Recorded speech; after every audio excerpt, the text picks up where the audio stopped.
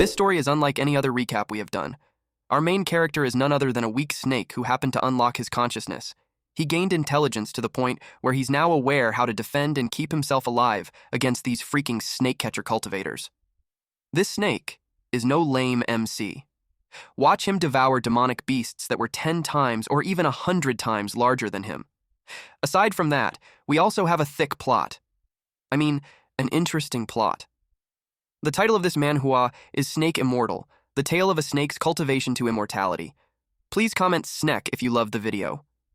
The story begins at this rural village. Since it was getting dark, the people on the streets were advised to go back home quickly. Their place hasn't been peaceful recently. A man informed the villagers to light the incense and close their doors properly to prevent the old black snake from getting into the house. A rumor about the old black snake is going around. That this snake devoured 2 more people at the mountain god temple a few days ago, and one of those people is a cultivator. The man he's conversing with replied that he's unaware of the snake eating some people, but he had heard that chicken and ducks disappeared in the village recently. A child suggested to his father to bring the chicken inside their house too. He knows it is going to be stinky, but he thinks that it's better than losing the chickens. The father agreed that it's better than losing the chicken to the old black snake. They decided to hurry back home. The father complained that the houses that they passed by felt chilly. Little did they know there's something inside that abandoned house. A snake started to hiss. It knew that the old black snake that they talked about is him, but he denies being old. Nor does this snake think he's scary. He heard the rumor about the 2 people from a few days ago, and he indeed devoured them. A man yelled for help. He was called a human-shaped pill and was told that he must pay for his life, especially after he'd fattened up from the medicinal herbs. The man cried and begged for mercy since he doesn't want to be eaten. He kept praying to the mountain god to help him. Back then, the snake couldn't understand what they were saying, but the guy looked really miserable. So, the snake decided to end his suffering and ate the man. And then another person came in. The old man felt bad seeing his human-shaped pill that way. The snake perceived the old man as pitiful and miserable. The old man pointed to the person being devoured since it's his human-shaped pill that he spent 10 years refining. He demanded for the man to be returned. Because the snake wanted to end the old man's suffering too, he decided to reunite those 2. But the snake didn't expect what would happen next. He suddenly has a breakthrough. Not only did he develop a demon core, but he also awakened intelligence. From then on, he learned a lot of dangerous and scary things that he didn't know previously. One thing that this snake learned is that the black-clothed humans who chased him back then were called snake catchers. They all were cultivators from the snake catcher sect. The snake once witnessed them encircling an enormous reticulated python. He realized that those human cultivators were really strong. The snake learned that cultivators can keep increasing their strength as they have cultivated. They started from chi refinement stage to foundation establishment stage, then core formation stage, even the nascent soul stage. The snake knew that his previous escapes were due to luck. He realized that humans are scary, but cultivators are scarier. It wasn't easy for the snake to awaken his intelligence, and that motivated him to survive. Because of that, the snake realized that hunting raptors and humans have too many risks, and stealing poultry is the safer option. The snake's tummy growled because he's getting hungry again. Not only a couple of chickens and ducks doesn't fill him anymore, they are also getting harder to steal. The snake heard that the Chen clan's village has many rich people who raise pigs. He decided to steal there instead. The snake noticed that humans like to name themselves. He didn't like that the humans kept calling him an old snake when he's not that old. The snake decided for his name to be Snaky. Later that night, at Chen clan's village, Snaky creeped into the pig pen. The pigs were all unaware. Upon seeing the fat pig, Snaky knew that it was enough to fill his stomach. Snaky inspected the surroundings and assumed that the humans who raised the pigs have already gone to bed. Snaky didn't hold back and devoured the pigs. The other pigs woke up and made loud noises while running away. The snake wants them to stop screaming since they might get him killed if they attract people. Snaky targeted another pig and devoured it. He was happy and full.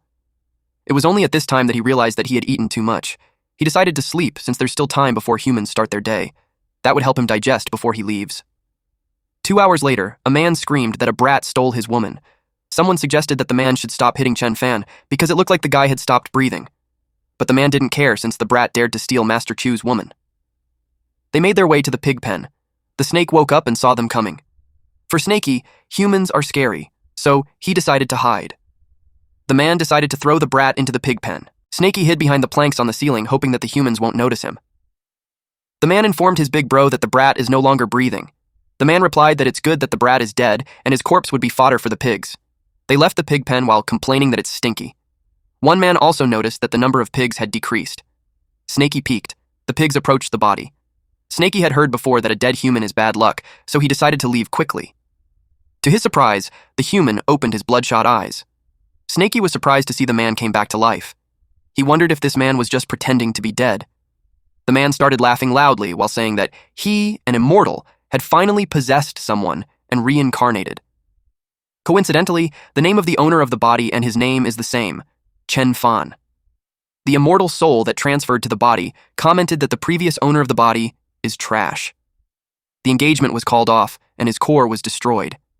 But this immortal soul who has inherited the body decided to get revenge for the poor man. Snakey wondered who that man was talking to. The immortal soul inspected the body and uttered that it was heavily injured. If it wasn't possessed by him, the body would have died. But the injuries aren't a problem for him. Snakey knew staying any longer would be bad for him. The man turned around and saw Snakey. He realized that it's a spiritual beast. Snakey panicked internally that he's now discovered. He's worried that the man is a high-level cultivator, or worse, a snake catcher. He wondered what he should do. Contrary to what Snakey was worried about, the human didn't mind him since the snake was just a low-level spiritual beast that it's not even worth it. The man sat down with his legs crossed. He focused to circulate his energy to heal and release his spiritual energy to scare the snake away. While doing that, an item appeared. This man didn't expect that the supreme treasure of the demon clan, the divine demon cauldron, would also reincarnate with his divine sense. While speaking to nobody, he uttered that the ancient dragon of the void was mistaken. Snakey thought that this man, a snake catcher, had started to cast spells to kill him. He assumed that it must be because he devoured 2 pigs. Snakey overthinks the scenario since he didn't want to die yet. He wondered if he should just return the pigs, but he's almost finished digesting them. The man continued his spell while Snakey panics further. Snakey felt cornered, and that's why he opened his mouth wide as it approached the man. Snakey kept thinking that he was just forced to do that. The man was surprised that half of his body was already inside the snake's mouth. Snakey gulped him down. Snakey was happy that he had done it, but he can't relax just yet. He crawled as fast as he could since the place wasn't safe anymore. The man was still alive inside the belly. He's annoyed that a lowly first-level spiritual beast ambushed him. He told the snake that he gave him a chance, but instead of running away, he devoured him. The man gathered strength and told the snake that it just invited its doom. The man used his skill, Fury Boundless Ocean, a powerful punch. The snake felt that. The man continued to punch its gut. Snakey was surprised that the man isn't dead yet and that it can cast spells inside his stomach. Snakey felt the pain of being kicked in his gut, but he still willed himself to calm down. Eventually, the man found the snake's demon core. There's a demonic core protective shield. The man thought that the snake was acting cocky because of that, but in reality, for Snakey, it's a lifeline. The man gripped it, causing cracks to form. Snakey coughed up blood. Experiencing this kind of pain, Snakey couldn't help but think how scary snake catchers are. Snakey writhes from the pain. It hurts so much that Snakey wonders if it's the end for him. He couldn't move anymore. Snakey was frustrated since he worked hard to condense his demon core, to the point that he awakened his intelligence. Snakey shed a tear, while wallowing with regrets of going in that place to steal the filthy pigs. Meanwhile, the man munched on the insides of the snake. He's delighted to eat a meat snake to nourish himself. To his surprise, the divine demonic cauldron came out. It moved away from him, so he chased it, but he had difficulty retrieving it. Suddenly, the space became so bright. A yellow mist started to form something. When it was done, it revealed a menacing face of a dragon. The man assumed that it was because the divine demonic cauldron absorbed the beast's demon core fragments. He couldn't believe that the demonic cauldron was helping that beast. It dawned on him that the snake isn't just an ordinary spiritual snake. The demonic cauldron made a ding sound, making the dragon roar loudly. The man was enveloped with the beam of light. The light came out of the snake's mouth and eyes. It made Snakey writhe from the pain. The man's skin was being burned. He couldn't accept it since he's an immortal. Eventually, nothing was left of him. The sun then rose and the birds chirped. We could see that Snakey's body was torn apart. But then, one pig started trembling in fear. And that was because something started to crawl again. It was none other than Snakey. He's alive and was shedding tears from the sadness of having his demon core breaking. He laid there in a puddle, and that water reflected the dragon from the demonic cauldron. The next day, we could see that the pigs were biting the tail of the snake. It was like they were having a feast. One pig chomped on the tail. To its surprise, the tail moved, and it threw the pig in the air. Snaky rose while telling the pig to stop biting his tail. Snaky vowed to devour all those pigs later. The pigs ran away as fast as they could. Snaky's tail quivers. It aches, which made Snaky annoyed with the pigs. But Snaky is also confused that he's still alive. He then remembered that his demon core was shattered by the person that it ate. The demon core is the foundation of cultivation for every demonic beast. Snaky wondered how he's going to cultivate without his demon core. Snaky cried as he assumed that he's completely done for. But then it started to realize that he's still alive despite his demon core being shattered. He wondered how it happened. And a thought dawned on him. He remembered the divine demonic cauldron mentioned by that human. He's confused as to why it's sitting there in place of his demon core. He wondered if it replaced the demon core and saved his life. And now, he can see the insides of his body. And it's not just his body. He can see the insides of the pigs, too. His theory is that it's one of the divine sense cultivators. He was pleased that he now has the skill of cultivators. He could even see even when he closed his eyes. With that, hunting for food and evading beasts and humans have become much more convenient. But he noticed that there's more. His brain was bombarded with more information. It's the cultivation technique of the man that he devoured. Snaky felt his head itchy, and it was a sign that his brain is growing. Although he doesn't know what use it has, he's certain that it must be able to heal injury. He decided to imitate the person's technique to channel his energy. He tried to recall the chant of the man, but he settled to channel his demon core naturally. He paid attention to his demon core, and he felt a sensation. It was like the aura of his surroundings were slowly gathering around him. A few moments later, his tail started healing. He was so impressed by how it happened. He just took a few deep breaths, and the spiritual energy is filling the inside of his body. His body felt refreshed. It's like he ate spiritual herbs. The technique's primary usage must be for increasing cultivation, and the ability to heal must be an additional effect. His demon core had shattered. By right, he shouldn't be able to store spiritual energy, so it made him think that the cauldron has become his new demon core. He didn't think much about it, and he set off to find a place to sleep for a few days. He took a mental note that a random young man was that strong, so he shouldn't mess with humans in the future. But before he leaves, Snaky's eyes start to glow as he remembered to target the pigs. He reasoned that if he's going to cultivate, he should fill his stomach first. Later that day, at a river. After swallowing that human-shaped pill and gaining enlightenment, Snaky's brain often experiences new knowledge popping up. And after swallowing Chen Fan, that feeling got stronger. A morning a few days later, Snaky suddenly understood the cultivation system of humans. It turned out that the demonic beast's cultivation was the same as the cultivation methods of humans. It was separated into numerous cultivation realms. They were the spiritual awakening realm, foundation establishment realm, demon core realm, nascent soul realm. This was just like evolving into a higher being. His current cultivation is the only peak of the first level of the spiritual awakening system. It is equal to the peak of the first level of the chi refinement of a human realm. Inside his dream, Snaky saw the demonic beasts that can split heaven and earth, which made him yearn.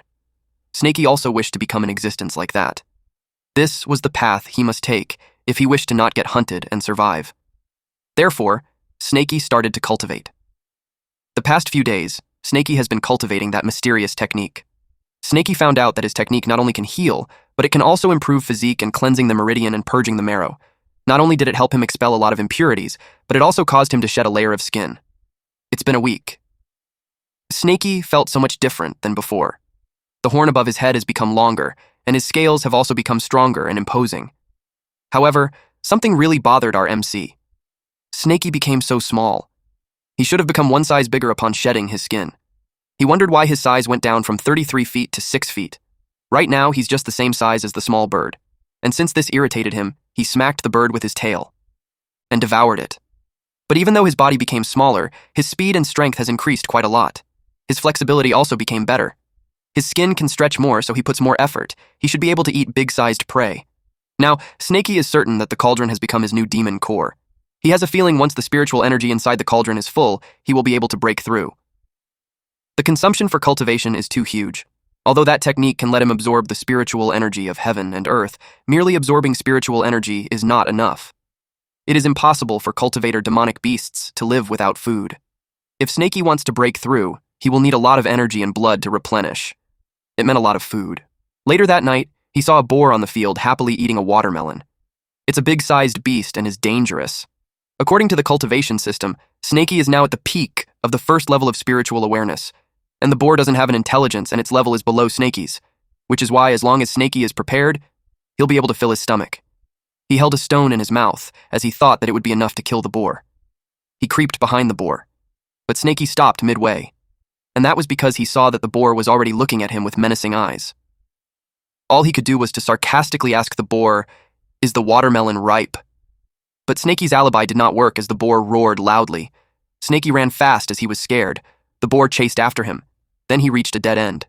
He knew he couldn't continue running, so he needed to use his full power, otherwise he's done for. As a way of fighting back, he threw stones at the boar.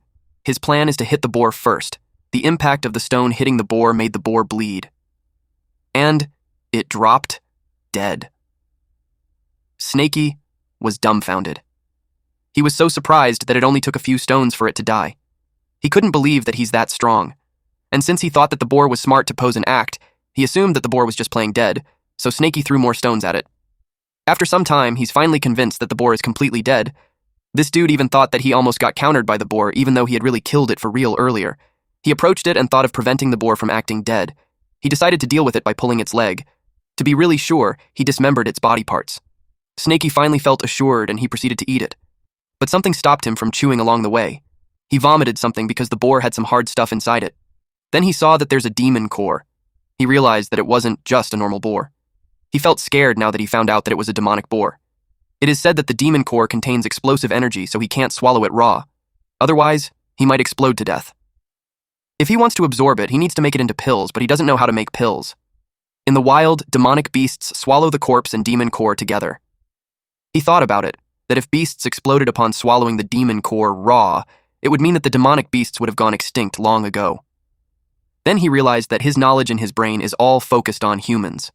The physiques of humans and demonic beasts are different. He should be able to eat it without worry. He opened his mouth really wide and ate the core. He complained that it was hard to swallow. Afterwards, he felt hot in his stomach. It was because the divine demonic cauldron inside his body is absorbing the power of the demon core. The demon core's power is filling the cauldron. He felt a sensation in his body. It was the feeling of breaking through. A few moments later, his body shined. Snaky had reached the second level of spiritual awareness realm. He was so happy. He noticed that 2 scales on his tail became gold. He smashed a rock with his tail. He was so happy at how amazing it felt. The scale was as strong as steel. He crawled on the grass. When he noticed something, a human was before him. What's more, it's a young man. Our MC started to panic in the watermelon field. Snaky came across a boy holding a fork farm. He wondered what this boy was trying to do, but judging from this boy's stance, he looked like he's preparing to attack him. Snaky wondered if this person is also a cultivator, or maybe someone like Chen Fan. Snaky sensed danger, so he moved his body to push away the fork from him, and it broke into pieces. Then he crawled as fast as he could to get away, especially when there's a chance that the boy's companion will show up. Snaky was really terrified. The boy was puzzled at first until he realized something. He immediately returned home and reported to his dad that the old black snake devoured the demon pig that killed his mom, but the snake got scared of him, so it ran away. Meanwhile, Snaky made his way into the forest. He was relieved that the boy didn't follow him. He finds it weird at first, until he realizes that it could just be a normal boy. Snaky pouts as he calls himself a coward. He wondered if he's delusional or maybe fearful of young men. And that made him disappointed in himself, especially when he's a demon that is determined to become a primordial beast. He didn't want to continue being that way. Since he already arrived at the mountain god temple, he decided to go inside and pray like the humans did, and since he had obtained his intelligence there, it could be his land of fortune. It was already late at night. Snaky heard before that having inner demons is a major taboo in cultivation. To overcome one's inner demon, one must be sincere. Then Snaky smelled something nice. It was the offerings on the altar. There's a whole roasted chicken, apples, peaches, and it made him drool. He immediately jumped into the table while justifying that the mountain god wouldn't want to let the food go to waste. He assumed that if he helped the mountain god eat the food before praying, it would show his sincerity.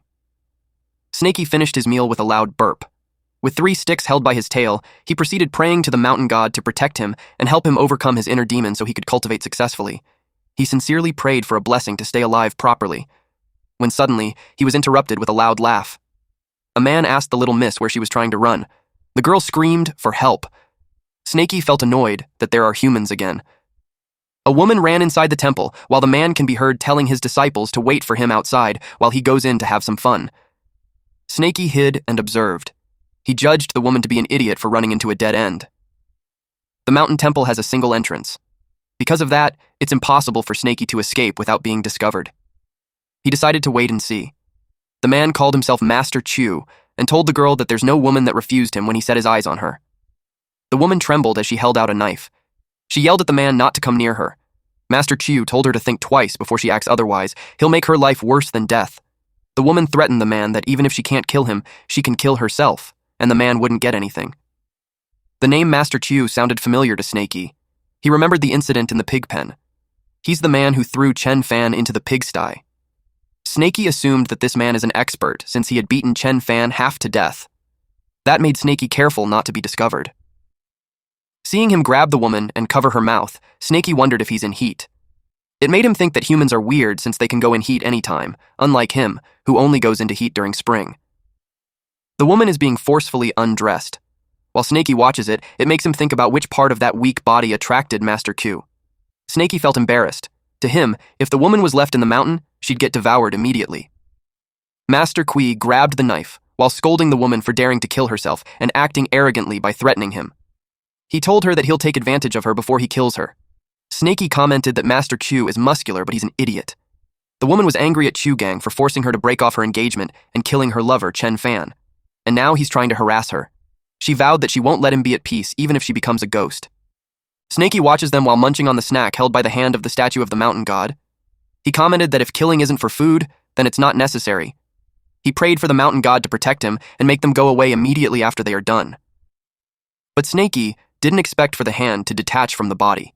It fell and shattered on the ground, which caught the attention of the two humans. Master Q realized that there's someone in there while the woman thought it was the mountain god. Chu Gang asked who was hiding behind the mountain god while the woman ran towards the mountain god, seeking salvation. She thought that the mountain god had manifested. She kneeled in front of it, prayed hard, and she prayed to be saved. The look on Snakey's face when he was found out was hilarious. Immediately, the woman screamed that there's a demon. Chu Gang asked where. He was frozen while holding the knife in front of him. When the woman turned around, she was accidentally stabbed with that knife. It pierced her chest. Chu Gang turned red. He cursed out loud while turning pale. Immediately, his men went inside and asked what happened. They asked if he had finished quickly. He called his men an idiot and told them that there's a demon in the temple. They looked around to see where it went. He was angry that it hid behind the statue and ruined his fun. Chu Gang announced that he's an outer disciple of the snake catcher sect. That made Snakey nervous.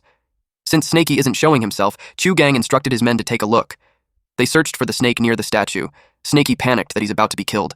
But rather than waiting for his death, he decided to take a risk and came out bearing his fangs. The men got terrified of the snake demon, but Chu Gang dismissed it, saying that it's not even 7 feet, so there's nothing to be afraid of. Chu Gang planned to kill it with one attack after he gathers his energy. If he brings it as a gift, he should be able to officially join the snake catcher sect. He told his men to hold the snake, since the snake catcher sect's space-splitting palm needs time to gather energy. He told them that he will reward whoever kills it. Snakey judged that the strongest among the three is Master Chu. With that, he planned to kill everyone before Master Q finishes gathering his energy. Only then he could live. He attacked them. And that's when Snakey realized that those guys are weak. Master Q trembled in fear. Master Q couldn't imagine that they died in the blink of an eye. It made him curious about what kind of monster is in front of him. He ran towards the exit while threatening the snake. On the other hand, Snakey was confused as to why he's running away, instead of gathering his energy. Chu Gang threatened the snake that he would ask his master to make a pill out of that monster. Snakey expected that things won't be simple, so he couldn't just let him run away. Snakey whacked Chu Gang's head with his tail, with the intention of shattering Chu Gang's brain. Then Snakey dragged him inside. He was relieved that Chu decided to run and not gather energy. He feels fortunate to have avoided another danger. It made Snakey reflect that he encountered danger because he ate the mountain god's offering. He asked himself if the mountain god was angry. The worry made him think of replacing the offerings. He settled the corpses on the altar. Once it was properly in place, he prayed to the mountain god not to blame him and that he's offering those people to him. He assumed that because of that, he had pacified the mountain god's anger. And then he interpreted the whole scenario as a message from the mountain god for him to hasten his cultivation. Otherwise, he will have to keep hiding for his entire life. He thanked the mountain god for the message, and assured him that he will return to the mountain and cultivate right away. Even when Snakey left, Snakey had cultivated for a week, and yet he still required a lot of spiritual fog to fill the second level. Not only do the small beasts he eats every day fail to satisfy his hunger, but they also don't contribute much to his cultivation. He wished for another demonic boar. He set up a trap. It was a basket with a string, but there wasn't any prey yet. He thought that the same principle applies, that one shouldn't wait for something to fall into their lap. But he's getting impatient since it has been days, and he still hasn't found any pigs yet. He complained that it's hard to fill his stomach, let alone cultivate. He drools at the sight of the watermelon in front of him. Since the pigs eat watermelon, and he eats pig, he decided to try directly eating the watermelon. Then he heard someone talking. A boy with his father was walking on the road. They are on their way back from catching a lot of fish since the river's water level has risen. Snakey recognized that it was the boy with the pitchfork. He deduced that they own the watermelon farm. The boy sensed something in the area. Snakey couldn't believe that the boy found him even when they were far from each other. The boy ran, and his father asked where he was going. Snakey panicked since the boy was coming in his direction. He decided to climb a tree and hide. The boy placed the basket full of fish under the tree. It made Snakey curious as to what he's doing. To his surprise, the boy ran away after putting down the stuff. Then the boy called the old black snake to tell him that the fish is for him because he wants to return a favor. Snakey became excited. He couldn't believe that the boy gave him fish to eat. But Snakey was suspicious. He thought that it was poisoned. But the sigh of fresh fish was tempting. He settled to look at them but not eat it, and then he convinced himself that it's okay to try one. He was pleased that it had no taste, so he decided to try another one, and another. He enjoyed how delicious it was. The boy was pleased to see the old black snake enjoying the food. A man stopped the boy in his tracks. The boy asked who this tall man was. The man barely shows any of his skin, even the face, because of the black clothing it has. The man inquired if the boy had seen an old black snake recently. Dangling from the hip of a man is a tag that says, Snake. The boy recognized that it's a person from Snake Catcher sect. He wondered if the man was there to catch the old black snake. The man rudely urged the boy to speak. When the boy didn't, they thought the boy became mute. Eventually, the boy answered that he had never seen any old black snake before. The tall man is called Ding, and the man behind him told him that it's futile to ask the boy since the boy knows nothing. Ding was pissed off, that it's difficult to understand. But the most important thing at the moment is that the snake catchers have their eyes on him. If he wants to survive, he can't stay any longer. He decided to escape to the other side of the river and hide for a few months. Winter is also coming in another 3 months, but he hasn't stored any food yet. It will be hard for him to improve his cultivation during that period.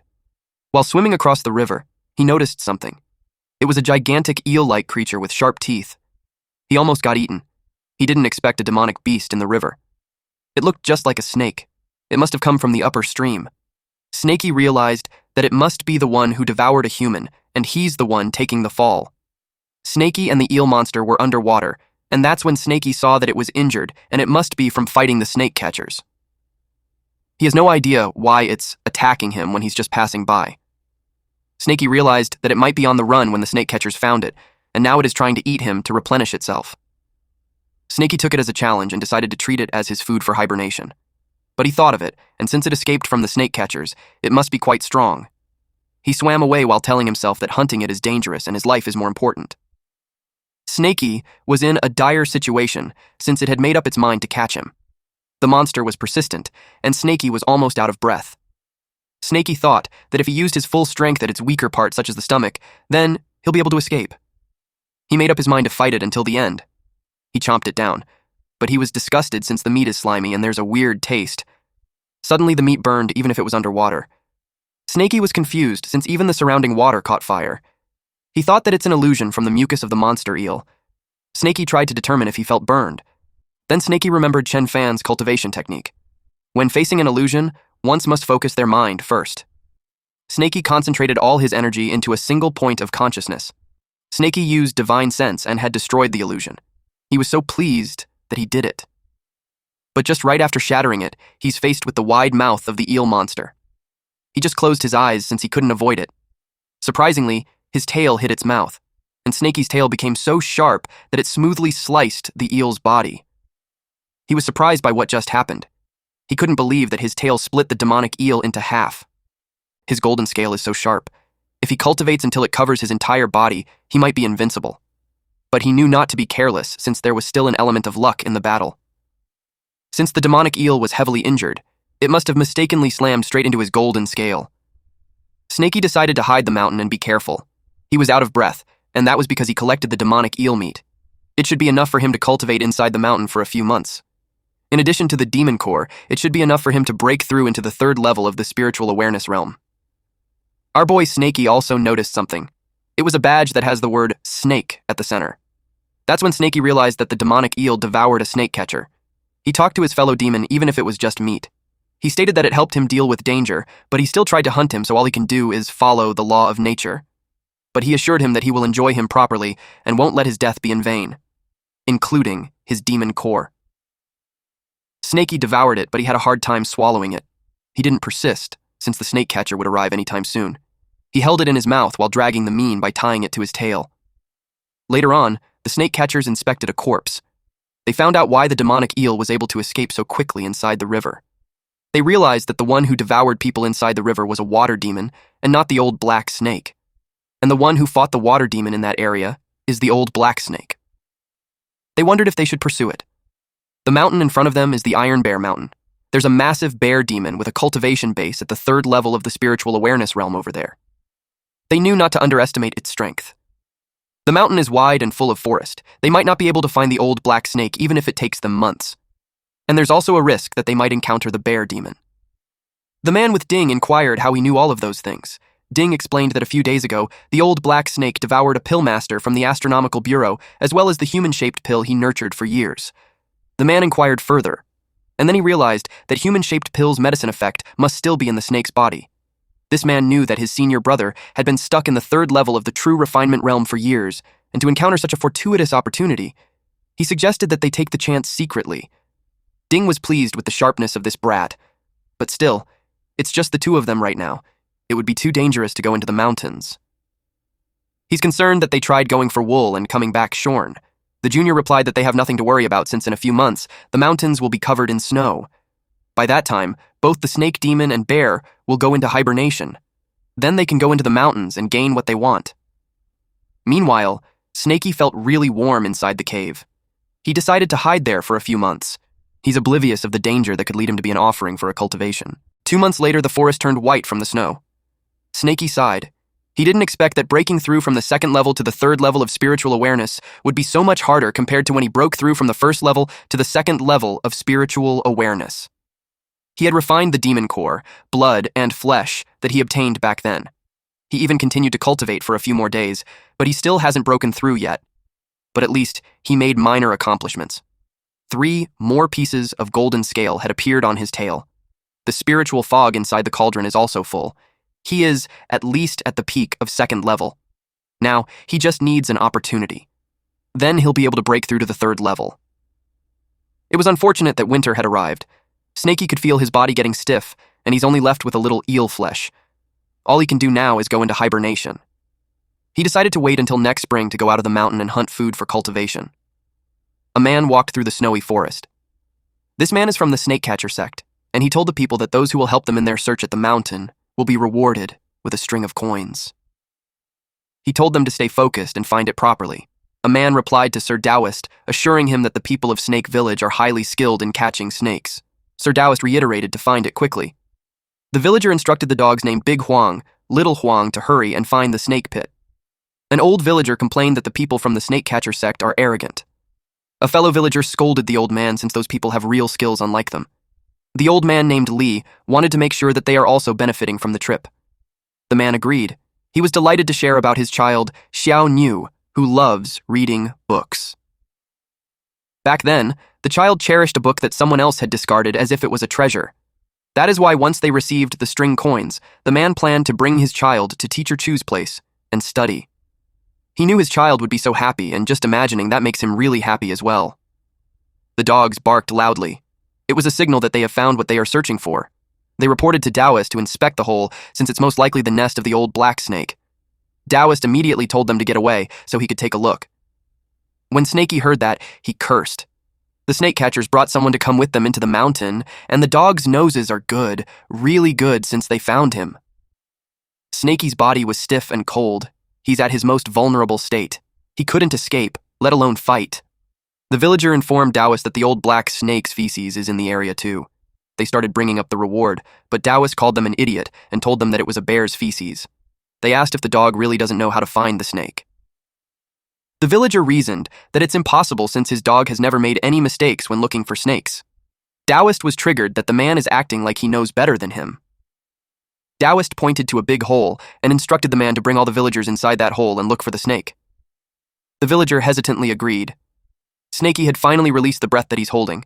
He was scared to death, but he was grateful for being smart and cautious. He blocked the entrance with stones and branches, and he placed bear feces on the branches. He even dug a 20-meter deep hole. He anticipated that those men wouldn't be able to differentiate it. Although he might be scaring himself, he knew that he should concentrate his energy and restore his body just in case. A man from the snake catcher sect called Senior Brother Ding and told him that the hold is obviously a snake pit. Ding replied that it certainly is a snake pit, and since they have reached their goal, those villagers have no more use, and the less of them to survive, the less money they would give out. So, it turns out that Ding intentionally made those men search for the bear's hole. Ding replied yes and told the man that he should know what to do next. The man assured Ding that he would lure the demon bear out. They will use the bear to kill the villagers first, then kill the demon bear together. Then they will hunt for the frozen demon snake. Snakey heard that and commented that not even animals do that, killing their own companions. But he reasoned that it is how a human heart is, and human hearts are really scary. He shifted his attention to what's more important to him, which is the fact that those men knew that he's there, and that put him in great danger. Since those men planned to fight the demon bear first, Snakey thought of taking the chance and going out to devour the demon bear, and then he might be able to break through the third level in one go and be able to deal with those snake catchers. Snakey smacked his head for dreaming crazily when he's already in danger. He knew those men would deal with the bear first, thus, they weren't in a rush to kill him. Moreover, there's no way he can devour the demon bear in front of those snake catchers. That would actually seem like he's seeking his death. The senior snake catcher thought of how much of an idiot his junior is. Unfortunately for the junior, the two beasts are only enough for one of them to break through. Otherwise, he would have been able to spare his junior after defeating the demon bear. Snakey heard that, and was surprised to know that they are having an internal conflict. It was a chance to change his situation. Snakey planned to slowly walk towards the hole's entrance, observe calmly, and act when the opportunity arises. The junior member informed Ding that he is done with the arrangement, and in less than 30 minutes, the bear will wake up. A loud scream can be heard from the cave. It was followed by a loud roar by the bear while charging forward. The humans scrambled as they ran away from the bear. They complained since Taoist told them it's a snake pit. Then they saw two Taoists on the top of the cliff. They thought that they were there to help them. But the Taoist called them a bunch of trash and scolded them for causing a lot of trouble and having the nerve to still ask for help. He told them to just die. The villagers were furious, and they finally realized that they were directed to the bear's cave to be killed so the Taoist could save money. The old man shot an arrow towards the Taoist, and that made the Taoist step back, and his pouch was ripped. Snakey saw it, and it was a good shot. His eyes are already peeking from the ground. A pill fell on the snowy ground, and Snakey smelled the human pill. He sneakily grabbed it by his tail. This pill is also called the chi replenishing pill. It was such a magical pill that Snakey drooled, and his body felt revived just by smelling it. The junior complained to Ding that his storage pouch spilled. He asked for help to pick it up since the bear is coming. Ding scolded him for being careless, but deep inside, Ding had picked it up for himself. The junior praised Ding for a well-thought plan that ended up killing all that trash. They didn't expect those men to survive. Ding reasoned that it was an honor for those men to sacrifice their life for the snake catcher sect. The junior told Ding that he should accompany those people too. He started casting a spell. Ding was taken aback. He was blown away towards the cliff, and he fell down to where the bear was. The bear loomed over him. Ding cursed at the junior named Zhao Wenzhuo for tricking him. Wenzhuo even teased him not to get angry since it will be bad for his body, otherwise he won't have a peaceful death. Then the junior revealed that he had been preparing for that event to happen for a long time. He knew that Ding wanted to pocket the demonic beast all for himself, and he told Ding that he could have it all, since he didn't want any demon snake or bear. He just wants Ding dead. Then he teased Ding to take the breakthrough material that was in front of him. Ding used a bombing talisman. It exploded on the bear. Wenzhuo told Ding that his story before he died is insane. He was about to leave him since it's about time for him to return to the sect. Especially when the bear is completely enraged, he doesn't want to get involved. Snakey listened to all of that. He took it as his legendary turning point. Snakey swallowed the pill, and he made his way out of the pit. It was time for him to go out. Once out of the pit, he saw that there were still 2 chi replenishing pills at the entrance. He's curious if he'll be able to absorb them properly if he eats them all at once. He decided to hide one behind his teeth and wait for the right moment to swallow it. A pack of wolves appeared. They were drawn by the smell of blood. It was perfect timing for Snakey since he got hungry after eating the chi replenishing pill and he doesn't want to feast on human corpses. So he decided to fill his stomach with them instead. The wolves growled loudly. Ever since Snakey got the divine demonic cauldron, he can now digest food almost instantly. He ate one wolf, but he wanted more. The wolves attacked him, and he fought back to eat them since a single wolf isn't nearly enough to fill his tummy. He noticed how starved he was, and even if he devoured several wolves already, he's still so hungry. He thought that it's because of the great demon bear that it made him unsatisfied with just wolves. A wolf slowly approaches the bear. Instantly, the bear smashed it with its large paw. Snakey didn't expect the demon bear to still be so powerful despite its injuries. And from what he saw in its fight with the snake catchers, the bear is at least at the peak of 3rd level, while Snakey is only at the peak of 2nd level. His stomach is growling and he's salivating, but his logical mind says that he shouldn't lose himself to hunger and risk everything just for a meal. He's so hungry that it made him think that it was caused by the cauldron's desire, like it telling him to eat the demon bear. He justified that the bear's cultivation is higher than his, but the bear was badly injured. He thought to himself that he won't get stronger if he keeps running away.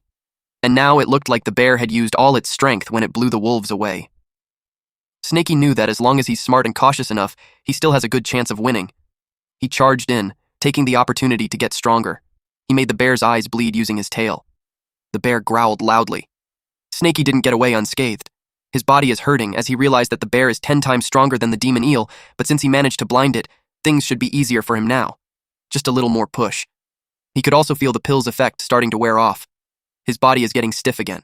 He anticipated to recover after digesting another pill. He had minor injuries too, but he knew it would heal after he killed the bear. He bit the bear on the throat. It crashes on the ground. Despite being blind, the bear is still strong. Snakey complains how its attacks are heavy and painful. He could feel his bones breaking. But he knew not to let go of its throat until he snapped its neck. The bear growled loudly while attempting to remove the snake from its neck. But Snakey was determined not to let go. Snakey was thrown on the ground. The bear lays on its stomach, growling because of the pain. Since Snakey tore its throat open, the bear doesn't have much time to live. Snakey decided to finish it off from a distance. He wrapped his tail on a branch and threw it on the bear's head, causing it to bleed profusely. He expected it to be dead by that time, but just in case it's pretending, he decided to channel his energy to heal himself while he watches, but Snakey heard a noise. The wolves are back. He screamed at the wolves saying that the bear is his and they can't take it. That forced Snakey to eat the last Kai replenishing pill to kill them all. 2 hours later, the wolves are all dead. Snakey emerged victorious against them, but his injuries had increased. He looked worn out. He knew that the QE replenishing pills effect won't last long, and he's still injured. He needed to find a safe place to hide and recover before cultivating. Snakey tore up a cloth just in case the snake catchers came again. He wrapped it in his tail and dragged the meat while he went through the corpses that surrounded him. It made him wonder how many times does it take to reincarnate as a human, and to think that those humans just end up dead like that. Snakey noticed something. It was the corpse of the man and his dogs were beside him. It was the father of the young boy. Snakey asked the dogs why they weren't running away when the man was already dead. If that continues, those dogs would freeze to death. When Snakey checked, the dogs' bodies were already stiff. They have already frozen to death. Seeing how those dogs stayed by their master's side even when the master is dead, somehow it made Snakey's heart feel conflicted. Snakey knew that in their world, only the most cunning and deceitful survive. Snakey was determined to survive no matter what happens next, inside a certain cave. There's a puddle outside the cavern, making it hard to notice, so Snakey assumed that the place would keep him safe. While he can still move, he decided to start cultivating with the demon bear. The bear was delicious. Now Snakey knew that it was no wonder that the divine demonic cauldron was so restless. He felt a familiar sensation, and he had done it. His tail looked nice with the golden spikes. Snakey celebrated his ascension to the 3rd level of spiritual awakening. He finally broke through to the 3rd level. Not only that, he reached the peak of the 3rd level, and his tail has grown 10 golden spikes. Despite having a great risk, he had received a great reward. The fight for him was worth it. He imagined himself next spring as someone who occupies a mountain and becomes the king. 3 months later, winter ended and spring arrived. Snakey woke up from slumber. His length now is 8 feet, and his golden scales increased to 11. In those past few months, not only his length increased, his divine consciousness has expanded as well. He senses 2 boars nearby and decides to hunt it for his meal and exercise. He attacked one boar. He saw that it's a female and she's pregnant. He decided to eat the male instead. In the past few months, Snakey gained some amazing new knowledge. It's called ecological balance. Since he can't go into the village anymore, he needed to figure out how to be self-sufficient by relying on the mountain. It's not enough to occupy the mountain and become king. If he wanted endless prey, he knew not to kill the young ones. Snakey has knowledge that the mountain has 25 roe deers, 20 wild boars, a few hundred rabbits, and water deer. There's a lot more animals. That could total to over 1,000. Snakey is aware that as long as he doesn't overeat and plan his diet properly, filling his stomach wouldn't be an issue. But it wasn't enough for his cultivation. From what he had seen in the previous situations, cultivation needs to be accompanied by opportunities and adventures. Snakey decided that it's time for him to return to his hometown. In a certain forest, there were a lot of black snakes of different ages. It was the Myriad Snake Valley. With the arrival of spring, all things are coming back to life, and the mating season has begun. But Snakey argues that he's a strong-willed snake. A snake wraps its body around Snakey, and it makes him blush. Every time he came back there before, that little white snake would always come looking for him. Unfortunately, he's a cultivator, and she's just a normal snake. Snakey pushes her away. Our boy has the GigaChad anti-horny cell in his body now. If it was him 1 year ago, he would have also shamelessly and brazenly spread his seed around like the other snakes in the area. But ever since he awakened his intelligence, he lost interest in such lowly desires. And the reason why he had come there is to cultivate. He saw what he came there for: the snake fruit. It ripens every 3 years, and that spring it is expected to ripen again.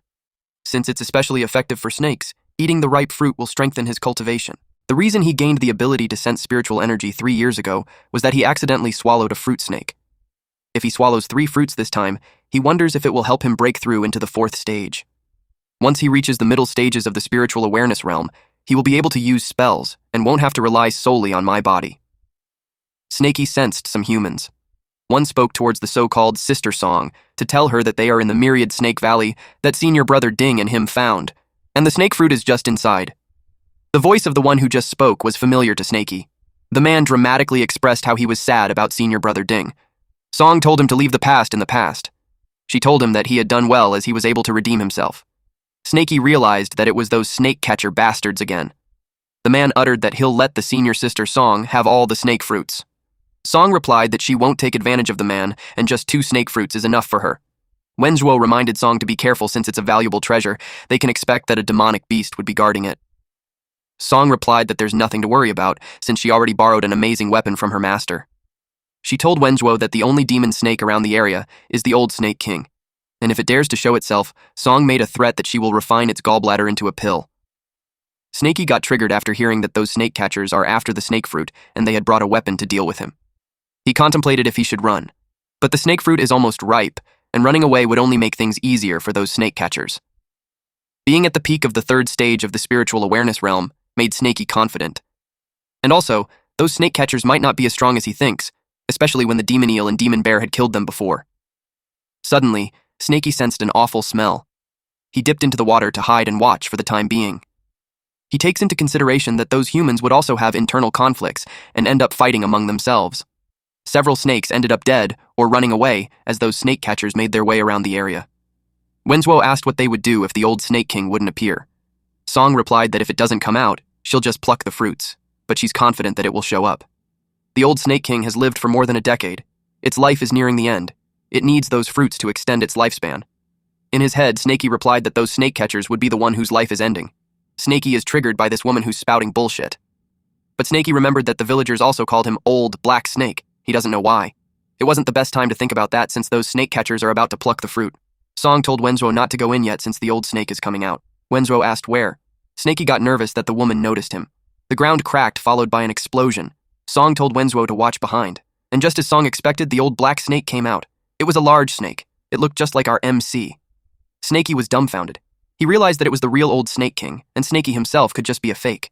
It could also be that the old Snake King used to stir up trouble and left behind a bad reputation, then it got too old to go out, and Snakey just happened to start going out 3 years ago, and he took the blame.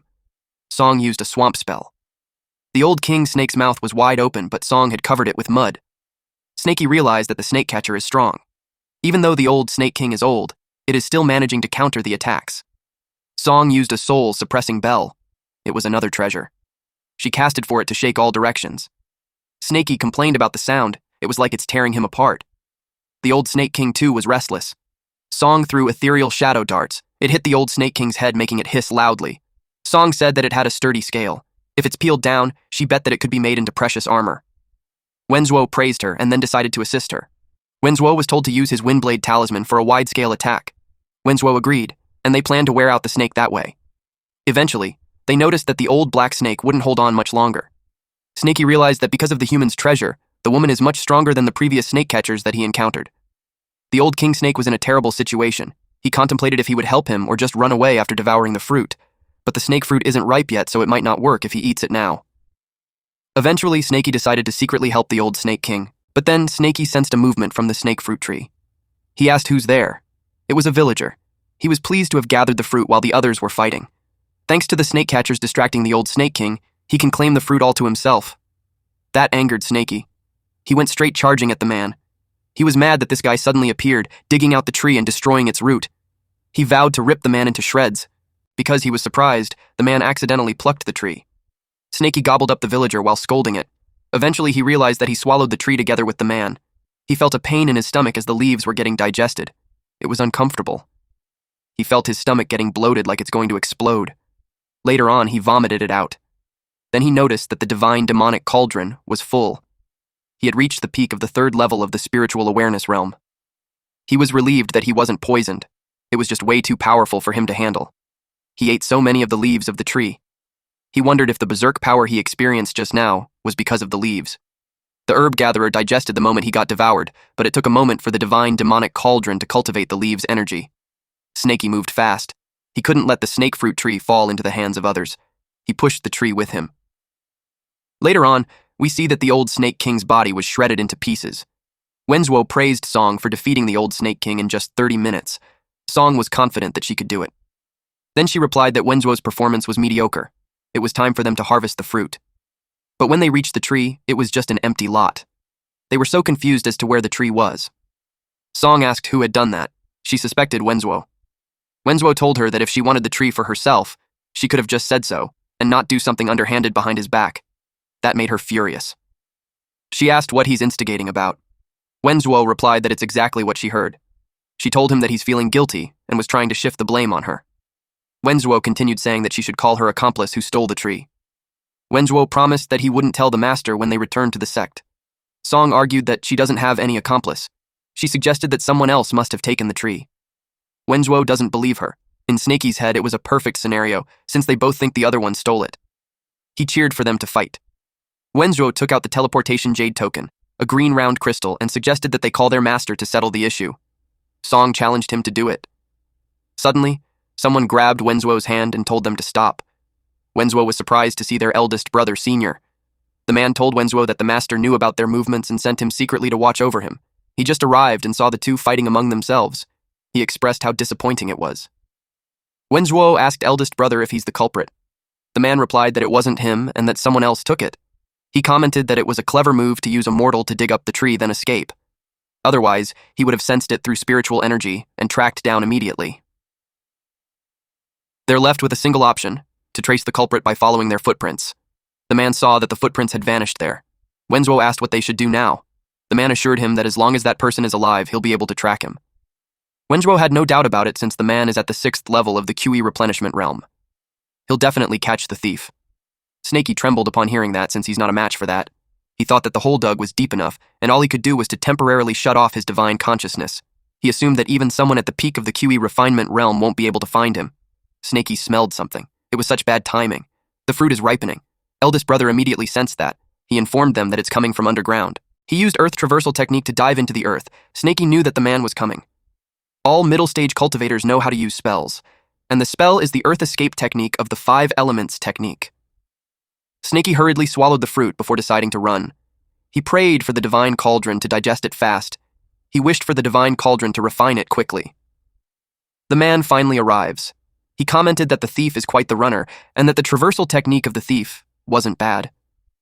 He wondered what the cultivation level of the thief was. The man ate a pill, and dug on the soil while announcing that he would kill every single of them. He was furious that the thief dared to steal from the snake catchers. The man ran at the speed of lightning. Snakey felt him coming closer. He told the divine demonic cauldron to stop slacking and refine it ASAP, otherwise they're both finished. The mouth of the divine demonic cauldron got wider. Snakey was surprised that he understood what he's saying. Snakey felt the golden energy rapidly spreading throughout his entire body. His venomous fangs are growing, his muscles are expanding, and new golden scales are forming. He could feel a brand new version of him. The man has arrived while Snakey is breaking through the 4th level of spiritual awareness. The man was taken aback that what he had chased for half a day was not a cultivator, but a snake. Snakey looked at him with grumpy eyes. It was funny. The man noticed that the exact snake had just broken through the middle stages of the spiritual awareness realm.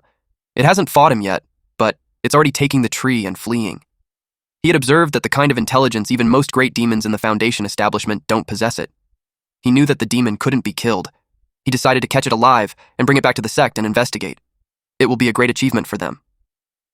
Snakey finally broke through to the 4th level of the spiritual awareness realm.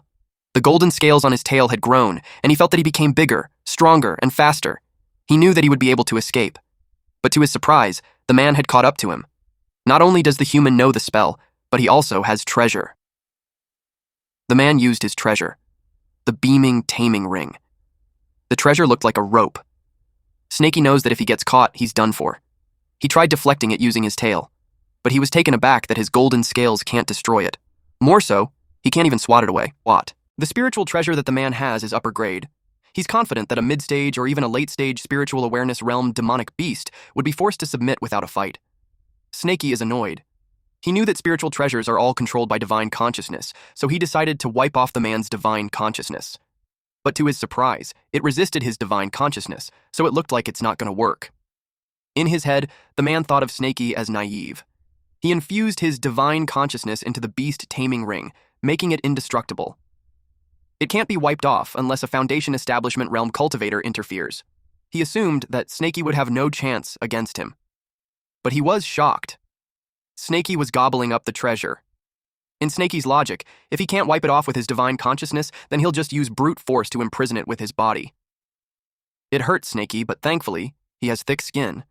All he needs to do is endure it.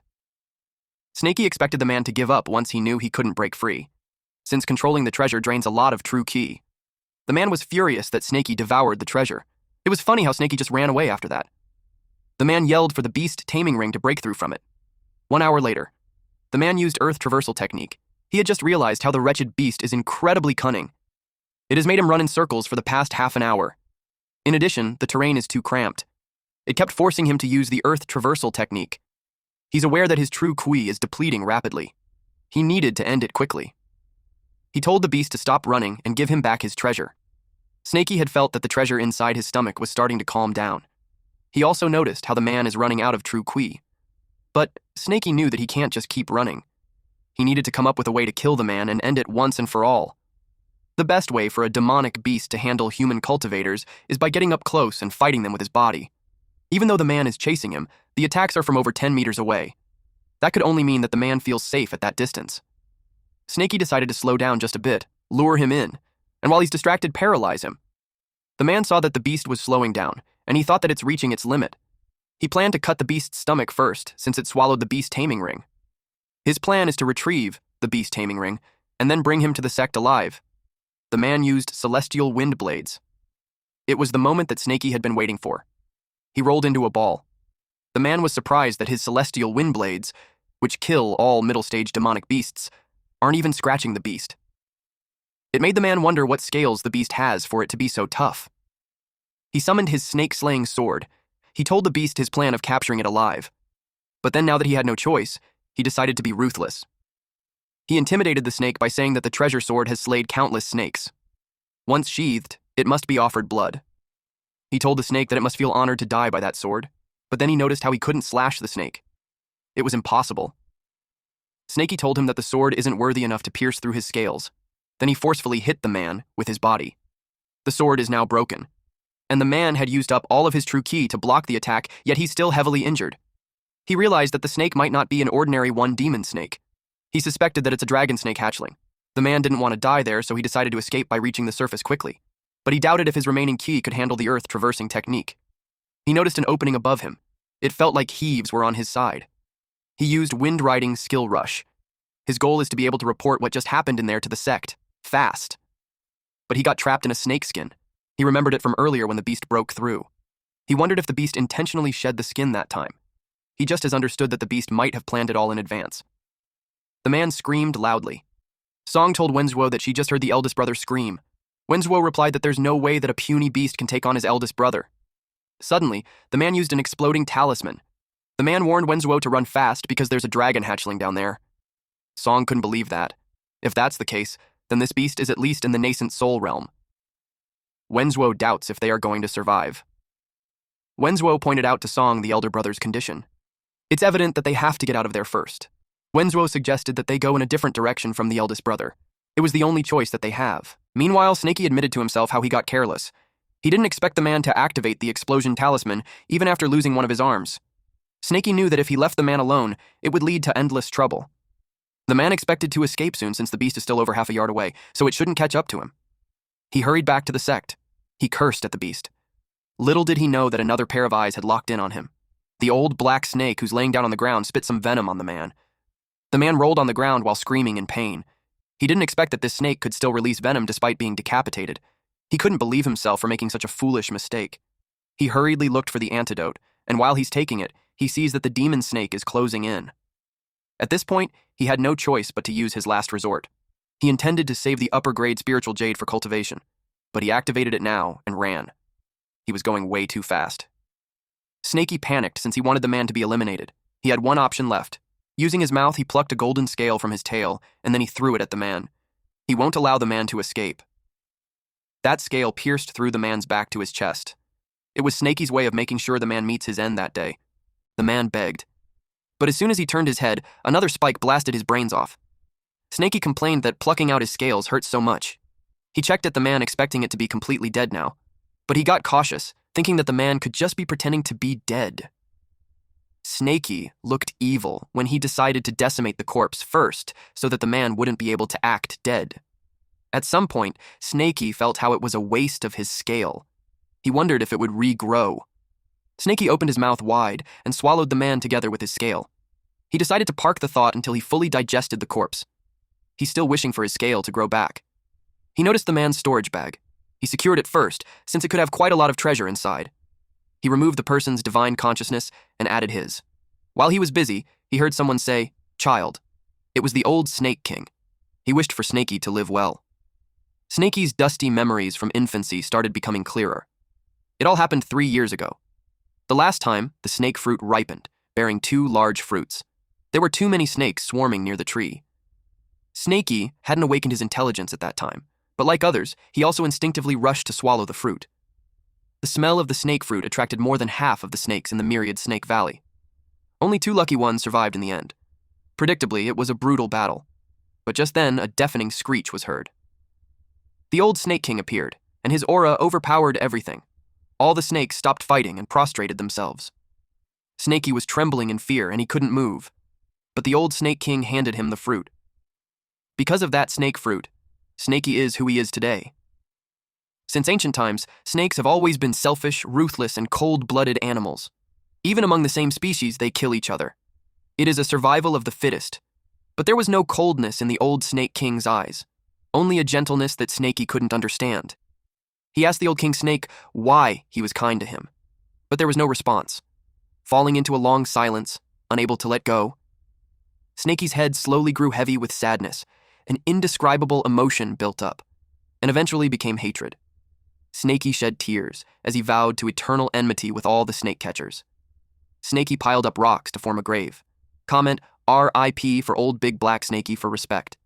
He talked to the old King Snake, saying that he copied the humans and made him a grave. He wished for old King Snake to be reincarnated as a human in his next life. Snaky uttered that he now understands the old King Snake's final word. He made sure to remember that anything with spiritual intelligence cares for its descendants. He assured old King Snake that when he's strong enough, he will carry on his teachings. Snaky acknowledged that he can't do it with his current capabilities. The snake catchers have discovered Myriad Snake Valley, so he can't stay there anymore. When he turned a corner, he saw Song unconscious, and several snakes were coming up to her. It looked like she only had a few breaths left and wouldn't survive much longer. He sneakily approached her while thinking that if he swallows her, his scale might grow back faster. But when he thought about it, Song managed to escape but ended up there. It could be a trap. Or that there could be some kind of restraint on her. Snaky told himself not to be greedy. Then he remembered Wenzuo. Last time he tricked Ding Hao on the Iron Bear Mountain. Snaky got suspicious that it was his doing.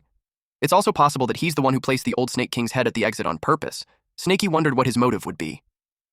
While occupied with his thoughts, in the background, a large snake devoured Song. He was about to scold it.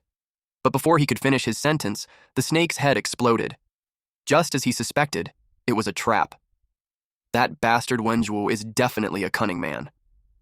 Snaky wondered what Wenzuo was trying to accomplish by doing such things. Wenzuo visited a grave and narrated that the bomb had been triggered, and Song was now dead.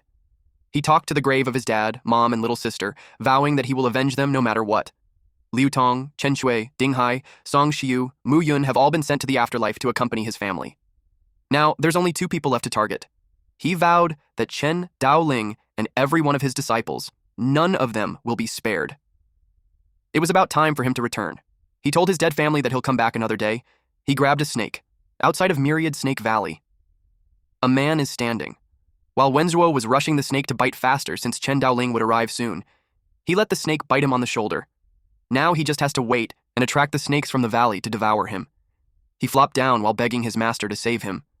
Half an hour later, it was reported to Chen Daoling that they couldn't find any trace of the senior brother, and senior sister's breath has also completely vanished. The junior brother is still alive. Immediately, Wenzhuo was given an antidote.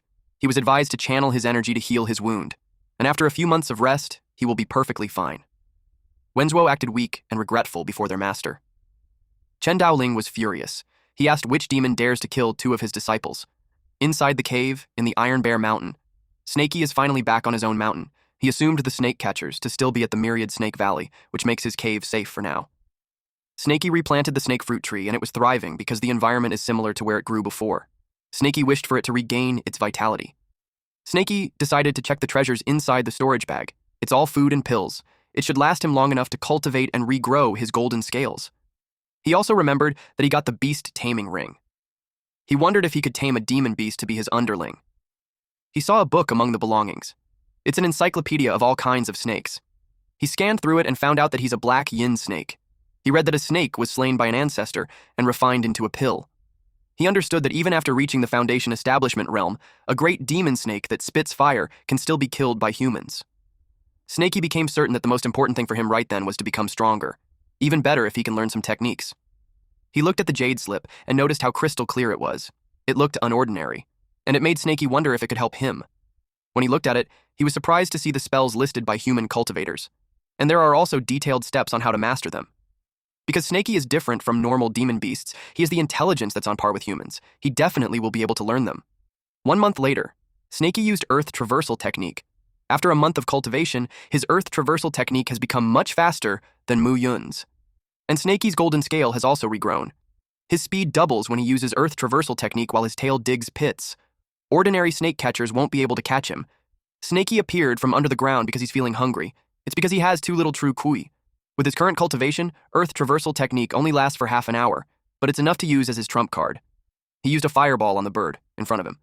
Poor bird got roasted in a snap. Snakey's mastery over fireball spells is quite satisfactory. Although the Myriad Snake record states that only upon reaching Foundation establishment does a black yin snake develop demon fire within its body. It only took him a few days. While Snakey was munching on the bird, a wolf appeared. It's no surprise since there have been so many footprints outside his house. He thought it was a lone wolf. But it isn't just an ordinary wolf. It's the Wolf King. It also knows how to use spells. But of course, Snakey isn't just an ordinary demon. Snakey used Gravity Technique and Beast Taming Ring. He took this as an opportunity to get himself an underling for mountain patrol. The wolf roared. The Beast Taming Ring was used to hold the wolf down. He commanded it to lie down, which it did. When Snakey said, "Come here!" Even if the wolf didn't want to, the Beast Taming Ring forced the wolf to do it. Then Snakey played with it by asking for its paw or wagging its tail. Snakey praised it as he gave more commands. Our boy even made it to play dead. With an evil grin, Snakey commented how interesting the Beast Taming Ring is. He jumped at the back of the wolf and commanded it to go patrol around the mountain. Snakey had noticed how the boar population has grown, and the roe deer and water deer have increased in numbers. The number of goats stayed the same. He speculated that wolves must have gotten them. Then, he saw that the rabbit population went up by a few hundred. Not bad. Snakey's self-sufficiency plan is effective. Snakey smelled something familiar, and he found the white snake from the Myriad Snake Valley. He wondered if it followed his scent. Now that he had taken a closer look, it looked like she also seemed to be a black yin snake. It's just that her color mutated. She hasn't fully become a demon beast yet. She lacks intelligence and can't speak. And judging by her size, she's likely Snakey's junior. The white snake rubbed herself against Snakey, which made Snakey blush. Since she's his junior, and they seem to share some kind of fate, Snakey decided to look after her as her senior. He scolded her not to make a fuss since they're in public. The wolf bared its fangs and growled against the white snake. Snakey consoled the white snake by patting her and scolding the wolf for scaring her. Snakey advised the wolf to smile instead, but on second thought, maybe it shouldn't. Snakey told the wolf that he will take off the beast taming ring and set it free, but there are conditions. First condition is that the wolf has to agree to be his underling. The wolf is tasked to hunt daily and deliver it to Snakey's cave. Second, it should patrol the mountain each day. If it ever finds any human traces within a 10-kilometer radius, it has to report to Snakey immediately. Snakey threatened that if the wolf fails, he'll kill him. The wolf nods in response. Snakey ordered the beast taming ring to return. The wolf licked Snakey as a way of gratitude. But Snakey scolded it to stop licking. Later, inside the cave in the Iron Bear Mountain, Snakey named the white snake Snowy and told her that it will be her new home. Snakey told her that he will teach her some basic cultivation techniques. From then on, she was advised to stay inside the cave and cultivate next to the snake fruit tree. With Snakey around, she won't worry about going hungry. Snowy nods. Meanwhile, in the Myriad Snake Valley southern peak, someone was using a compass.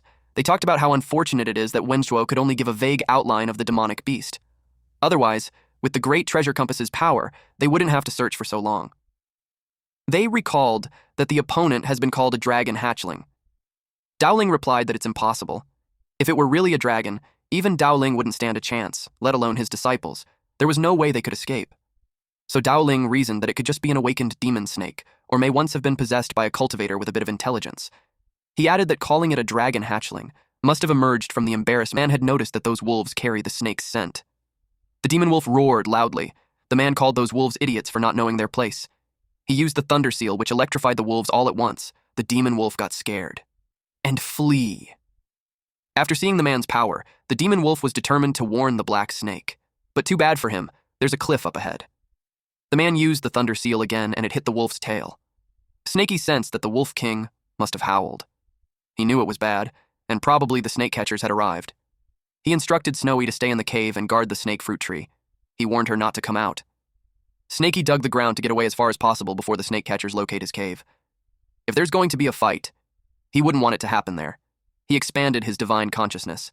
He wondered how strong those men were compared to Mu Yun. Snakey detected a divine consciousness. The man's divine consciousness had detected Snakey's divine consciousness and found him.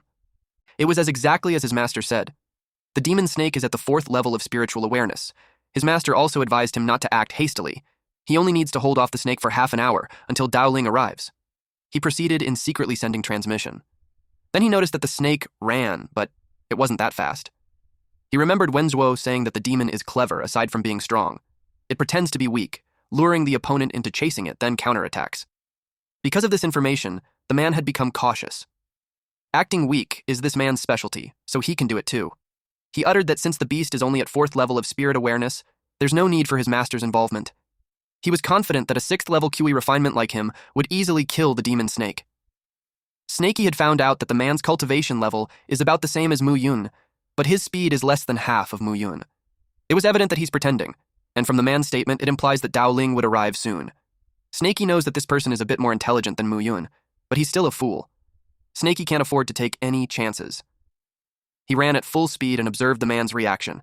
And if the man dares to pursue him at full speed... The man wasn't pleased that Snakey had sped up. He panicked. He blasted the ground with thunder seal and explosion. Snakey had observed that this man's power is quite formidable, about half of the strength of his fireball. The man used earth traversal technique. He was determined not to let this demon beast get away. He kept yapping to taunt the beast. Just as Snakey expected, the man pursued him at full speed. Suddenly, Snakey changed direction. He anticipated that soon enough, the man's strength would be depleted, and he would have no way to escape. The man was surprised that the demon snake had turned back and was on its way to him. He couldn't dodge, so a collision is expected to happen. The beast is coming right at him. He used the thunder seal to smash Snakey into pieces. Snakey has a golden shield talisman on the pouch. The man was surprised that it had withstood the attack. The man had seen the storage bag, and he knew the next thing that would happen is an explosion. The man moved quickly. Fortunately, he managed to use the recoil of his own thunder seal and escape, but to his surprise, the mouth of the snake is wide open as it is about to release black flame using fireball technique. In his head, the man wished for Life Jade to save him, but the Life Jade's alignment is slightly off. It can't envelop his whole body. Snakey released a massive black flame. Although the black flame can only be produced after reaching the Foundation establishment realm, fortunately Snakey found the fire elemental herb the Earth Fire Vine, which helped Snaky transform his fireball. Snaky took the man's storage bag. He was surprised to see that the life jade shielded that.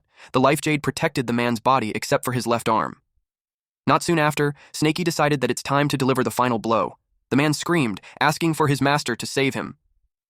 Dowling is actually already on his way towards the Black Flame, ready to save Muley. Snaky was slightly pissed that Dowling arrived at that moment. He knew that the guy was difficult to handle, so he decided to get out of there. Muley weakly called his master. Dowling hurriedly sent him a golden essence pill and advised him to circulate his energy to heal while Dowling pursues the demon beast.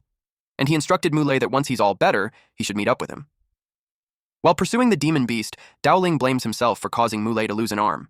He vowed to kill the damned snake and put its corpse on the altar as a sacrifice. Snaky sensed Dowling's divine consciousness range, speed, hostility, and it could at least be a perfected chi refinement. Which means Dowling is stronger than Snaky, but he's bluffing. Dowling must have thought Snaky as a fool. He was determined to escape at full speed since he can't fight him. Dowling had found out that the snake was beneath the ground. He finds it strange that the snake has learned the earth traversal technique. He wondered how it became so intelligent. All of a sudden, he bumped into something. He was surprised that it happened. He complained that it hurts. Then, he saw that it was caused by granite. Earth traversal technique would be rendered useless. Even if his tail can break the rocks or break through the stone, his speed will slow down. He sensed Dowling closing in. Snaky had no choice but to escape upward. He went above the ground and saw a cliff. He thought he could use it to his advantage. Dowling continued to chase after him at full speed, but Dowling was caught off guard, and suddenly boulders were raining down on him. He used golden body protection to save himself. Snaky was surprised to see that protective artifact. He changed his tactic. If he can't crush him to death, he will bury him instead. He used exploding talismans. The explosions continued for half an hour.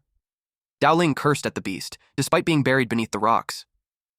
Snaky thought it was enough to keep Dowling confined. Dowling thought little of the rocks, but to his surprise, it wouldn't budge. Even the earth traversal technique isn't working either. He asked what kind of stone it was. Then he realized that the beast must have planned to trap him there. He never thought the ancestors' treasured gift would have to be used at that moment. As he swallowed a pill, he uttered, "The great Tao, be my guide.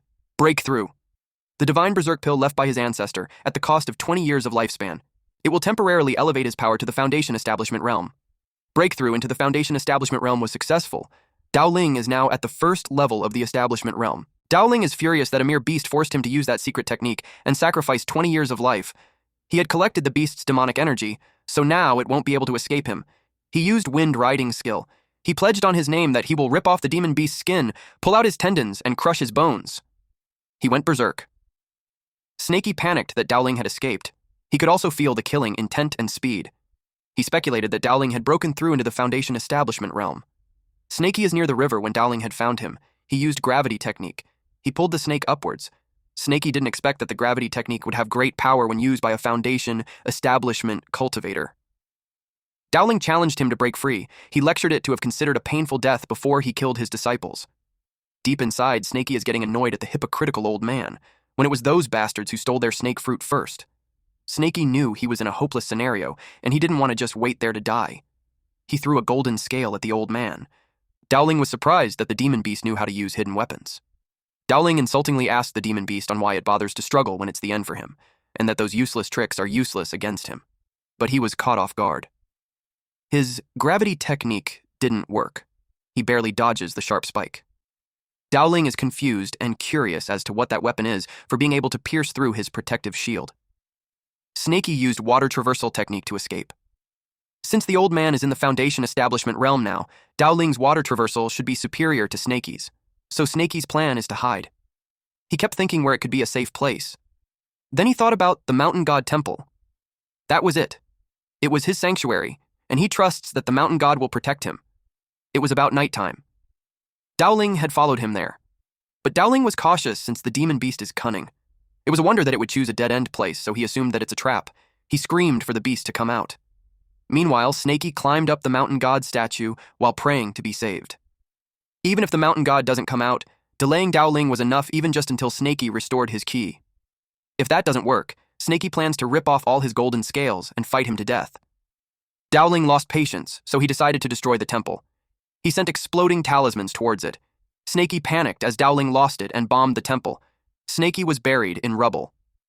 Suddenly, there's a black mist forming a gigantic, ominous creature in front of Dowling. It called Dowling an audacious fool for daring to defile his statue and provoke his wrath. Dowling turned pale and froze. The black, misty creature thought that Dowling didn't hear him. Dowling recognized that it was the legendary old monster's primordial spirit. He knew that he had to escape at any cost. At that moment, Muley appeared to help Dowling. Dowling replied that Muley just arrived right on time. He used gravity technique on him. Muley asked his master on what's going on. Dowling threw Muley towards the creature. Muley screamed why. Dowling told him to help by blocking it. The black creature utters that fools perish for their lack of sense. Dowling used his divine moving talisman and hurriedly ran away because he knew he's no match for that creature. He wondered how there are such powerful experts in the remote mountains. Suddenly, he felt his chest constricts. He was threatened that if he dared to show his face again before the black creature, that creature would ensure his soul's annihilation, and there would be no reincarnation for him. Dowling was surprised that the creature could injure him even from afar. He thought about how the snake beast got lucky. He vowed to come back for it. The black misty creatures enter the corpse of Muley. Snakey finally got up as he noticed that the young man was dead and the old man had fled. That was a close call. But he made the right gamble, and the mountain god truly possessed a spirit. Snakey was surprised to see Muley stand up. He thought he was faking death. The zombie, like Muley, turned to Snakey's direction. And Snakey, who was under the impression that he's faking his death, burned him to ashes. Afterwards, Snakey removed the rubbles on top of the broken mountain god statue and lit up an incense while thanking the mountain god for saving him. He promised to worship him every year, but the black misty creature appeared before Snakey's face and complained about Snakey uttering some nonsense. Snakey was surprised to see that the mountain god had appeared. He asked if the mountain god doesn't want him to worship him. The black misty creature pokes Snakey's head and asks in a condescending tone if Snakey is trying to make his primordial spirit disappear with Snakey's offerings. This black misty creature is annoyed at Snakey for ruining his plans. He ordered Snakey to go and find him a body within 30 minutes. Otherwise, he'll curse him so he'll never reincarnate. Snakey turned pale upon hearing that. It's better to be killed than never being reincarnated again. The mountain god told him to hurry up. He particularly stated that not anybody would. He wanted someone young and strong, and preferably with cultivation. Snakey promised that he'll find someone that the mountain god will be pleased with, and scurried away. The mountain god hoped that the wretched creature wouldn't take too long. His primordial spirit is dissipating too quickly, and he needs to possess a body soon. Otherwise, his soul will disperse. A mouse approaches the burned Muley. The mountain god possessed the rat. He looked cute, acting high and mighty and grumpy while in that body. He's pissed off. He is the wandering heavenly demon. He lived for centuries, yet he never encountered such troublesome creatures before. He regretted enlightening such a being. A few hundred years ago, he was hunted by the great sex and was reduced to a mere primordial spirit. Fortunately, he escaped into the mountain god's statue. He sealed his primordial spirit and survived by feeding on the power of faith. Not long ago, he finally accumulated divine power and was able to possess others. Coincidentally, a human-shaped pill and a cultivator appeared. It was the perfect opportunity to possess someone. But the wretched snake devoured both of them, ruining his possession attempt. And because the snake had consumed some of his primordial spirit's power, it had gained intelligence. Later, members of the Kui family came. He tried to possess someone again, but once more, the damned snake interfered. The corpse with a bit of his primordial spirit in it even got devoured by a stray dog, which then gained intelligence. When he saw the snake return, he knew he had to be cautious, but that damned old cultivator blew up his statue. Then he finally found a suitable body, but a fool burned it into ashes. He's pissed off at that wretched creature. He vowed to make him wait until he gets his hands on a new body. He will make sure that the snake will pay for it dearly. He looked forward to the body that the wretched creature would find. He's hoping that the snake will bring back a few strong ones from the village so he can choose. Meanwhile, Snakey uncovered a tomb. He complained that it all contained skeletons. He knew that those bodies were useless. He knew that if he doesn't hurry, he'll be cursed to never reincarnate again. He sensed some movement nearby. He wondered if someone was burying a corpse, but he saw a dog digging a grave. He thought he was just seeing things, but then he realized it was eating the corpses. He thought how ferocious that was. The aura that the dog is eating is sinister. The coffin opened. The dog saw that the corpse was perfect. It is young, handsome, and with a strong physique. He sensed the demon snake and thought that it's there to steal the meat. The dog thought that the snake was going mad out of hunger. Then he felt weird.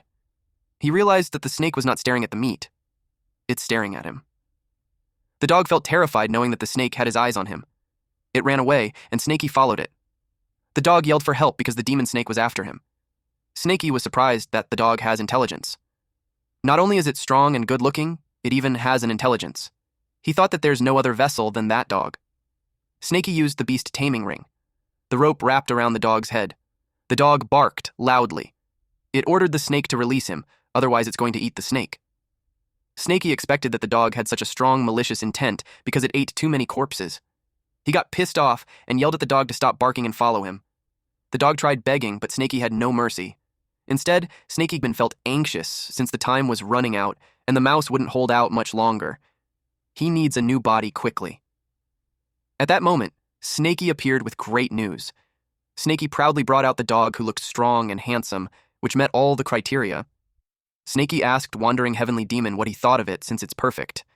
Wandering Heavenly Demon replied that Snaky should just die. Snaky was confused as to what he did wrong when he just followed orders, accurately. Wandering Heavenly Demon had no time left. He felt cornered. And instead of possessing a dog, he decided to take over the snake's body. The Wandering Heavenly Demon ordered Snaky to give him his body. Snaky resisted. Wandering Heavenly Demon was surprised to see that he got thrown out of the body. He decided to try one more time. They wrestled while the dog watched. It made the dog wonder if that's really the mountain god. Wandering Heavenly Demon complained that the wretched creature is full of strength. He wondered why its spiritual consciousness is so strong. Every time he tries to possess it, he gets thrown out. Then he sensed something. The dog's aura felt familiar. He was surprised to see it radiating. Then he realized that the dog has the body of a fiendish demon. Upon closer look, he was certain that it's a body of a fiendish demon, just like the one he had in his prime. The Wandering Heavenly Demon looked through its memories and saw that it ate the sacrificial offerings. It was the reason it gained sentience. And even after becoming intelligent, it kept robbing graves and desecrating core mountain god. Wandering Heavenly Demon replied that he never said he's the mountain god. He explained that he just borrowed the statue and temporarily resides in it. He added that it was the snake who mistook him for a mountain god and it has nothing to do with him. The dog patted the snake on the head. It looked cute. Snaky felt betrayed that the mountain god that he's been praying for so long was a fraud all along. Snaky asked Wandering Heavenly Demon if he isn't afraid of facing retribution or going to hell for impersonating a god. That made Wandering Heavenly Demon laugh. He told Snaky that there was never a saying about retribution on the memories that he gave him. Hell is just a comforting lie for ants to cling to. He took the black dog as an example. It robs graves, desecrates corpses, cares nothing for gods or devils. It is the perfect inheritor of the Wandering Heavenly Demon. Snaky was funny. He asked what wandering meant, and assumed that it could be like beasts are lost from their packs, because if that's the case, he swallows them whole. Wandering Heavenly Demon had no response to that. At the Iron Bear Mountain. Before entering the cave, Snaky looked at the dog suspiciously. The dog urged him to hurry up. Snaky was annoyed and yelled that it's his territory. Apparently, the dog just followed him there. Wandering Heavenly Demon asked, how could his master not be allowed in his territory? Wandering Heavenly Demon knew that the puddle in front was connected to an underground cave. He asked if it's the snake's nest. Earlier, Snaky subtly tested the dog's speed, but he couldn't shake him off. As if to tease him, the dog smiled and asked if he's tired already. Snaky understood that the dog's strength is clearly immense. What's more, now that he's in the dog form, Snaky found himself less hostile towards him. Snaky thought of just offering him something, then sending him away. The Wolf King appeared, and Snaky was pleased to see a fat goat with it. He praised the Wolf King for doing a good job. It was the perfect timing, too, because Snaky is starving. The dog yaps about being the master, and Snaky had no respect for him. Snaky replied, wolves feast on meat, while dogs eat shit. Then he told Wolf King to give the dog shit to eat. The dog got pissed off that it started biting the butt of the Wolf King. He threatened to bite it to death. After that fiasco, the Wolf King was scared and hid behind Snaky. Wandering Heavenly Demon complained that it's been ages since anyone dared to insult him that way. He asked the snake if he knew the consequences of being disrespectful to him. Snaky argued that he isn't respectful at all, and what he's saying is true. That dog likes eating shit. Wandering Heavenly Demon caught him and asked if he's now admitting that he is his disciple. Snaky refused that. Wandering Heavenly Demon complains how he showed him grace, and that Snaky bowed to him before, but actually back then Snaky was praying to the mountain god. The dog insisted that he is his master whether he likes it or not. Snaky admitted that he does have a point, but that was just him teasing the dog. Later on, Snakey said that it's all crap, and he's not falling for it. Immediately, he used the water traversal technique. The dog admitted that the snake almost got him. He added that it has been so many years since he laughed like that. He enjoyed having a fun snake with him.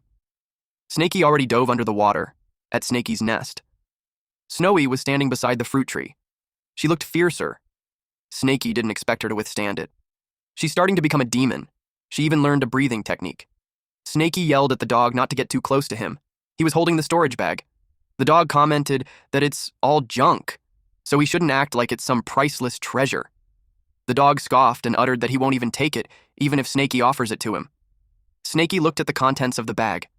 There are pills, talismans, herbs, jade slips. It's all identical to Mulay's stash. The pill furnace looked decent, too. Snakey saw the stone and wondered what it was used for. The dog liked it and attempted to take it. It's a spiritual stone. Snakey reminded the dog of what he said earlier, that he wouldn't want it even if Snakey gave it to him, and now he's trying to steal it. The dog scoffed and walked away. He defended that he just wanted to take a closer look and that he's not interested at all. He can't fool Snakey because Snakey saw the wagging tail. He clearly wants it. There's miscellaneous talks on spiritual herbs, 45 essays on spiritual herbs, pill-referring notes. The jade slip is all about refining pills. Snakey decided to study on that when he's free. Meanwhile, Snowy wrapped its body on the furnace. Snakey noticed how much she liked it. Unfortunately, her cultivation is too low, so she can't use it yet. Snowy hissed to express her disappointment. In broad daylight, someone is causing a fuss in the forest by using gravity technique. It was Snakey. In the last fight, the old man was able to hit him from several hundred meters away with the gravity technique, so Snakey decided to train and master his skills. The Wolf King had arrived with a boar on its mouth. Snakey felt satisfied with having a minion to bring him some food every day. He devoured the wild boar and commented that it tastes so much better. The goat last time had a strange odor. The dog appeared and informed his disciple that if he keeps eating ordinary animals like that, it will take him forever to make a breakthrough. Snakey wasn't happy that the dog returned. Wandering Heavenly Demon replied that even a dog would turn its nose up at food like that. Snakey asked what he should eat. The dog called him an idiot. It was obvious that Snakey should hear the flesh of demonic beasts and extract spiritual herbs. Snakey argues that it's easier said than done when there's no demon nearby. Snakey pointed out that the only demonic beast is the Wolf King, and that there won't be much improvement even if he eats him. So, it was better to keep him around for something else. The dog replied that it was Snakey's problem, but if he's going to be a recluse, he shouldn't expect gourmet meals. The dog showed Snakey the ring he found yesterday, and his lunch. It was a bird, a demonic beast at the late stage of spiritual awareness. It is called the spiritual tailed chicken. It's a spiritual fowl raised by a nearby sect specifically for eating. Wandering Heavenly Demon informed Snakey that it tastes way better than wild boars, and he happened to snatch two. Snakey got mad and panicked. He used Earth Traversal technique to immediately reach the dog while asking if he's not being followed. The dog told him to relax since he's confident of how clean and thorough he is in his actions. There's no one in the world who can track him. The dog started plucking the feathers out. He commented on how tender and juicy the chicken is. Snakey started drooling. The dog produced fire in his paw, then roasted the chicken. He showcased the sound of juice draining from the flesh and how crispy it is. He teased and tempted Snakey, and he bargained if the snake wanted to exchange it with the spiritual stone. Wandering Heavenly Demon pointed out how even the little white snake woke up from the smell. Snakey kept drooling as he held himself back, not giving in to the temptation. He yelled that even if he dies from hunger, he will never eat Wandering Heavenly Demon's chicken. Like the devil that he is, this dog tempted Snakey even more by emphasizing how crunchy the skin is, especially dripping with oil. He commented how his disciple has integrity, so he can just watch him while he eats. The dog took a bite, while narrating the experience on how tasty the chicken is. Only the bone was left before he knew it. He threw the bone at them and told them that they could have it. Snakey replied that he doesn't want it. Both him and the wolf are drooling heavily. The dog even rubbed the drumstick to Snakey's face. I swear this story really is outrageously good. Just look at our boy Snakey. Snakey, feeling annoyed, let out a fireball. The dog told him not to get angry and assured Snakey that his master won't trick him. He informed Snakey that if he decides to sell the spiritual-tailed chicken, he can sell for at least 3 spiritual stones. He pointed out how it was a really great deal. Snakey challenged him to sell it then. He was confident he wouldn't fall for it, because he isn't an idiot. Wandering Heavenly Demon replied that it's because he's a dog right now, so it's inconvenient. And as to whether he's lying or not, he told Snakey to take a look behind him. The Wolf King broke through into the 3rd level of spiritual awareness. Even Snowy broke through into the 2nd level of spiritual awareness. He rubbed it into Snaky's face that he wasn't lying. Those two broke through even after eating the bones. That's how powerful the spiritual tailed chicken. Snaky agreed to trade it simultaneously. Snaky devoured the chicken. It smelled so good, and it made his body warm. He could feel how the divine demonic cauldron was starting to spin. The spiritual awareness demon beast, he broke through after refining one part of it. The remaining should be enough for him to refine for a few days. In Snaky's nest. Snaky rested underneath the fruit tree. He finally finished refining them. Not only did he reach the peak of the 5th level of spiritual awareness, his golden scale also increased. He admitted to himself that the dog didn't lie to him this time. The spiritual stone was worth it. He noticed how those three are still refining and cultivating. He assumed that the dog's cultivation would be advanced. The dog asked his disciple if he's done, and he asked what the effect of the spiritual tailed chicken. Snaky replied that it's not bad.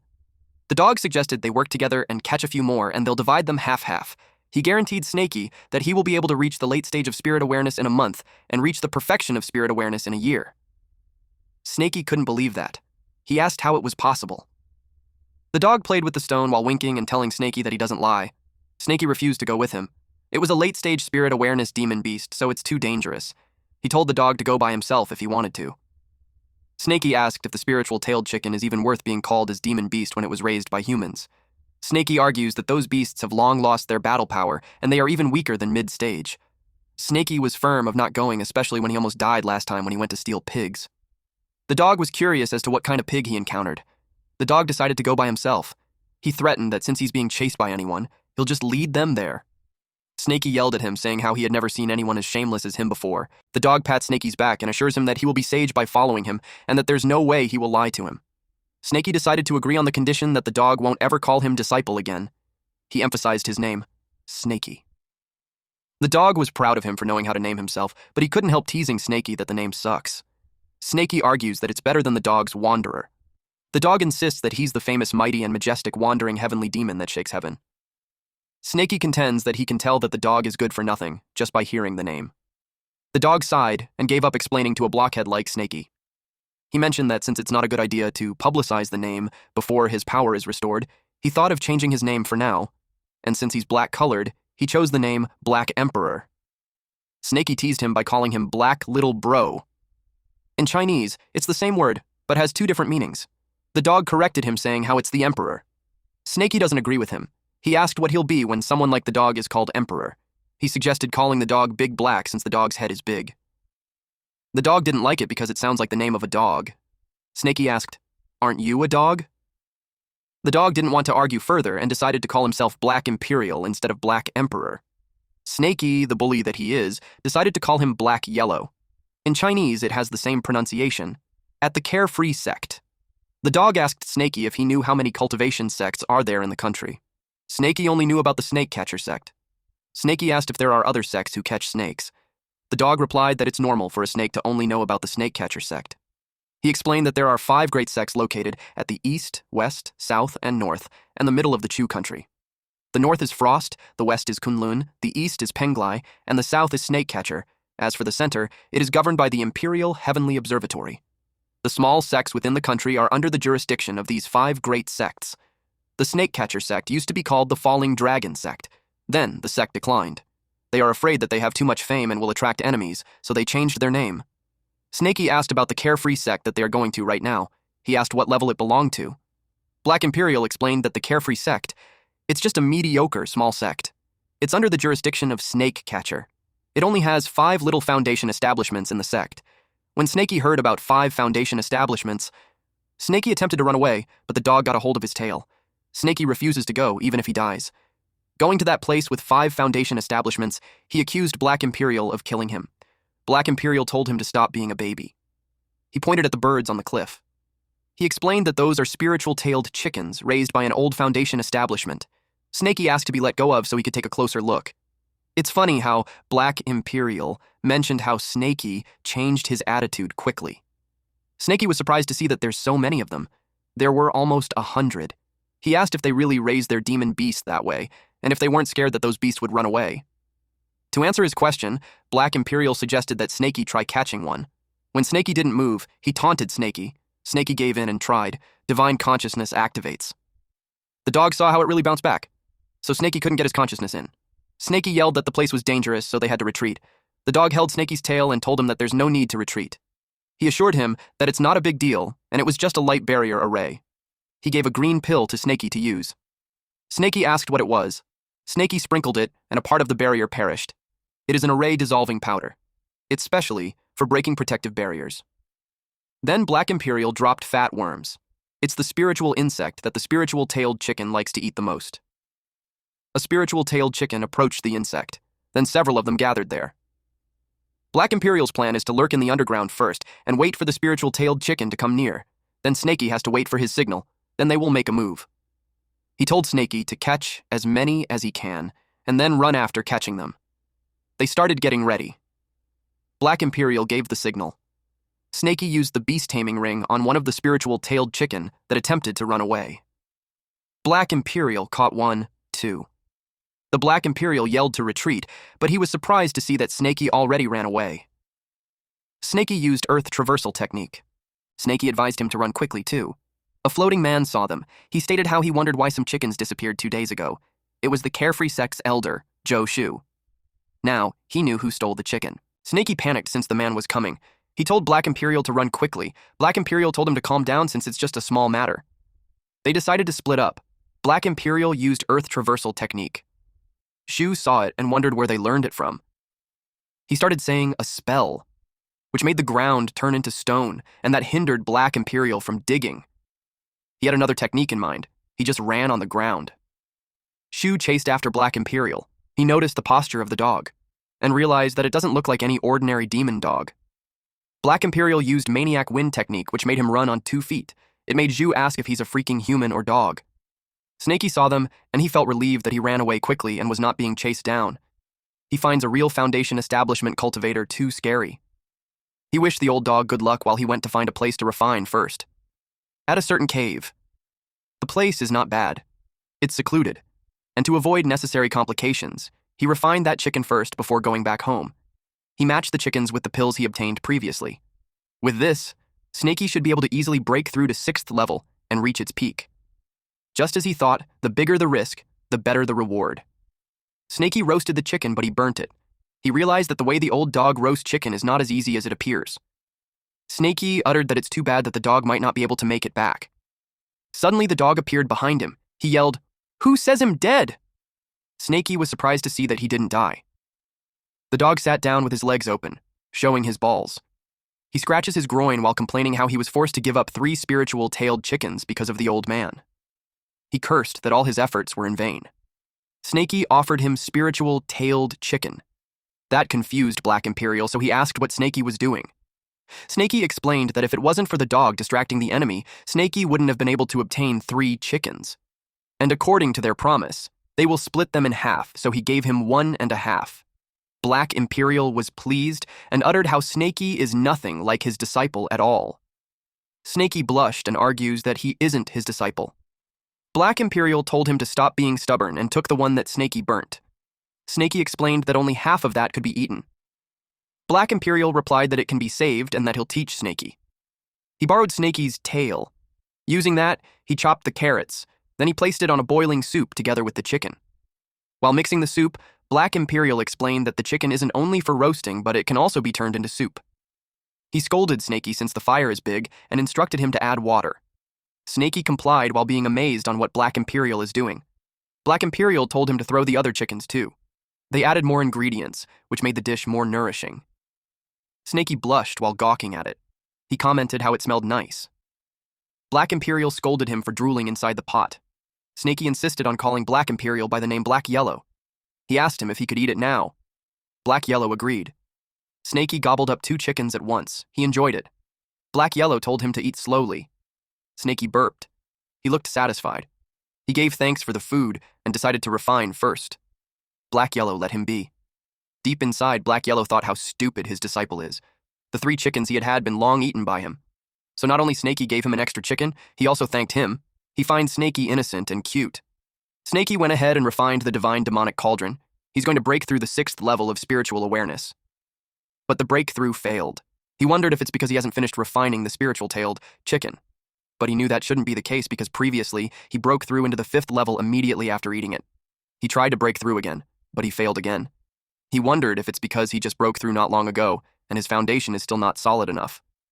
Black Yellow called him an idiot and told him that as his master, he will help him. He dragged the pot and yelled, "Rise!" Then he condensed the debris and burned it. Snaky saw that it's the leftover herbal residue.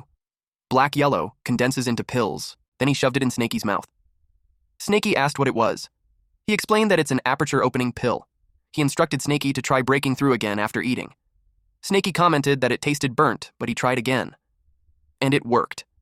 He was pleased to inform the old dog that he successfully broke through. 10 days later.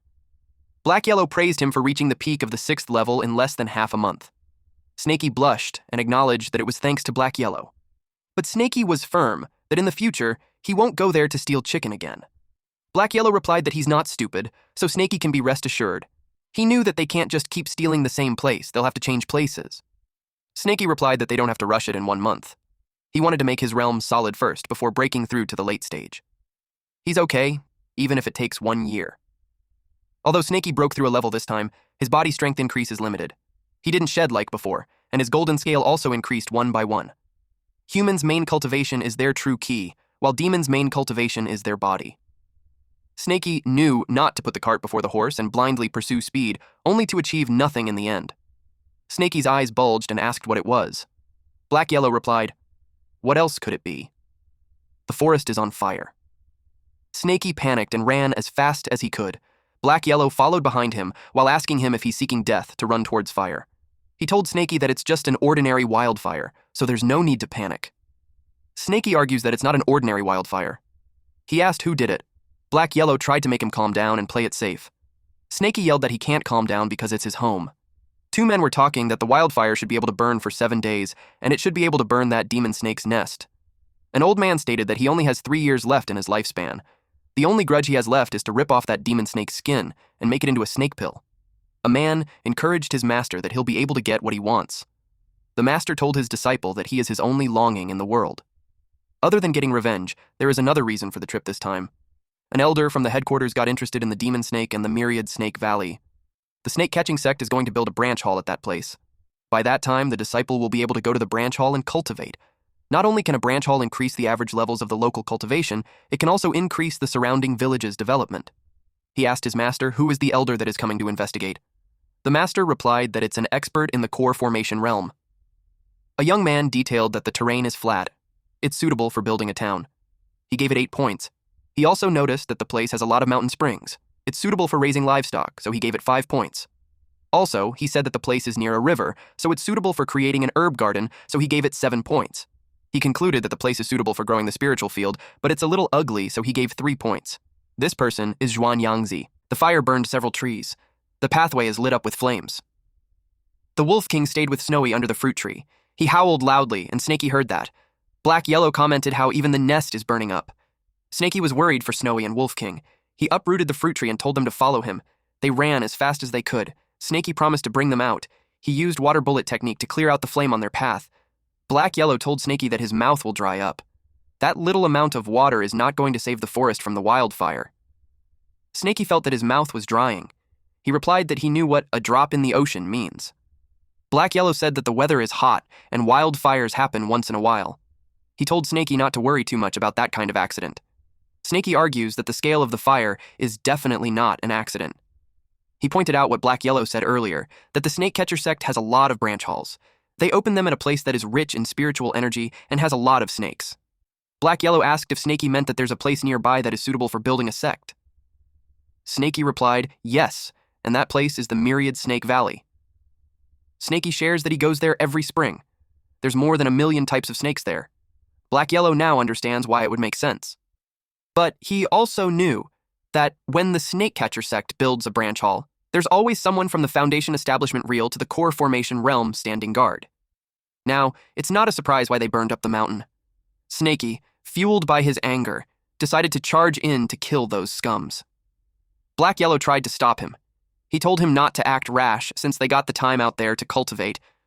Our MC replied that he's not stupid. But he sensed something in front. A man in white clothing was there. Black Yellow saw a man 30 miles in front. A human cultivator is coming.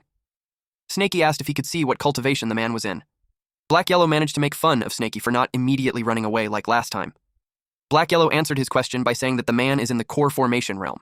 It was funny how Snaky immediately burrowed himself on the ground and ready to use Earth traversal technique. Black Yellow commented on Snaky's cowardly face, but he hasn't said anything. That the man is just a clone, not a real body. Snaky got mad at him for not saying it earlier. Snaky asked how strong the clone is. Black Yellow doesn't know because clones have several levels. The strongest one is external avatar. It is at least in a fake core formation realm. The weakest is a paper clone.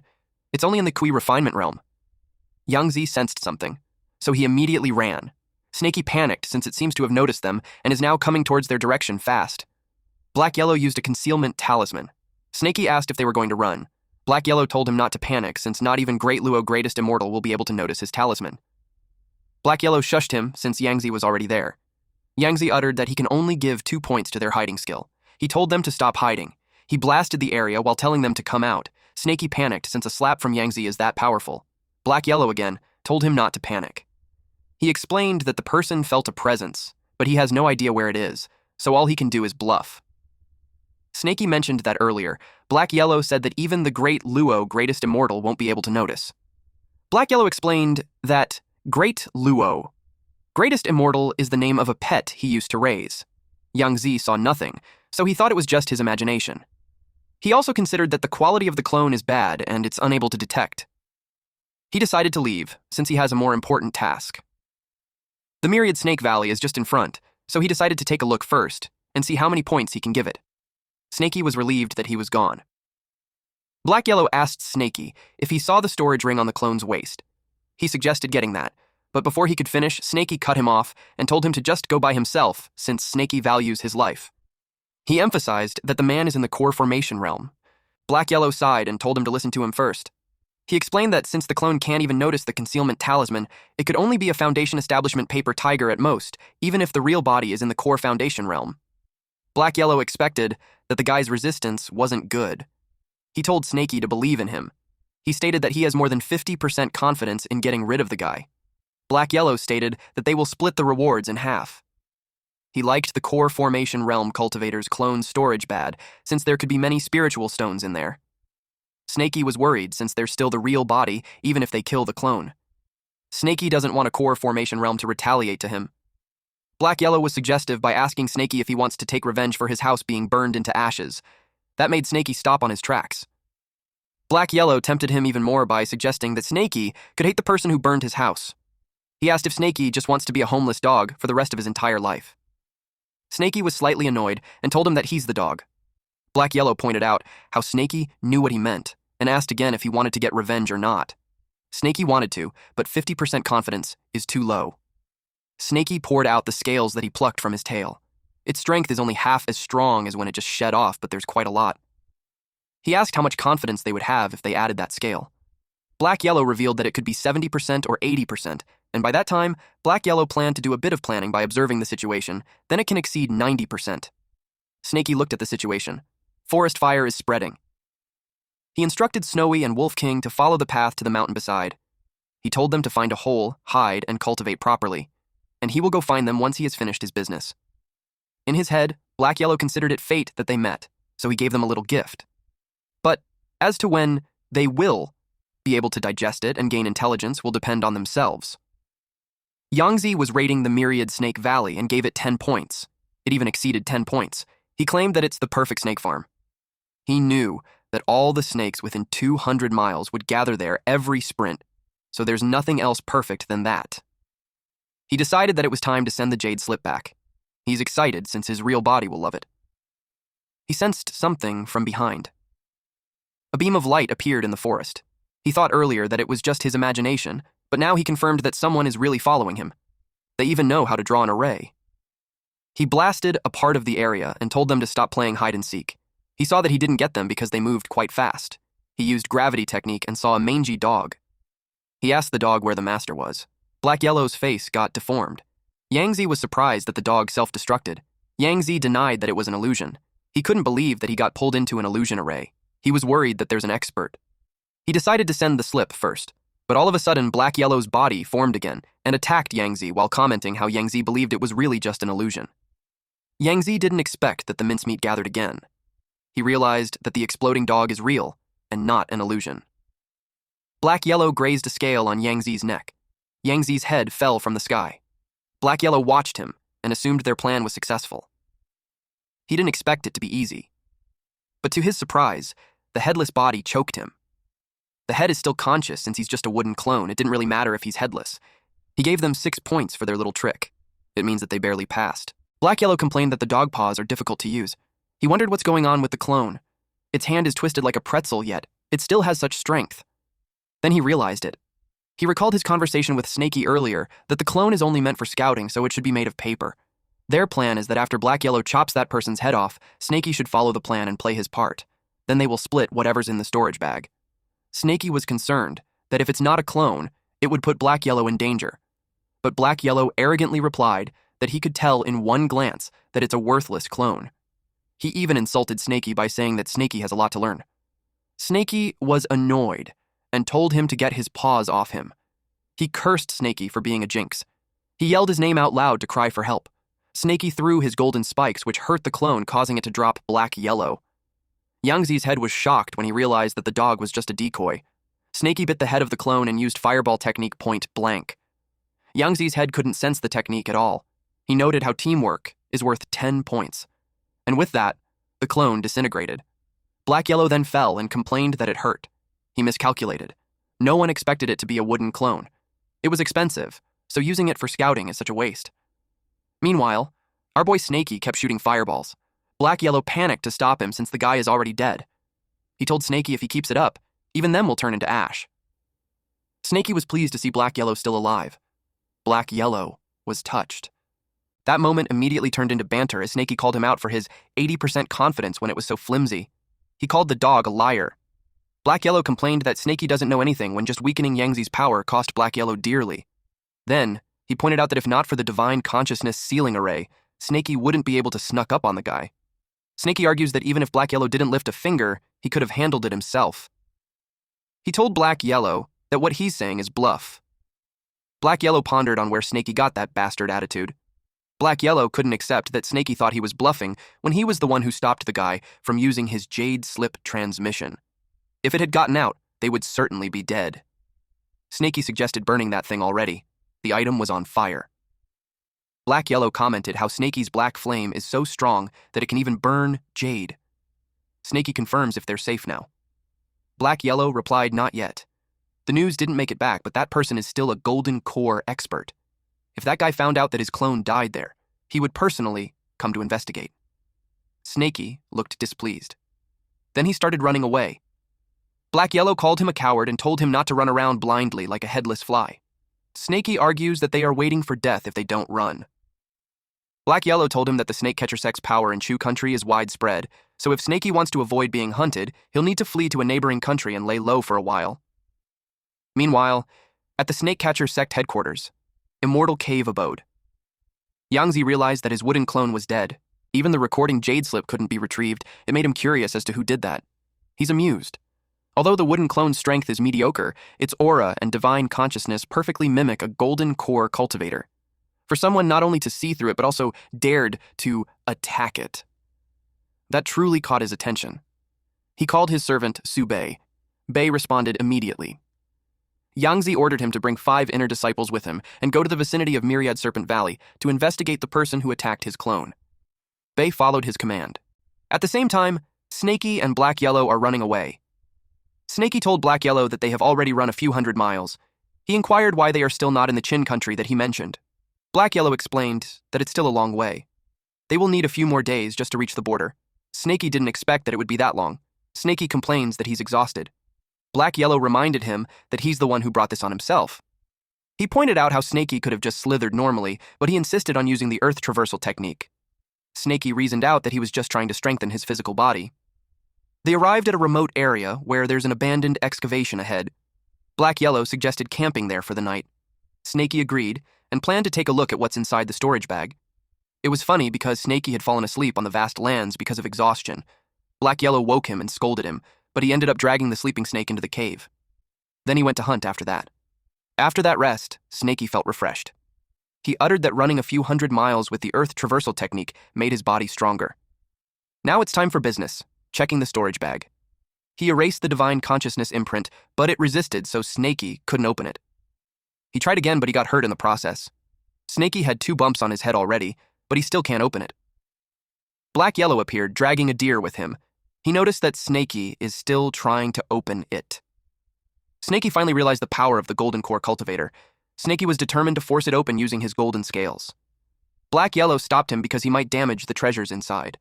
Yahello wanted to take over instead, but Snaky doubted him because he might secretly hog it all for himself. Yahello replied that it's bullshit. He asked for 3 days to open it. 7 days later at Gobi Desert, they reached the Chin country's border. They will camp there tonight and cross the border in the morning. Snaky agreed and told Yahello to cook while he digs a little more. Snaky noticed that the earth is hard and rocky, perfect for training. Yahello reminded him not to overdo it because if he gets stuck, he won't save him again. Earlier, Snaky could only reach 100 meters at most. But after training for a few days, he hit 200 meters to 300 meters, and he can still go on. It was uncomfortable. The pressure is making his bones feel like it's breaking, and he can barely breathe. Snaky was at his limit. He saw the golden scales at his tails growing again. Just as he suspected, the number of scales is tied to physical strength. The stronger his body, the more scales he will have. He knew that a demonic beast can't just level up rapidly without strengthening their body. Snaky returned and asked Yahello if he's done cooking. Yahello responded that he had already eaten, and all the leftovers are for Snaky. Yahello was pleased that the storage bag's divine consciousness had finally been undone, but it left Yahello exhausted. He advised Snaky to open it later. Snaky teased him for saying that it will only take 3 days. Snaky opened it and saw pills, talismans, herbs, low-level treasures, technique jade slip. It contained ordinary items. There were no spiritual stones. It made Snaky wonder why the golden core cultivator's storage bag is worth less than Mulay's. Snaky asked Yahello if he wanted to take a look since they planned to split it. Yahello replied that it's useless to him. Snaky was suspicious. Yahello sensed that and replied that there's no way a master would steal his disciple's item. Snaky's anger bursts and yells at Yahello to take out what he hid. Yahello was flustered that he replied that he didn't take any spiritual stones. He outed himself on his own, because Snaky didn't even mention that. Yahello suggested that they talk instead, but Snaky kept attacking him and wouldn't let go. Eventually, Yahello revealed that there's a total of 10 spiritual stones, and they would split it in half. Yahello even tried to gaslight Snaky that it was for his own good since he's still young, and that Yahello is just helping him store it, and he'll let him use it freely in the future when he needs it. Snaky told him to get lost since he's busy studying the jade slip technique. Something caught Snaky's attention. Yahello replied that it's the method to refine wooden clones. He commented that it's solely for bluffing people, so he suggested not to bother learning it. He stated that it's better to use another clone technique. If anyone masters it, the clone can even be stronger than the caster's real body. That made Snaky curious. Yahello revealed that it's one of the 6 immortal arts called puppet technique. Chin country's top sect, Heavenly Puppet Sect, is expert in puppet technique. It's rumored that all of their puppets are stronger than their casters. Puppets can't feel pain, and their body is comparable to a demon beast. Around 80 to 100 puppets can be deployed at the same time. Not only are they unparalleled among the people in the same rank, they can also kill someone who's in a higher realm. Snaky started imagining learning it, and when he fights with someone, before anything else, he would deploy 100 puppets and give the enemy a few punches first. Yahello noticed him daydreaming, so he pinched Snaky's cheeks and told him to go to sleep since they need to cross the river early tomorrow. At dawn, Yahello introduced the geese descending river. Just as its name stated, not even geese can fly over it. Of course, any normal cultivator can't do it either. Snaky asked if they can just swim across it. Yahello warned him not to even think about using water traversal technique since there's a lot of whirlpools inside the river. Yahello even advised Snaky not to be conceited and properly pay money to ride the boat. There's only one boat going to Chin country per day. Someone told the man that he wants to get on board. The man turned around and asked who's talking. The same person expressed that he doesn't have money on him. The man didn't see this creature at first because of the low height. This creature hides itself behind a cloak and a hat. He offered a spiritual stone as a payment.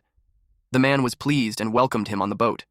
The man even guided him so he could be careful, all because this man received a spiritual stone. Some rowdy man saw the short creature and made fun of it. The creature looked at them but stayed silent. Suddenly, those men were blown off by a gust of wind. The onlookers were shocked and called this small creature an immortal. Behind the disguise, Black Yellow scoffed and complained how those people dared to laugh at him.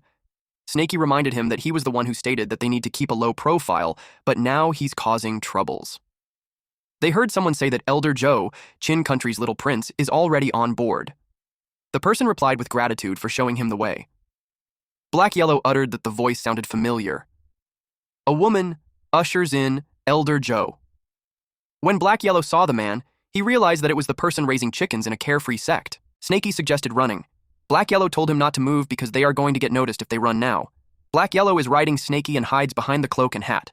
Black Yellow explained that since they are in disguise, as long as they don't move around, they won't get noticed. Snaky blamed Black Yellow when he said that Dog's nose should be amazing. He should have given a heads up before the elder came close. Black Yellow hushed him and argued that no one would ever remember a smelly smell of an old man. Elder Joe noticed them and felt a familiar aura. He assumed that it was his old friends. Snaky wanted to run, but the elder told them to stop. He asked if they saw each other before. Snaky panicked since he thought the elder recognized them. He doesn't know if he should run towards the land or the water. Black Yellow tried to calm him down, even if he was nervous. They faced Elder Joe, but still hid their faces. Then Black Yellow spoke, saying that the elder has good memories since they only saw each other briefly during the auction last time. Snaky thought that the excuse was nonsense. Surprisingly, the elder remembered. He reacted positively and uttered that they saw each other 6 years ago at an auction. Black Yellow humored him even more for his great memory. An attendant fetches Elder Joe because the little prince has been waiting on the second floor. Elder Joe bids goodbye since he has matters to attend to. Snaky asked if that's enough. He asked Black Yellow if he had seen him before. Black Yellow replied that people in a sect more or less have gone to an auction before. There's a lot of people in the auction, so Black Yellow knew that the elder won't remember. He's also aware how it's hard for humans to acknowledge that they have bad memories, especially those old men. Snaky was relieved that they dodged a bullet again. He suggested hiding in a corner. Black Yellow called him out for being cowardly and pointed out that if the worst comes, they just have to fight. Snaky emphasized that Black Yellow was afraid too, to the point that his sweat dripped on Snaky. Snaky noticed that the elder and the Chin's country are unrelated, but they are together. Black Yellow explained how the world's bustle and activity are all driven by profits. The world is in turmoil because all are chasing after profit. Snaky asked what kind of profits. Black Yellow theorized that Chin country might be seeking glory. Then he sighed and uttered that Snaky is just a snake, so there's no point in him explaining all that. At Chin country's border, Riverside City, it's already nighttime. Black Yellow knew that the place gets chaotic during the night, so he suggested finding a place to rest. They chose an inn and requested for a quality private room and best food and drinks to be served. The place was filled with rowdy men and drunkards. The receptionist ushered them. Not long after, their dishes were served. They even requested some booze. The food looked scrumptious that both Snaky and Black Yellow drooled at the sight of it. They dismissed the servant, when they ensured that the man was gone. It was mealtime. They devoured the food. Snaky liked the demonic fish. Black Yellow was excited about the booze since it had been a while. Snaky was curious as to how it tastes. When Black Yellow drank it, he spat it out and complained that it's rubbish. Snaky thought that there might be drugs in it. Black Yellow commented on him for knowing about it. But Black Yellow told Snaky that Snaky's eyesight is bad because not only the booze has it, but also the food. In an instant, Snaky spat out the food on his mouth. He yelled at Black Yellow for not saying it earlier. Black Yellow explained that they are in a lawless place, Riverside City. He told Snaky not to be alarmed since it's just a drug. He gave him an antidote. Then, he stated that since those people started it, they shouldn't blame them. Someone yelled that it wasn't enough. He ordered the servant to bring another roasted demonic beast. The servant explained to the master that the person had eaten 1,000 taels of silver worth of food. He also ate 2 whole demonic beasts. He asked the master if they should continue bringing food. The master ordered them to continue and change it into the strongest, immortal, weakening pill. The person hasn't dropped down yet, so they assumed that his cultivation is incredible. The master expected for this person to have lots of money and treasures, so their actions will be worth it. Those idiots really served a demonic beast. The leftovers are enough for them to eat for a few days. Snaky asked if they would leave like that. Black Yellow brought the bag and replied yes. He asked Snaky if he wanted to pay a scam shop. There's even a human skull hanging in the kitchen, but what Snaky meant is to kill those men and snatch their money. He even got ready to burn down the shop. Black Yellow commented how sometimes Snaky has less humanity than him. Snaky argues that he's not a human anyways, he's a snake. The servant and the master forced open the door. The master was confident that the drug is strong and not even an immortal can withstand it. But to his surprise, they couldn't find the guest. The master was furious. He ordered the servant to inform people from the heavenly puppet sect and search the entire city. The master slammed the table, while promising to kill this person no matter what. His behavior scared the servant. Black Yellow suggested that it's safe to settle on the abandoned house that they found. He told Snaky to take his time to refine while he goes out to do something. Snaky agreed, but deep inside it was a bluff.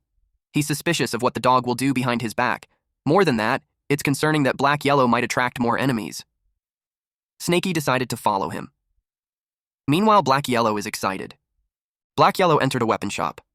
Black Yellow told the blacksmith his offer, 3 excellent weapons and a total of 8 spirit stones. He should take it or leave it. The blacksmith wanted to have a look at what this shorty offers. Snaky was annoyed that Black Yellow sold stolen goods from behind his back. Snaky knew that it's from the storage pouch of the Golden Core Realm clone. Black Yellow said they would split it 50-50, but he was a liar. So Snaky planned to let him sell everything first, then make him cough it all up. Black Yellow made a deal again, a total of 15 spirit stones for all those pills. Snaky still followed him. First, they were at a weapon shop, and now, a pill shop. Then, Black Yellow offered high-grade beast materials, 13 spirit stones. Snaky got annoyed that beast materials were sent too. This time, Snaky is holding back his anger by chewing on wood. He's angry at this old dog since he had no idea how much this dog swiped without Snaky noticing it. He vowed to make the dog pay once he returned. By this time, Black Yellow felt a killing intent. 2 men appeared. They were talking about how it's almost curfew, and they need those losers to find someone. Snaky noticed them. Yu Qiang of Heavenly Puppet Sect complained that of all places, he was stuck guarding the backwater city for 3 years. He felt so unlucky. Zhao Yiduo of Heavenly Puppet Sect replied that there's no point complaining. They failed to break through to the Foundation Establishment realm, so they have to follow orders. Although Lingjin City is chaotic, if they play it right, there's profit to be made. They noticed a man in a robe with a short build. They remembered him as the guy who dined and dashed. They knew it was him. Yu complained how it's such a hassle that even that kind of trivial matter requires them to intervene. Yu told Brother Zhao to wait, and he'll take care of the guy. Zhao told his junior brother Yu to think for a moment. Yu asked what's wrong. They saw the short man enter the Myriad Treasure Pavilion, so it can be assumed that he has something valuable. They decided to follow and see first. Yu praised his senior brother for being sharp. Snaky realized they are Heavenly Puppet Sect disciples, and it looks like the old dogs caught their attention. Luckily, they aren't Foundation Establishment cultivators. Yu noticed that his senior brother was happy. Zhao was looking forward to the profits that they will gain. Snaky thought he could pull off a cat-catching mouse while the dog watches stint. Meanwhile, Black Yellow was pleased that the owner himself had shown up. He urged him to take a closer look and tell him what it is worth. The owner agreed. Black Yellow shared that his bag is full of good stuff, so the owner should look carefully. The owner was surprised to see it. From his reaction, it made Black Yellow ask if something was wrong. The owner replied that it's a significant matter, so they should discuss it inside. Black Yellow was pleased that the owner is perceptive. Once they entered, the owner immediately instructed Old Lee to close the door, but Old Lee informed him that there's still someone there. The owner was furious and told him to shut up. He knew about those people, and he couldn't let them disturb his business. The men from the Heavenly Pupper sector saw the door was being closed. They didn't expect that Shorty to be a big spender. They assumed that he must have robbed and killed someone to get all the stuff to sell. They knew that the Myriad Treasure Pavilion pays a substantial tribute each year, so it's best to avoid turning them into adversaries. They decided to wait for the Shorty to come out, but over 2 hours have passed, and they are already drenched from the storm. Yu asked how long they will wait. He's getting impatient when the short man is coming out. They saw the door opening and they moved quickly. The owner was delighted to strike gold today. He bought himself a rare treasure for just 100 spirit stones. He claimed that great fortune and prosperity are surely coming his way. He noticed the 2 men and asked if they needed something from him. Yu told the owner to quit the act. They inquired where the short guys who were selling stuff earlier were. The owner shared that the guy sold a bunch of treasures from the snake-catching sect, cashed in for body training pills, and even got his hands on flesh of a spiritual awareness realm monster. Yu grew impatient since they didn't care for the details. He grabbed the owner by the collar and asked again where the shorty was. The owner admitted that he went through the back door. He threw the man on the ground and warned him that they'll talk to him about it later. Zhao and Yu hurried and chased after the shorty. They knew that he's definitely heading out of the city. They spread their divine sense towards the south gate. Yu did that and found the shorty running on the roof. Snaky watched from a distance while covering himself from the rain using a leaf. He thought of how this old dog even bought things such as body training pills and still hasn't lost his mind. And given the old dog's cultivation level, Snaky knew that there's no way he hadn't noticed disciples of the Heavenly Puppet Sect following him. Snaky wondered if Black Yellow is deliberately moving slowly to use them as bait. Snaky knew that given the strength of those men, they should not be able to kill the old dog. But if one of them escapes and warns the others, it could lead to an endless disaster. With that, Snaky decided to stay back just to be safe. Judging from the old dog's direction, he's heading for an abandoned house. You saw that the shorty entered the deserted house. Zhao wondered why the old dog would go to a place like that. He wondered if it's a trap. They entered the abandoned house and found it strange because the shorty's aura should be there, but there's no sign of him. Zhao knew that something was off. The place is too isolated. He warned Yu to be cautious. Zhao talked to the shorty, addressing him as fellow Taoist. He introduced themselves as disciples of the Heavenly Puppet Sect, responsible for maintaining order in Linjiang City.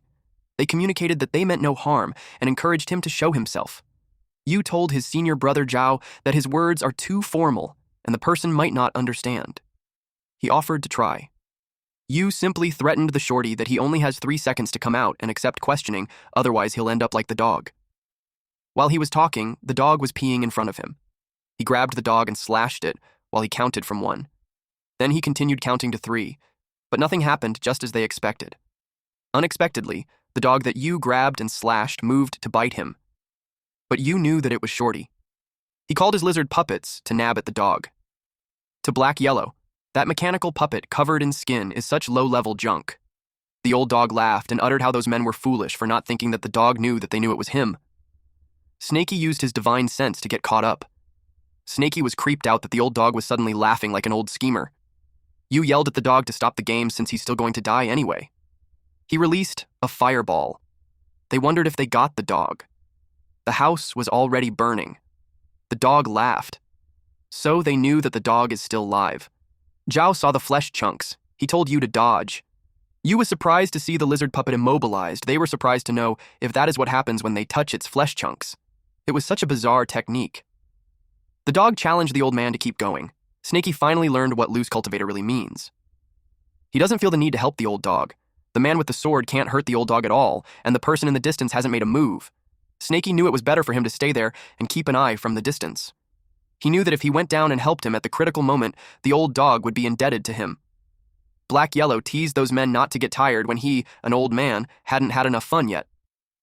Yu noticed that the dog has very eerie powers, and swords aren't useful against him at all. He admitted his incompetence, for he can only help his senior brother from behind. He had no choice but to bring out the big guy. The giant frog puppet appeared. Yu told Zhao to join hands with him to attack. In Black Yellow's head, he called the guy an idiot for thinking that it's a giant frog when it's a toad. He commented that the puppet looked dumb. He wondered if they were planning to attack him together. Zhao brought out his universal fan. Black Yellow finds them interesting. The fan created a gush of wind that follows a path. Snaky was strangled with the leaf tied on his head. Zhao cued Yu and the giant frog to do their thing. While the wind led to them, the frog opened its mouth wide enough to swallow the dog. The frog gulped down. They assumed that the dog was dead this time. Zhao agreed, but he decided not to get careless. Snaky was worried since Black Yellow got eaten. Zhao noticed that the frog seemed off. The dog emerged from the frog's belly and tore apart the frog. Yu couldn't believe it, since no one beneath the Foundation establishment is able to beat his giant frog and lose in an instant.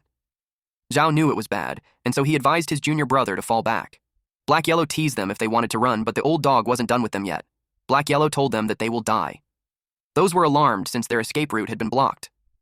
They reminded the dog that they are disciples of Heavenly Puppet Sect and challenged him if he still wants to kill them. Zhao told Yu to stop wasting his words on him. He said that the dog can counter puppets but not artifacts. They charged at the dog with the intent to kill. Black Yellow taunted them even more by saying that they must be dreaming if they want to kill them with their puny cultivation. He told them that they overestimated themselves. Black Yellow used a technique called Bloody Blade Gale. Several shadow-like blades hit those men. Black Yellow had an evil laugh when he announced that it was time for those men to become mincemeat.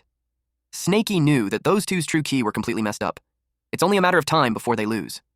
Snaky knew that there's nothing more to watch. He just felt bad that the house was destroyed.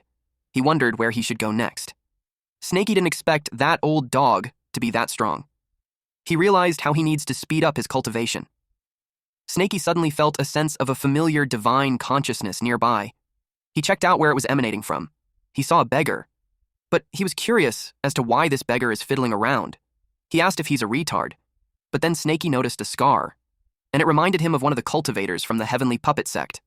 Black Yellow used a soul-searching technique to one of those men, but he got confused when there was no reaction. Snakey realized that what Black Yellow killed earlier was a puppet, and that must be the real body. Snakey was aware that the Heavenly Puppet sect allowed their disciple to refine puppets identical to themselves, creating confusion. Snakey thought that it's the real body, but he also entertained the idea that it's just another puppet. Snakey got certain when he didn't sense anyone suspicious within 100 miles, so that must be the real body. Snakey assumed that he had some kind of life-protecting treasure. Snakey needed to act fast and carefully. He won't allow the man to live.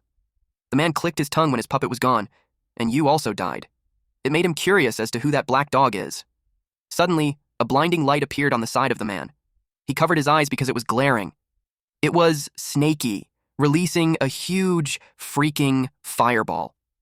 Snakey saw that the man woke up. He also couldn't hold the fire much longer because it burns his mouth and his head feels heavy. He yelled at the man that there's no need to care about who he is and told the man to just die. The man used a body protective jade, water ball protection, and protective armor. The man asked which demon dares to sneak up on him. The man knew that 5 elements would counterattack one another. He is protected with a water ball, so he was confident that he wouldn't be hurt. But he got electrocuted. He saw that the fireball had a thunder talisman. His protective armor broke. He realized that the bastard combined 5-element talismans and threw them all at him. He thought that Snakey was an idiot for not knowing that talismans can explode, but Zhao realized that there was a talisman on the wall too. It made him think of it something that a human can do. Snakey yelled that the man noticed too late. Snakey used a fire-exploding talisman, wind blade talisman, thunder attack talisman, and exploded together. The man used the mythical yellow bell to protect himself. He cursed at Snakey and vowed that he won't get away with it. The man was confident that the treasure would protect him. But to his surprise, it broke. It was followed by a loud explosion. He got roasted and lost his long hair. He asked how it was possible. Then he saw the scales. Snakey was surprised that the man wasn't dead yet. Snakey released a fireball from up close. He did it several times. His fireball barrage continued for 30 minutes. People from a distance wondered which forces were fighting outside the city wall. Some of them panicked and wanted to escape. Black Yellow noticed the commotion and thought that it was the snake brat. He wondered what made it freak out. He decided to speed things up, since the brat can't do a single thing properly without him. After Snakey was done, he was delighted to stash the treasures away. At the abandoned house, Black Yellow finally figured it out. He uttered how he placed in so much effort, yet all he found was the first layer of the puppet technique. He complained that the Heavenly Puppet sect is so stingy. They didn't teach the complete technique. Black Yellow knew that he couldn't possess another body for a while, and staying in the dog's body was so inconvenient for him. He sighed. Black Yellow considered killing someone, searching their soul, obtaining the full puppet technique, and making a humanoid puppet. He admitted that he messed up this time. He knew that the first layer only allows for creating mechanical beasts, making a humanoid puppet out of reach for now. Unless he finds Zhao's real body and searches for his soul. He decided to forget about it and focus on finding Snakey first. He knew that Zhao's real body must still be in the city. He planned at the right time to stir things up and enlist Snakey's help to deal with Zhao. Eventually, he kept searching for Snakey and arrived at the scene where Zhao was reduced to ashes. He asked Snakey if he killed Zhao. Snakey, while sweating profusely, lied that he was just cultivating and that he didn't go out or fight with the Heavenly Puppet sect's disciples. Black Yellow was pissed off. He asked if he even mentioned Heavenly Puppet sect. He told Snakey how he doesn't know how to lie. Snakey asked him what he's talking about when he was the one who killed 2 disciples from the Heavenly Puppet sect. He suggested that they run while they still can. Snakey decided to escape first, but Black Yellow held the string of Snakey's pouch on the neck, which restricted Snakey's movements. Black Yellow pointed out that Snakey's acting is so poor. He advised him to take the treasures out and split half of it to him. Snakey replied how he hasn't confronted Black Yellow yet for secretly selling the stolen goods behind his back, and now Black Yellow are accusing him. They were making so much fuss that they captured the attention of the people. Black Yellow warned Snakey to lower his voice. It was already late at night, and those 2 were already out of breath, but they succeeded in reaching Riverside City. Black Yellow told Snakey that the geese descending river is ahead, so they better stop running. He gave in to split the proceeds from the things he sold. Snakey scoffed and replied that Black Yellow should have said that earlier. He took out what he had and told Snakey that he bought those body-refining pills and demon beast meat for him. It cost 100 spiritual stones. It's enough for Snakey to eat for half a year. Black Yellow decided to split the spiritual stones into half. Each of them will get 46 pieces. He pointed out how he gave Snakey the benefits. Snakey gave in and replied that he forgives him, but Black Yellow asked Snakey for Zhao's items. Snaky replied that he doesn't know what he's talking about, but Black Yellow told him to stop playing innocent and hand them over. Snaky took out a stone, an armor, and a bell, and told Black Yellow that those are the items that Zhao dropped. The storage bag got burned, so those are the things that remained. Snaky uttered how Zhao mentioned something about the mystical yellow bell, but he's not sure what the silver armor and iron fragments are. Black Yellow was happy because those are good stuff. He inspected the bell and saw that it was scratched by Snaky's tail. It's such a shame. It's a spiritual treasure. Snaky admitted that it got destroyed by his golden scale. Black Yellow decided to repair it later so it can still be used. Then he shifted his attention to the armor and uttered that it's just an average to lower grade spiritual treasure. Snaky knows he's lying. Black Yellow took the armor. Snaky knew Black Yellow was taking advantage of him. Black Yellow told him to keep the bell and he'll modify the armor so Black Yellow could wear it himself. Snaky reasoned that Black Yellow will barely be able to use the item once he reaches the great perfection in the spiritual awareness realm. Black Yellow replied to allow him to use it in the meantime. He put it on and Snaky commented how handsome Black Yellow looked. Black Yellow explained that the silver armor can automatically adjust to the wearer's body type, and it can even hide itself. No wonder he didn't notice Zhao wearing it. Snaky insists that Black Yellow takes it off because he doesn't believe what he said. Black Yellow offered him the puppets he collected, and that should be enough. But Snaky was forced to remove it. Black Yellow placed the lizard and the bird on Snaky's head and inquired what he thinks about it. Snaky recognized that it's the item that the idiot cultivator used. And Snaky knew that their battle power didn't last 3 seconds against Black Yellow. So, he's aware that Black Yellow is trying to fool him. Black Yellow told him to hold on since there's more. Black Yellow used the black golden stone and helped him refine an ultimate puppet. Other than that, he will also enhance all the puppets for him. He asked if Snaky is already satisfied with that. Snaky accepted that. Deep inside, he's grateful that he kept a small jade stone hidden. He bet it's the most valuable item Zhao had.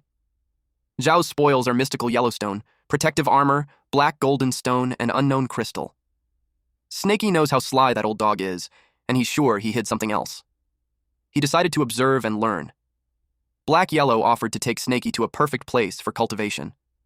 Snaky noticed that his tone was strange, so he asked what place it was. Black Yellow told him to look ahead. Snaky only saw an ordinary mountain. Black Yellow told him that it's no ordinary because it's the Sorcerer's Mountain, a spiritual ore mountain from 5 centuries ago. At the Sorcerer's Mountain, Snaky asked Black Yellow if he's certain that it is a spiritual mine. Black Yellow replied yes and shared that while all spiritual ore was extracted 5 centuries ago, the mountain still holds the most abundant spiritual energy within a 100-mile radius. With no traces of humans or demon beasts, it's perfect for them to cultivate for a while. Snaky replied that it's just filled with scattered humans. Black Yellow started digging the dirt and uttered that it will do, since the spiritual energy in there is abundant. Snaky agreed with him and commented how Black Yellow's nose is sharp as ever. They got to work. Black Yellow took out something and Snaky's eyes widened upon seeing it. He asked what Black Yellow stole this time. Black Yellow called him out for being impolite. It was a large container, and Black Yellow told Snaky that it is for him to refine his body. He instructed Snaky to add water on it, which Snaky complied to by using water bullet technique. He sprayed water from his mouth. Black Yellow told him not to fill it completely yet, and gave him a minor tempering powder to toss in. The minor tempering powder is top-grade medicine for tempering the physical body and refining the bones. It's an exceptionally rare body-tempering spiritual medicine worth 20 spirit stones for just a small amount. Then Snaky asked, and then? Black Yellow yelled at him to hop in and take a bath. Snaky trembled inside the tank. It burns that it hurts him so much, and the pain is far worse than being hundreds of meters underground. Black Yellow explained that the first body tempering is always the most painful, but it's also the most effective. He told him not to pass out. Snaky yelled that he wouldn't faint. He claimed that his willpower is 100 times stronger than normal people. Before long, a layer of old snakeskin shed from Snaky's body, turning to ash in the medicinal water. Simultaneously, impurities were expelled from Snaky's body. Snaky happily shared that he shed his skin. He rushed his last advancement and didn't get to shed, but now it's finally done. He also shared how a lot of impurities were expelled too. His bones, meridians, he felt boundless power in every fiber of his being. Black Yellow replied, "See? I told you this stuff works wonders." He stated that body refining will take 7 days this time. Since Snaky got the demonic beast meat, there's no need for him to leave the place. Black Yellow decided to check out the rest of the mine to see if there's anything hidden. Snaky waves his tail at him while replying, "Okay." 7 days later, Snaky had grown a meter long. In total, he's now at 4 meters. But it felt entirely different from before. And now if he wishes to, he can shrink any time, down to a meter. Not only can he control the body size at his will, but his strength and speed have more than tripled. Even though his cultivation is still at the peak of the 6th level of the spiritual awareness realm, his strength is incomparable to before. The number of golden scales he has also increased. They are gradually spreading to his torso, no longer confined to his tail.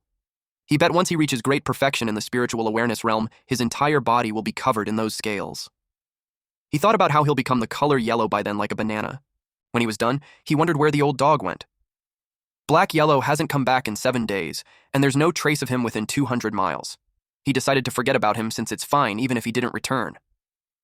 Snaky took this opportunity to study that small jade stone he snuck away last time.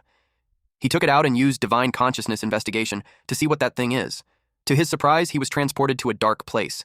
It's like he's swallowing the light from his divine consciousness. Snaky panicked that something had gone wrong with him. He checked and confirmed that his divine consciousness is fine. He thought that it's just naturally dark there. He told himself that there's no need to be scared. Then he hit a wall. He thought of the jade stone as a massive storage bed, but he knew it was impossible. Unexpectedly, Snaky hit his forehead. He checked what it was and saw a large chunk of stones glowing in blue. They were spiritual stones, ritual. His jaw dropped upon seeing that there are more than 1,000 spiritual stones in there. He commented how Zhao is so greedy that Snaky struck gold. He saw how there are a few with particularly neat and symmetrical shapes.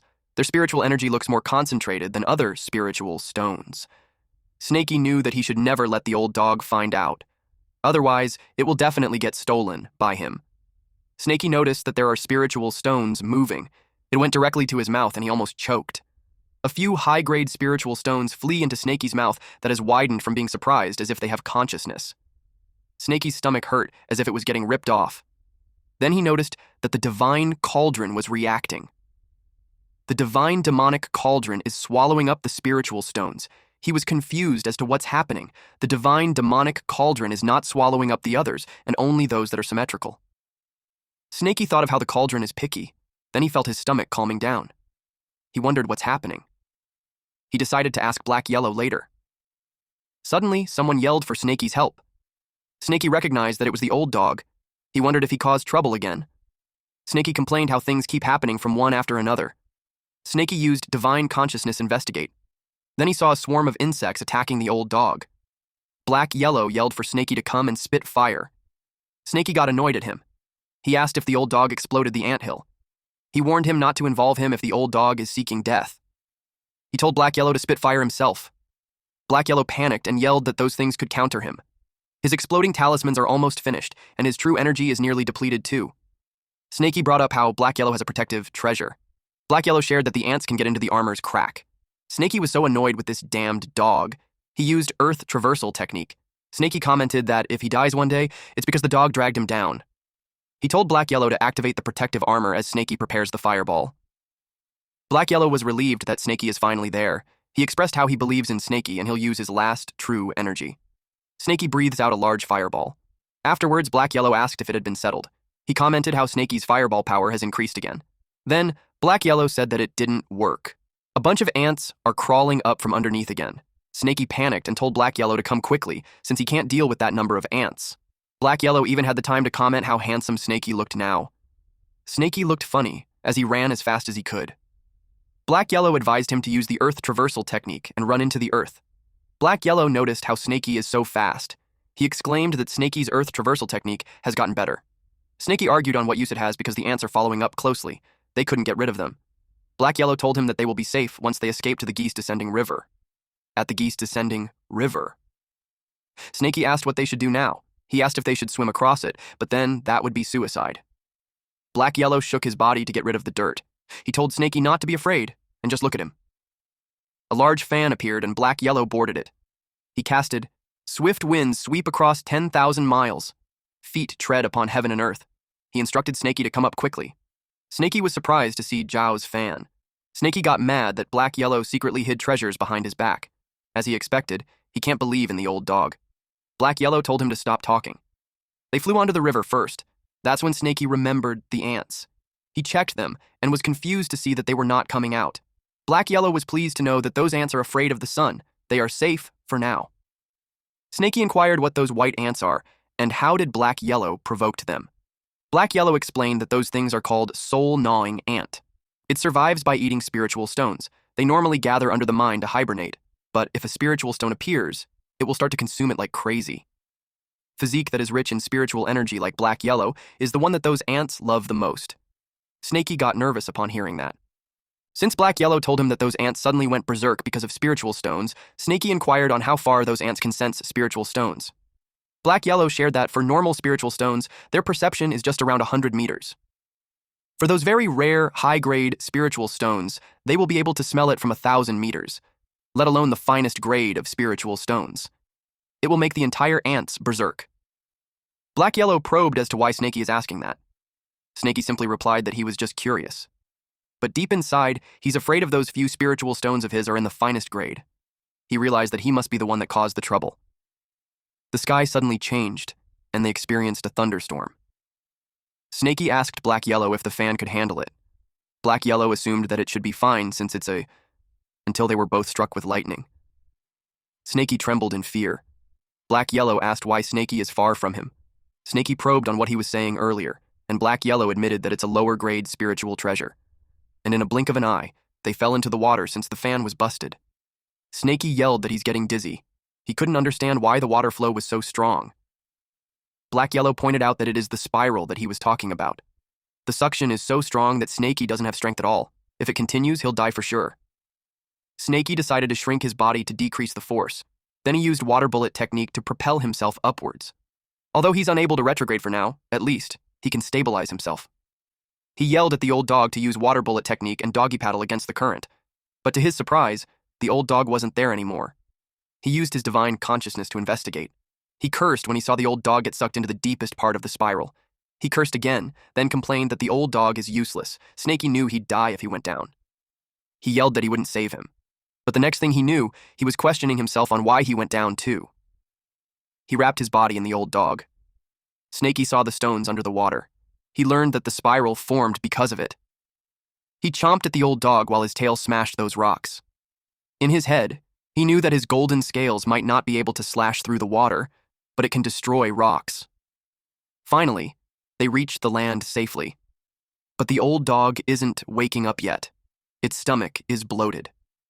Snakey felt disgusted that he had to give him oxygen like humans do. He complained that it was too disgusting, and he'd rather die. At this moment, a word appeared in Snakey's head. It is to beat up the drowned dog. He smacked him with his tail. Snakey looked like he's enjoying it. What a way to do CPR, huh? 30 minutes later, the old dog was all bruised, but he's awake now. Snakey was surprised that it really worked. He told the old dog that from then on, Snakey is his savior. But seeing that there's no reaction from the old dog, Snakey asked if he lost his mind and if he's awake. Snakey, seeing that the old dog is still in daze, took this chance to ask him about the finest grade spiritual stones. He told Black Yellow that he has something to ask. Black Yellow simply replied, "Huh?" Then Snakey explained that he had a demonic beast friend who saw a symmetrical spiritual stone before. That woke up Black Yellow. In fact, he was aggravated. He confirmed with Snakey if he has the finest grade spiritual stone that is directly cut off from the spiritual vein. Black Yellow asked where it came from. Snakey replied that he doesn't have it and he's just asking for a friend. Black Yellow stated that since Snakey saved him that day, he owed him a favor. He discussed that for a stone like that, he'd probably need to kill a golden cultivator. Or he can return to that half-abandoned mine to try his luck. He asked Snakey if his friend was interested. Snakey replied to forget about it. 2 months later, rainy season, at the Iron Bear Mountain back mountain. A huge number of the snakecatcher sex cultivators went up to the mountain, reorganizing the land, cultivating a medicinal garden, searching for treasures. A man was informed that they lost track. This man, Zhue Hu, got scolded. Zhu Zue of Moving Mountain Sect, an 8th level of key refinement, stated that the demon had already devoured 5 disciples from their Moving Mountain Sect, and that day, he vowed to skin it alive himself. Otherwise, the Moving Mountain Sect will really end up as a joke for the headquarters, Snakecatcher Sect. Not to mention that there's a bounty on it from the sect. Yue Hu, a 6th level of Qi refinement realm, is with him. One person reported that he's certain that the white snake disappeared around that area. He shared that it took his bone-crushing hammer attack so it can't have gone far. We then see Snowy, who just had a major glow-up, holding her breath underwater. Damn. She really looks fine for our boy now. In the past, she didn't know what hatred was, but now she does. She wanted to avenge the destruction of her hope. But first, she needs to escape. A man was mad that those disciples didn't even search the swamp. A disciple expressed that the white snake has a helper, so he fears an ambush. The senior brother told him to stop whining and search the swamp quickly. The man told the senior brother to do it instead, since his cultivation is greater than his. The senior brother replied that he's already investigating that for him. He asked him what he's afraid of. He used divine consciousness investigate and sensed something. The man reported to his senior brother that the bastard is hiding inside the swamp, but it's deep, so it will take time. The senior brother assured him that it won't be able to escape. Suddenly, someone used the fireball technique. The two men were surprised, but that confirmed that the snake has a helper. And the wolf was familiar. It was our boy Wolf King. The men knew that it runs away after spitting fire every time. If not for its interference, they would have caught the white snake already. Juzei finds it interesting. He was an optimist as he looked at it as a good opportunity to have it killed too. He claimed that they will be feasting on wolf meat that night. Shui Hu was ready to back him up. The Wolf King told the white snake to run while he held them off. Snowy emerged from the water and ran. Z won't let it escape. He instructed Hu to go after the white snake and leave the wolf to him. Meanwhile, at Chu River's Sorcerer Mountain, Snakey used gravity technique. After 2 months of intense training, his gravity technique is now as powerful as Chen Daoling was. He can crush all low-level cultivators using just the technique within a 50-meter radius. Snakey realized that a low-level technique like the fireball is no longer suitable for him. Luckily, he mastered the fire snake technique to replace it. He can travel up to 30,000 miles using the earth traversal technique. Besides, he also added windblade and thunder techniques into his arsenal. Other than that, the puppets that Black Yellow helped him upgrade are not fully functional. After some practice, he nearly perfected his control over them. All the puppets are linked to him, sharing their view. He had never experienced that level of awareness before. He felt that he's the king of the mountain.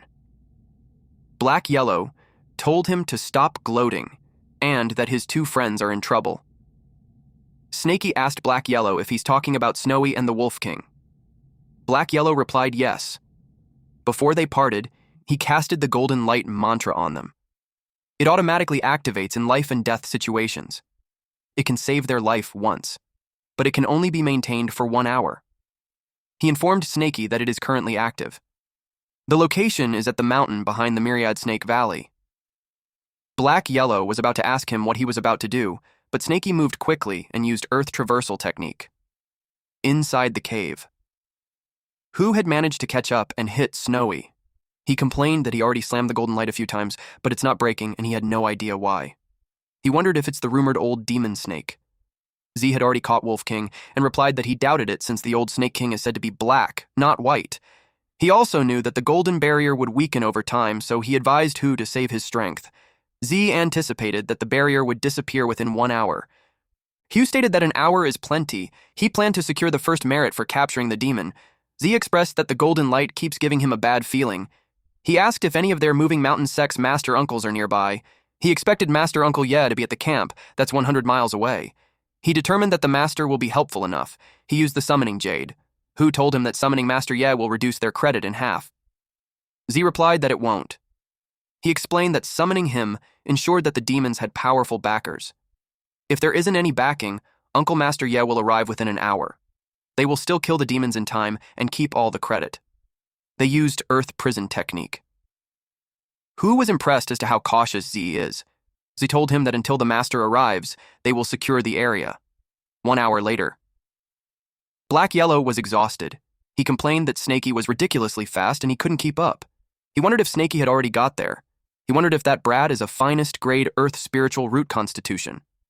Snakey had finally arrived. His head popped from the ground. He sensed Wolf King and Snowy's aura nearby. He assumed that they are behind that Earth prison. But he couldn't see the snake catchers. He sensed that their cultivation is clearly below the Foundation establishment realm. Otherwise, the golden light barrier wouldn't have lasted that long. But he also noticed that those bastards are cautious. He assumed that they were hiding. He knew that using divine consciousness might alert them, so he chose the safer option, using a beast puppet.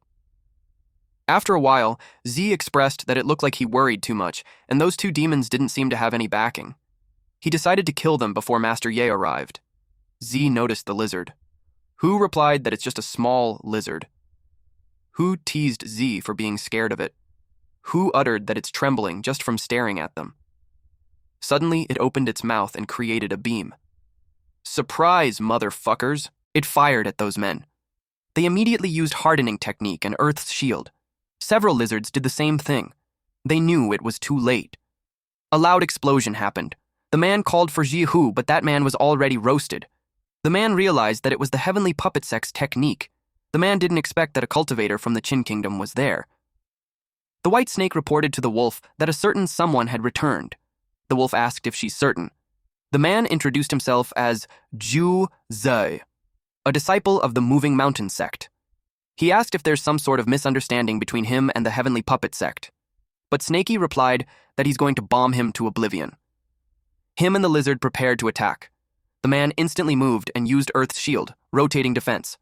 He claimed that he is at 8 levels of the QE refinement realm, and at that moment, he was fully fortified. He yelled that the puppet beast won't be able to harm him. He used divine consciousness. He sensed that the divine consciousness of each puppet is all emanating from a single source, and that is from underground. He thought that hiding beneath Earth while facing cultivators from the Moving Mountain sect, who specialize in Earth technique, is as foolish as playing with fire. Since this fellow Taoist refuses to settle with words, Z used Earth traversal technique to go to his enemy and confront him. Snakey realized that the man found him and that the lizards are only capable of handling middle-level Kwai refinement cultivators and that they are too weak against high-level cultivators skilled in defense. Snakey noticed that the man's clothes are different from the snake catcher sect. Z noticed that his enemy wasn't running away.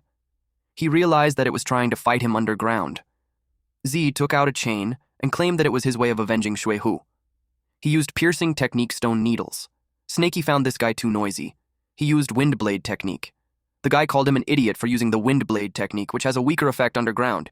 He claimed that it's as good as bashing his head against a brick wall, but the wind blades pierced through the rocks. Z was caught off guard. He couldn't believe that wind blade technique destroyed his stone spear in the underground. He sensed another attack and immediately used earth armor. Before he knew it, his hand got cut off. He sensed that the summoning jade was reacting. He thought that his Master Ye was nearby. He decided to buy time until Master Uncle Ye arrives and saves him. He planned to immediately beg for forgiveness. He pleaded with his senior, but instead of a human, a huge-ass black snake appeared instead. Snakey zapped the shit out of him as Z called loudly for Master Ye. A loud explosion happened. Eventually, Snakey popped his head from the ground. Snakey complained that the thunder-attach explosion was way too loud. He knew he hadn't learned his lesson yet, and this could attract more enemies.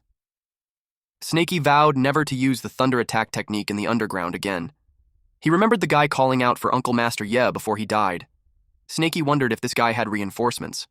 With that, he decided to move fast and save Snowy and Wolf King before the backup arrives. But a blade hit the ground and it caught Snakey's attention. A man with a long mustache appeared, and he saw the black snake, which then made him think that the rumor was actually real. Snakey just jinxed himself. This bald old man is Moving Mountain Sect Elder Ye Haichuan. He is an initial level foundation establishment cultivator. He has long heard that the mountain is home to a black snake and a black dog. Not only do they have intelligence, but they can also speak human language. He enumerated crimes like assassination of the snake catcher sect's disciples, robbery of carefree sect's spiritual-tailed chicken. He thought it was all hearsay. He never imagined that it was true. And now, the snake is murdering disciples of the Moving Mountain sect.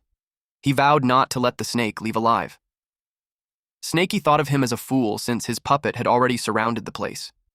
He assumed that the old man was getting anxious. He decided to bomb him. Snakey was surprised that the old man blocked it midair. The old man planned to chop off the tail first. Snakey got almost severed. He realized that the old man was too dangerous. The old man noticed the shrinking techniques and puppet arts and realized that the snake knew a lot. He claimed that those are nothing more than petty tricks. Snakey was confused as to what's happening on the ground. Elder Ye used Carnage Sandstorm. A violent wind howled, uprooting trees from their roots. Snakey's little lizards were caught in the storm, torn apart by the swirling sand. Snakey estimated that the range is around a few hundred meters. With that power, Snakey realized that the man is a true foundation establishment cultivator. Snakey wondered how he's supposed to deal with him. Our boy knew that he's in real trouble now. You use mountain collapsing slash. He had done the first move and Snakey kept evading his blade. The relentless barrage isn't giving Snakey a chance to breathe. Snakey was blasted away. He knew he couldn't take him head on. He had to outmaneuver him. Snakey kept thinking of a way. Then Snakey remembered that he had what that old dog made for him. Ye used mountain collapsing slash second move. It was a big slash that shattered the ground, but he noticed that only pebbles were crushed. He realized he missed. He looked as to where that bastard went. Snakey used earth traversal to dig on the ground.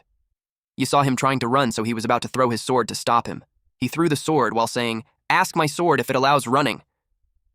Snakey saw the sword coming and knew that he wouldn't make it in time to use his traversal technique. He had no choice but to take the hit head on. Snakey was determined to fight the old man until the end. He swats the sword using his tail, and the sword went flying. He couldn't believe that. Taking that hit, Snakey felt the real power of a foundation establishment cultivator. He realized that he's on a completely different level compared to that half-baked Chendoling. Snakey also knew that the cultivation gap between them is massive. With that, there's no way to defeat him.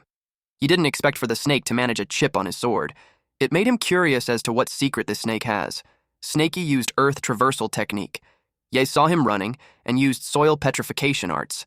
He blocked the hole underground and wondered why the snake wasn't coming out. Snakey knew that Black Yellow fell for that trick before, and he refused to be like him. Besides, it's nothing like last time. Not even stones can stop Snakey. He couldn't believe that petrification isn't working. He realized that this demonic beast is too extraordinary. Now it made sense to him that 2 of his disciples died at its hands, but he stated that the snake is unlucky to run into him. He won't let it escape no matter what. He used earth-piercing strike. Snakey was surprised to see a pointy rock is on its way to him. Snakey shouted out loud because he almost got impaled. The pointy rock emerges from the ground, but to Ye's dismay, there's no corpse. He was surprised that it actually avoided it because of its agile movements. Ye used earth-piercing spike encirclement, and several pointy rocks appeared underground. Snakey evades them all. He cursed at annoyance because that old bastard is forcing him out of the ground. He's in a dire situation because even if he shrinks his body, he can barely avoid it. Snakey used the Swift Wind Talisman. He had to charge out. He was pleased that Snakey finally surfaced. He used Carnage Sandstorm. But to his surprise, the snake disappeared. He assumed that it was some kind of stealth talisman or treasure. He used Manifestation Sand so the snake can't hide.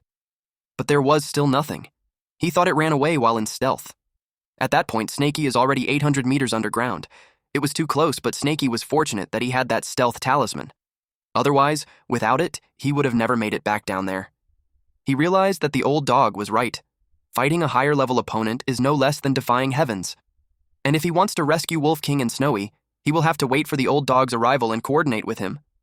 But then, Snakey didn't expect that the old man would find him so quickly. Then he noticed that he hadn't activated his divine consciousness. Since it isn't activated, the old man shouldn't be able to pinpoint his exact location at that depth.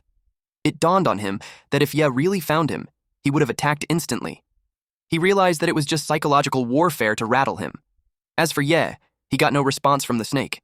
He searched as deep as 500 meters and still found nothing. It made Ye think if he let it escape or it's just hiding even deeper underground. He realized that since Snakey was there to save those 2 bastards, Ye left since the snake won't come out. Snakey had an inkling on what he's about to do. You threatened him that if he doesn't show himself on his countdown to 10, he will rip off the skin of his companions.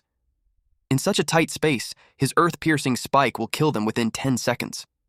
Yi started counting from 1. The Wolf King and Snowy prayed for Snakey to come out. Then he counted by 2s.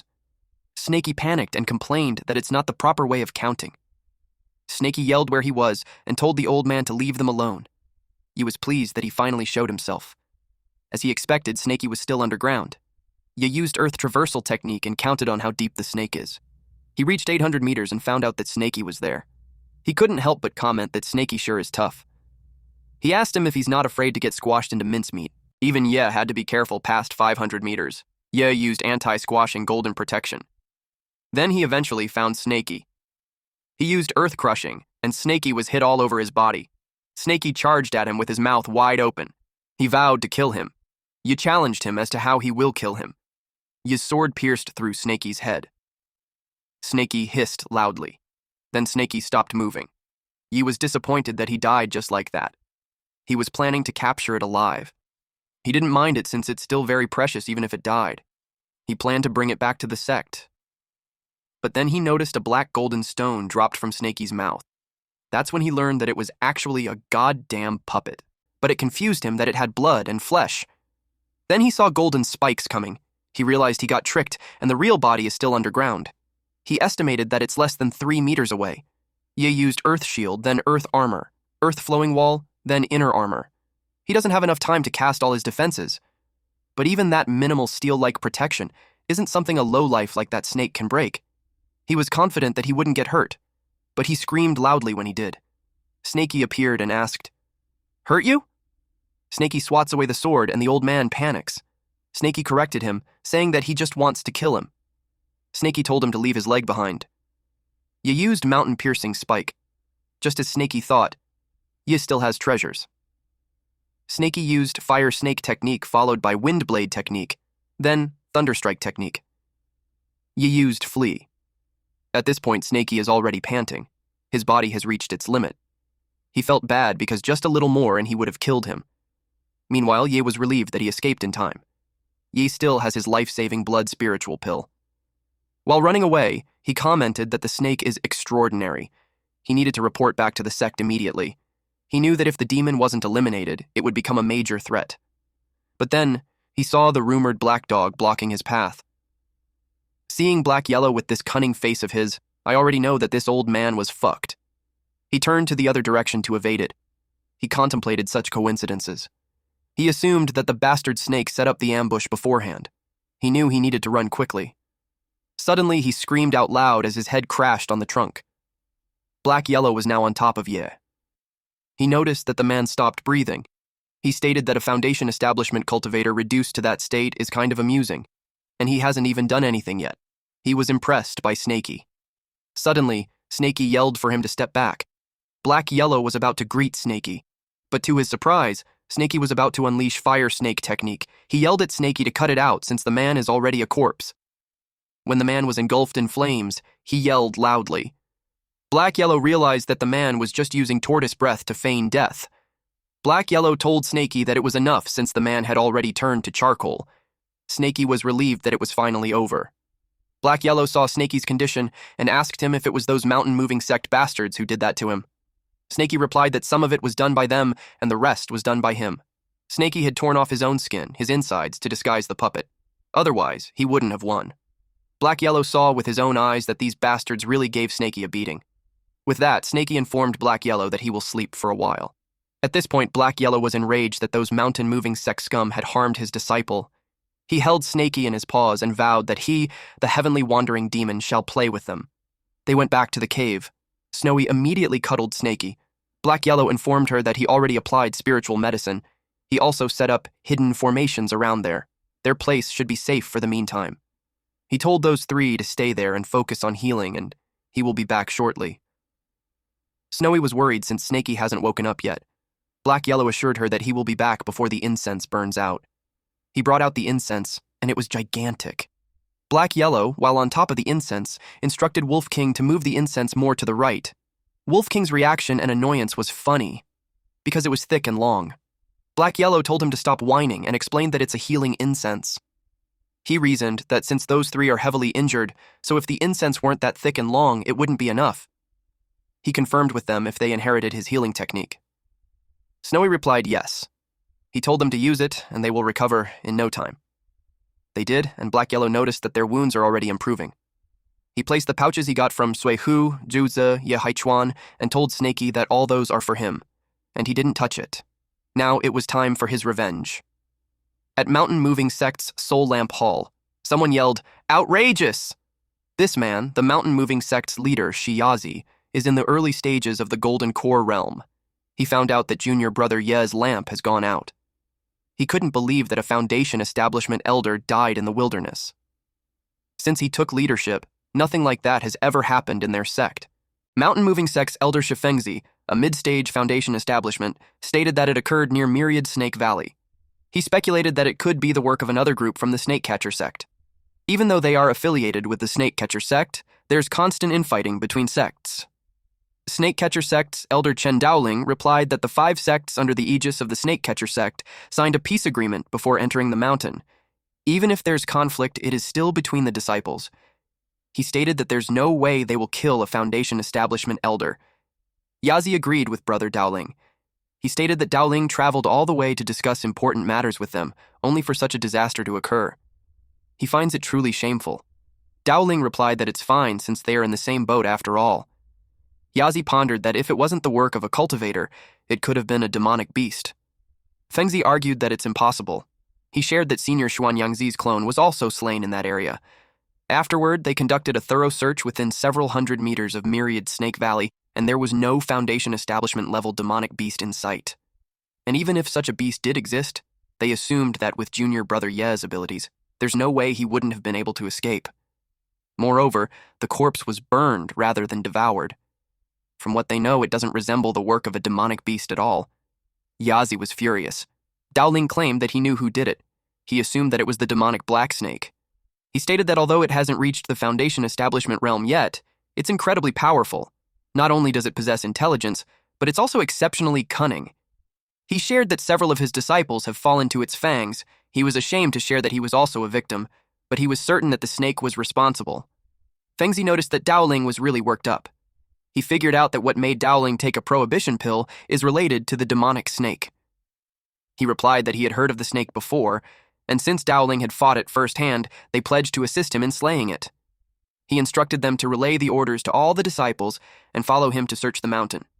Whoever finds a lead will be rewarded with 50 spiritual stones. They planned that night to kill that snake and erase the disgrace. Black Yahello heard that, and just as he thought, the mountain moving sect is full of hotheads and they won't just let it go, he learned that they will make the move that night, and that they will make a diversion, but he commented that there's no need for that. Black Yahello used blood energy protection. Black Yahello stood in front of Mountain Moving's ancestor, Mu Yao's grave. Since they dared to bully Snakey in return, Black Yahello will dig up their ancestor's tomb. Black Yahello entered the tomb and saw what's inside. He then exclaimed, "Not bad." He opened the coffin and commented how filial the Mountain Moving sect is. It's been so many years since Wu Yao, but they can still preserve him like he's still alive. His ice coffin is also a finest grade spiritual treasure. Black Yahello planned to take everything, but to his surprise, he can't store it. He realized that it could be a cold mechanism. A dragon appeared and roared. After the 3 layers of the defensive arrays now, he's faced with an ice dragon. He was amused with that backup. Black Yahello felt confident and started emitting a dark aura of his own. He knew that there's no tomb that he, the heavenly wandering demon, can't raid. The dragon turned him into ice. Black Yahello got annoyed. Suddenly, a black claw broke out of the ice. Black Yahello was pissed, especially when it's a mere tomb mechanism, yet it dares to dream of becoming a dragon. He scolded it and told it not to be too arrogant. Black Yahello turned into heavenly demon descending dragon. Back then, when he's dominating the scene, the mountain moving sect was not worth a damn. The disciples eventually noticed the commotion even from a distance. They're worried since the master and the others just set out. If anything happens to the tomb, they can't afford to take responsibility. They turned pale and panicked. They wondered what they should do. They checked and saw that the ancestor was gone. The tomb got raided. They hurriedly sent a message to the master and the others. They questioned Dowling if his compass really works, since they have been searching the entire mountain for 2 hours. Dowling replied that it shouldn't be the case unless the snake has escaped to thousands of miles away. But they thought it was impossible since even for them, it will take 5 to 6 hours if he wants to reach thousands of miles away, let alone a snake. If that's not the case, they speculated that it must have used some kind of anti-tracking method or array. They noticed a burning smell and saw a weird light in the distance. They decided to take a look. Back at the cave, Snakey is glowing brightly. He's breaking through the 7th level of Qi refinement. Wolf King was amazed with Snakey. Snakey broke through the late stages of Qi refinement. He deemed him to be strong. Snakey humbly replied that he's not good, as they say. But now that they have mentioned it, Snakey noticed that the golden scales have covered half of his body. If he keeps breaking through, he wonders if his entire body will be covered with golden scales.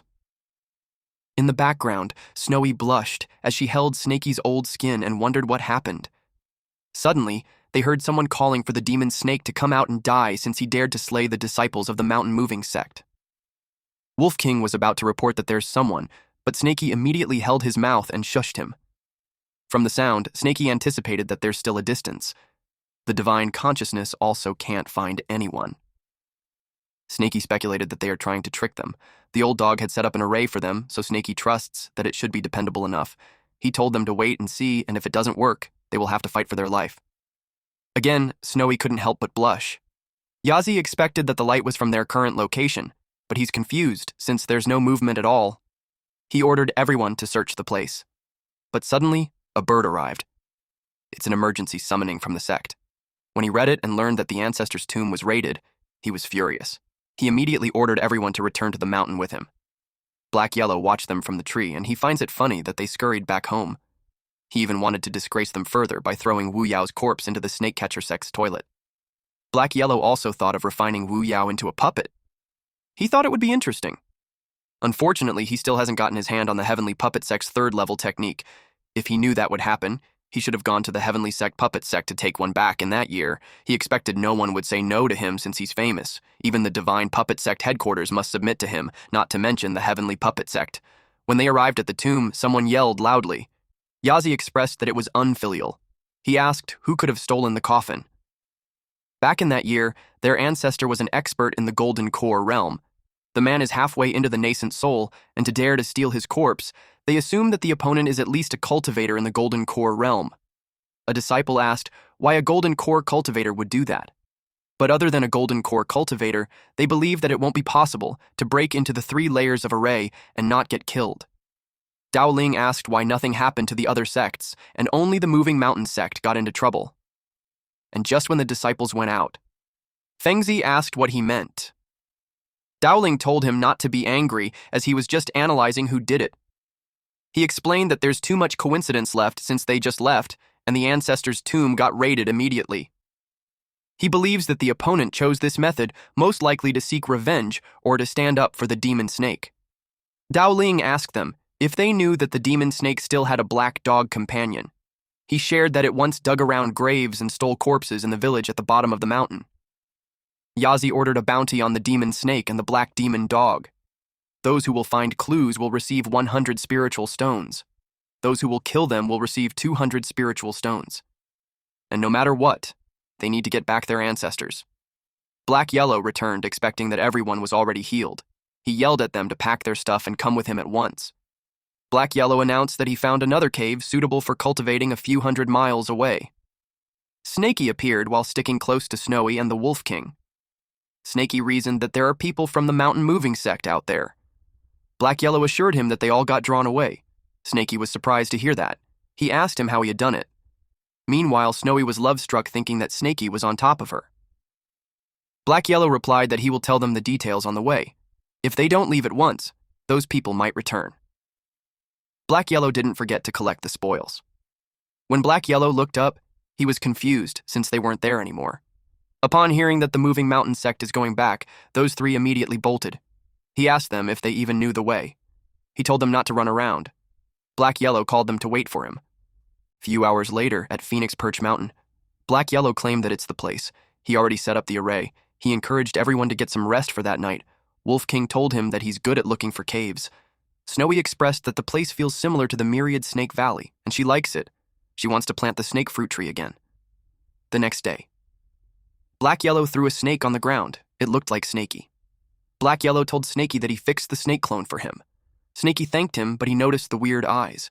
Snaky brought out the 3 storage bags. Black Yellow replied that he'll go for a walk. Snaky told him that there's no need, and he can have one. Snaky told him that if it wasn't for the snake that he made, Snaky won't be able to win. Black Yellow resisted and uttered that he didn't even provide any help. He told Snaky to take it all. But his actions are the opposite. He reached out his hand at the back and used gravity technique. Snaky encouraged him to come quickly. So, the 4 of them split the spoils. Black Yellow called them to check their spiritual roots. He told them that the path of cultivation is a lifelong matter, so they can't mess around. He started with Snowy. He told her to put her tail on the orb. She was surprised. Snaky urged her. Black Yellow told her that Snaky said that she's interested in refining pills. If she can refine pills, then they will be in good fortune in the future. Snowy placed her tail on the orb and it started reacting. Black Yellow was surprised. A strong green aura started coming out from the orb.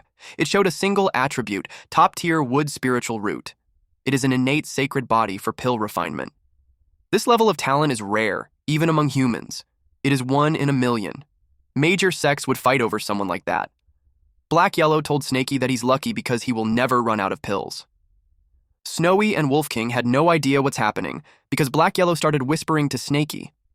Black Yellow told him that if a human girl possesses a pure wood spiritual root, she's almost always a beauty. He added that if Snowy gains a human form, they could imagine how many cultivators she could enchant. Snaky blushed. Snaky immediately gave Snowy wood element techniques and a jade slip-on pill refinement. Snowy thanked him. Snowy, while blushing, asked how she would call him. Lord Sir or husband? Snaky was speechless. He blushed and yelled at Black Yellow, asking what kind of weird memories he passed on to her. Black Yellow looked smug as he replied that it's just common knowledge and there was nothing to fuss about. And Black Yellow brought up that Snaky had shared some intimacy with her before gaining sentience. Wolf King butts in and tells Snaky that Snowy should call him husband since it sounds more affectionate. Snaky yelled at him to shut up. Snowy called him husband while rubbing his head on his face. Snaky told her not to call him husband. He wanted her to call him Snaky instead. Since she will call him Snaky, she asked if she can be called Snowy and Snaky agreed. At this point, Snaky is red as a tomato. Wolf King asked if he's worthy of a name. He suggested Wolfie. Black Yellow replied that it sounded terrible and named him Husky instead. Wolf King asked if there's no other option. Black Yellow told him to shut up and it was his turn. He placed a paw on the orb and it showed blue, red, and yellow colors. Husky was pleased to know that he has a 3-colored top-tier spiritual root. Black Yellow stated that it's metal, fire, water. Since it's a 3-attribute mix, it's not great. He explained that the more elements one has, the weaker their affinity. A jack of all trades, master of none. Husky felt sad about it and Snowy comforted him. Meanwhile, Snaky was excited for his turn. He touched the orb and it showed many colors. Then it shoots up power towards the ceiling. Snaky got alarmed.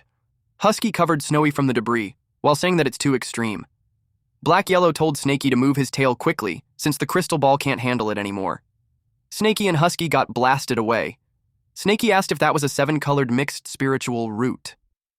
He can't believe that his aptitude is even worse than Husky. Black Yellow explained that although Snaky's roots are mixed, their quality is extremely high, especially his earth spiritual root. Even top tier isn't enough to describe it. Black Yellow admitted that it freaked him out since he had never seen anything like it before. But thinking back on Snacky's speed of learning, it all makes sense. Snaky decided that since his earth spiritual root is the best, he'll focus on earth attribute techniques in the future. Black Yellow is the only one left, so Snaky asked him if he isn't going to test him. Black Yellow showed a dark purple with ominous lightning coming from it. From the elements, metal, wood, fire, water, earth, wind, thunder, he doesn't think that he's in any of the 5 elements and 7 essences. Snaky asked him if he doesn't have any spiritual roots. Or maybe the one he has is a dark spiritual root. Upon hearing about the dark spiritual root, Black Yellow grinned. He expressed that he liked the sound of that. He told Snaky that he regained some of his strength. Because of that, he will be entering seclusion for a while to break through. He asked Snaky if he could leave the food and security in his hands. Snaky replied that there's some food in the storage bag.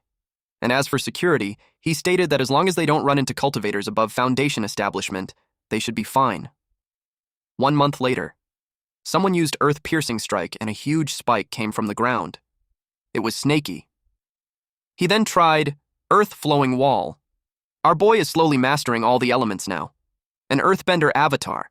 He didn't expect to succeed on his first try. It made him curious on which is stronger, his spike or his wall. The spike broke the wall, which made Snaky conclude that it is stronger. After that, the rocks glowed. And it enveloped Snaky as he used earth armor. Although earth-flowing wall can't withstand it alone. Earth-flowing wall combined with earth armor should do the trick. There are 16 earth techniques in total. Snaky focused on mastering 1 offensive and 2 defensive ones first. If he faced a Foundation establishment cultivator again, he may not win, but he should be able to escape. While his techniques are improving, his cultivation isn't progressing much. He used up all his minor nourishment pills and high-grade beast meat. He had to think of a way to get more meat. He wondered how Snowy's pill refinement training was going. Snowy was determined to refine a minor nourishment pill for her husband, but when Snaky saw her toss random herbs together, it made him doubtful. He planned to let Husky test the pill first, since he had a bad feeling about it. he decided to return home. We then see Husky was on the corner and scared, and it all because Snowy wanted him to try the pills that she made. Just from the looks of it, you guys already know that it's dangerous. Husky could only howl. He sought help. Snowy asked him what happened. Husky replied that the pill is poison. Snaky saw that while he's hiding behind the bush. Seeing that effect, he thought that he should go hunt for spiritual beasts instead. Then, our MC found these huge ass mammoths. His eyes twinkled upon seeing how big they were. Those elephants are not bad. Except for infants and pregnant female elephants, even the weakest is in the 3rd level of spiritual awareness realm. Just one of them would last them several days, especially the leader. Snaky assumed that it's a demonic best in the 9th level of spiritual awareness. He expected it to be an amazing source of nourishment. Snaky got alarmed when he heard footsteps of a human. He wondered who it was. These are men in their 20s to 30s. One of them is Hua Yuntian, one of Xuan Yangzi's direct disciples. He is at an early stage of the Foundation establishment realm. Snaky panicked at the sight of them. He thought they were snake catchers from the Carefree sect. He was surprised to know that they don't even spare elephants. Snaky decided to go down and have a look. He used puppet technique. Those men were happy to see so many mammoths. Their expectations of Master Ye, the esteemed master's direct disciple, were met. Yuntian replied, "Of course. The elephant tusk is a precious item. If they sculpt it into precious jade and give it to the ladies from the Purple Cloud sect, they will love them. And with that present, it will be a breeze to ask those ladies for dual cultivation." Suddenly, the mammoth started running. It even howled loudly. The mammoths attacked the humans. The humans determined the leader. Yuntian ordered to set up the array and not let any of those mammoths escape. A blue crystal was then planted on the ground. They used a technique called Extermination Great Array. It zapped those mammoths. But it was a useless struggle, especially with Yuntian's spear. He hit several of them, even a baby. The mammoths cried loudly. For Snaky, it was too much. He commented that these cultivators are making them extinct. Mammoths are hit one after another. But they still tried to protect their offspring. Snaky couldn't tolerate it anymore. He had to find a way to help them. He needs to at least protect the pregnant mother and the children, or else they won't be able to eat in the future. But the snake catchers have too many people, so Snaky can't afford to be reckless. Otherwise, once he becomes the target, he's afraid that he won't be able to protect himself. He needs to wait for a foolproof opportunity. Yuntian was impressed that a mammoth can still stand even with the injuries. He realized that those elephants are resistant to injury. Strong attacks might not be as easy to entrap and eliminate. Someone reported that the array can't hold off any longer. The elephants are not stopping even after getting injured. They kept clashing the barrier. Yuntian talked to the leader of the elephant, and if it could understand him, he's requesting for a tusk. Then he can consider letting them live. He tries to persuade it by saying that it should think about the children. The leader smiled. It roared loudly, and the elephants came running out since the array was broken.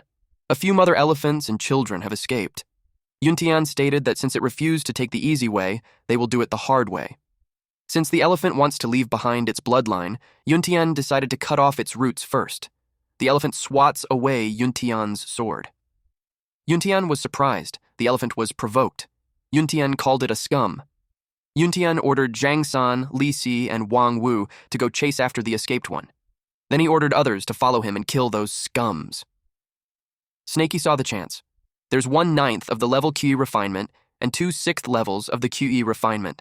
He used Earth Traversal technique and decided to kill these 3 that are slightly weaker first.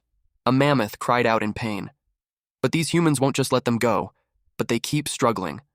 The cultivator reported to his senior brother Zhang that the child can't run anymore. Zhang saw that as an opportunity and told the guys to stay behind, then they will divide the loot with the same old rule. Zhang attacked those elephants, which he called little scums. He claimed that a little husk is also not bad. Snaky knew its time. A bright yellow spell appeared on the side. He used the chance when the man was attacking the elephant. Snaky used earth-piercing strike. It severed the body of the man in half. The other 2 men were surprised. They didn't expect that there were other enemies. They asked what they should do. The other man suggested that they run instead of risking their lives for something like that. He ordered to activate all the Gale Talisman and run. They planned to quickly report to Yuntian or the man they call Uncle Master Hua. Snaky set it up an ambush so no one will be able to escape. the lizard fired a beam at the man's thigh. The man screamed in pain, while the other one asked what happened. When they looked up at the trees, they saw several more laser beams ready to be fired. It was fired simultaneously, and they couldn't evade it. It's a puzzle to them why there are traps. Then, another lizard puppet's head popped from the ground, and he fired straight into the man's face. They were roasted to death. Snaky told them that they deserve it. He used gravity technique to collect their items. He was successful in obtaining a storage bag and saving the mother elephants and children. He decided to continue to wait and see whether there's any cultivators that move alone. He took a tooth and commented that just for that, those men are stupid. After some time, the mammoth laid there on the ground. Yuntian was relieved that it finally settled down. One of the disciples is impressed by how big the tusk is. Yuntian wondered as to why those 3 idiots aren't coming back yet. He expected that with their cultivation, they should be done in 30 minutes. Yet, it has been an hour already. He ordered one of the disciples to go and have a look. Yuntian speculated that they had pocketed the money and ran away. Suddenly, they heard someone scream and Yuntian saw the earth-piercing strike. He thought it's the mountain moving sect, but he knew that it shouldn't be. He activated Divine Consciousness Sweep and yelled at the enemy to come out. Snaky watched Yuntian scan the area. He noticed that Yuntian's Divine Consciousness is only around 300 meters. It's much weaker than Haichuan. He wondered if it was because this man is young. It seemed that even as a fellow Foundation establishment, there's a big difference. Snaky is now certain that the man is truly weak or he's just acting. Snaky knew he can't be careless. Yuntian is actually 17 years old. Yuntian is angry. He used shadow-revealing sand. But there was nothing. He ordered everyone to stop attacking and activate defense, and he warned them to beware of the ground. The disciples used defensive techniques such as carefree armor and golden bell shield. One of them saw that 2 elephants were running away. Yuntian orders the man to ignore it because someone is ambushing them. Snaky was entertained that they are nervous. He decided to hit them with a feint. Yuntian noticed something was emerging from the ground. He threw his spear at it. He used gravity technique to inspect it and saw that it was just a puppet. It made him curious who this enemy is for being able to use puppet technique then earth-piercing strike. They heard a loud noise. It was followed by spikes emerging from the ground and hitting the disciples. Yuntian realized that the movement earlier was a feint. He commented that it's despicable and shameless. He told them to stop hiding if they have the guts. He challenged them to come out and fight him. Snaky was chilling underground. In his head, what Yuntian is saying is such a joke. He reasoned that if one can fight others in the dark, there's no sense in fighting face to face. Suddenly he felt an earthquake. The disciple screamed out loud as fire engulfed his body. Then someone came and asked if they were the culprit. A gigantic mammoth appeared, and it is mad that they attacked his heir. This mammoth has flames coming out from his body. This is the leader named Man Jin, and he is at the perfect Foundation establishment realm. The disciples ran and screamed that it's bad since it's a demon in the Foundation establishment realm. The mammoth chased after them. It was Snaky's first time seeing a great demon in the Foundation establishment realm. It was even riding a cloud. He was amazed, and it helped him out big time. By the look of its aura, Snaky speculated that it should at least be a late stage of the Foundation establishment, maybe even the perfected Foundation establishment. But its speed is just so-so. On the other hand, the snake catcher sect runs fast. Snaky decided to help delay them. That way, he can also practice a little more. He used earth-piercing strike, and it made Yuntian lose his balance. Yuntian cursed that the person hiding in the dark strikes again. He vowed to rip apart that person. Jin has no idea who is helping him, but he will remember that favor. He wished for the thief to die. Jin used earth-shattering, mountain-stomping feet. Yuntian knew he couldn't make it in time, so he decided to go all out. He used water curtain celestial splendor. Its aim is to shroud the sky and block the sun. Jin finds that water a cheap trick. Yuntian was hit, and he crashed on the ground. He knew that if it continues, he'd die for sure. Yuntian thought it was a huge loss this time. He deployed the reincarnation pendant. Snaky saw that the Foundation establishment snake catcher had run out of his earth-piercing spike's attack range. He decided that it would be better for him to not involve too much on the level of battle. And as for the elephants, except for the female and some children, only 2 of them got away. He pitied them that they all almost died. With that Foundation establishment elephant there, it's quite risky for Snaky to eat the dead elephant, but saw one that is still breathing. He told the elephant not to be afraid since he won't eat it. Snaky decided that since he already helped them out, he'll continue to do it until the end. He opened a jar and offered it a small essence restoration pill to eat. 30 minutes later, the huge mammoth is back. He immediately rushed to aid the injured one. He was relieved that it was still alive. He encouraged it to lie down first because the injuries are severe. Then he saw the bottle of the pill. Then he noticed the technique from before. He put the two incidents together, and it made him burst into tears. He thanked the benefactor for his help in protecting his children. He is truly grateful. He expressed that the benefactor would come out and accept his thanks. Snakey decided to leave, since if he accepts his thanks, he won't have the resolve to face and eat them in the future. He just hides and runs, but he couldn't help but be impressed with Jin. Jin killed that Foundation establishment snake catcher in just 30 minutes. A normal demon beast doesn't have enough intelligence. They don't know how to erase the storage bag's imprint, so they won't collect.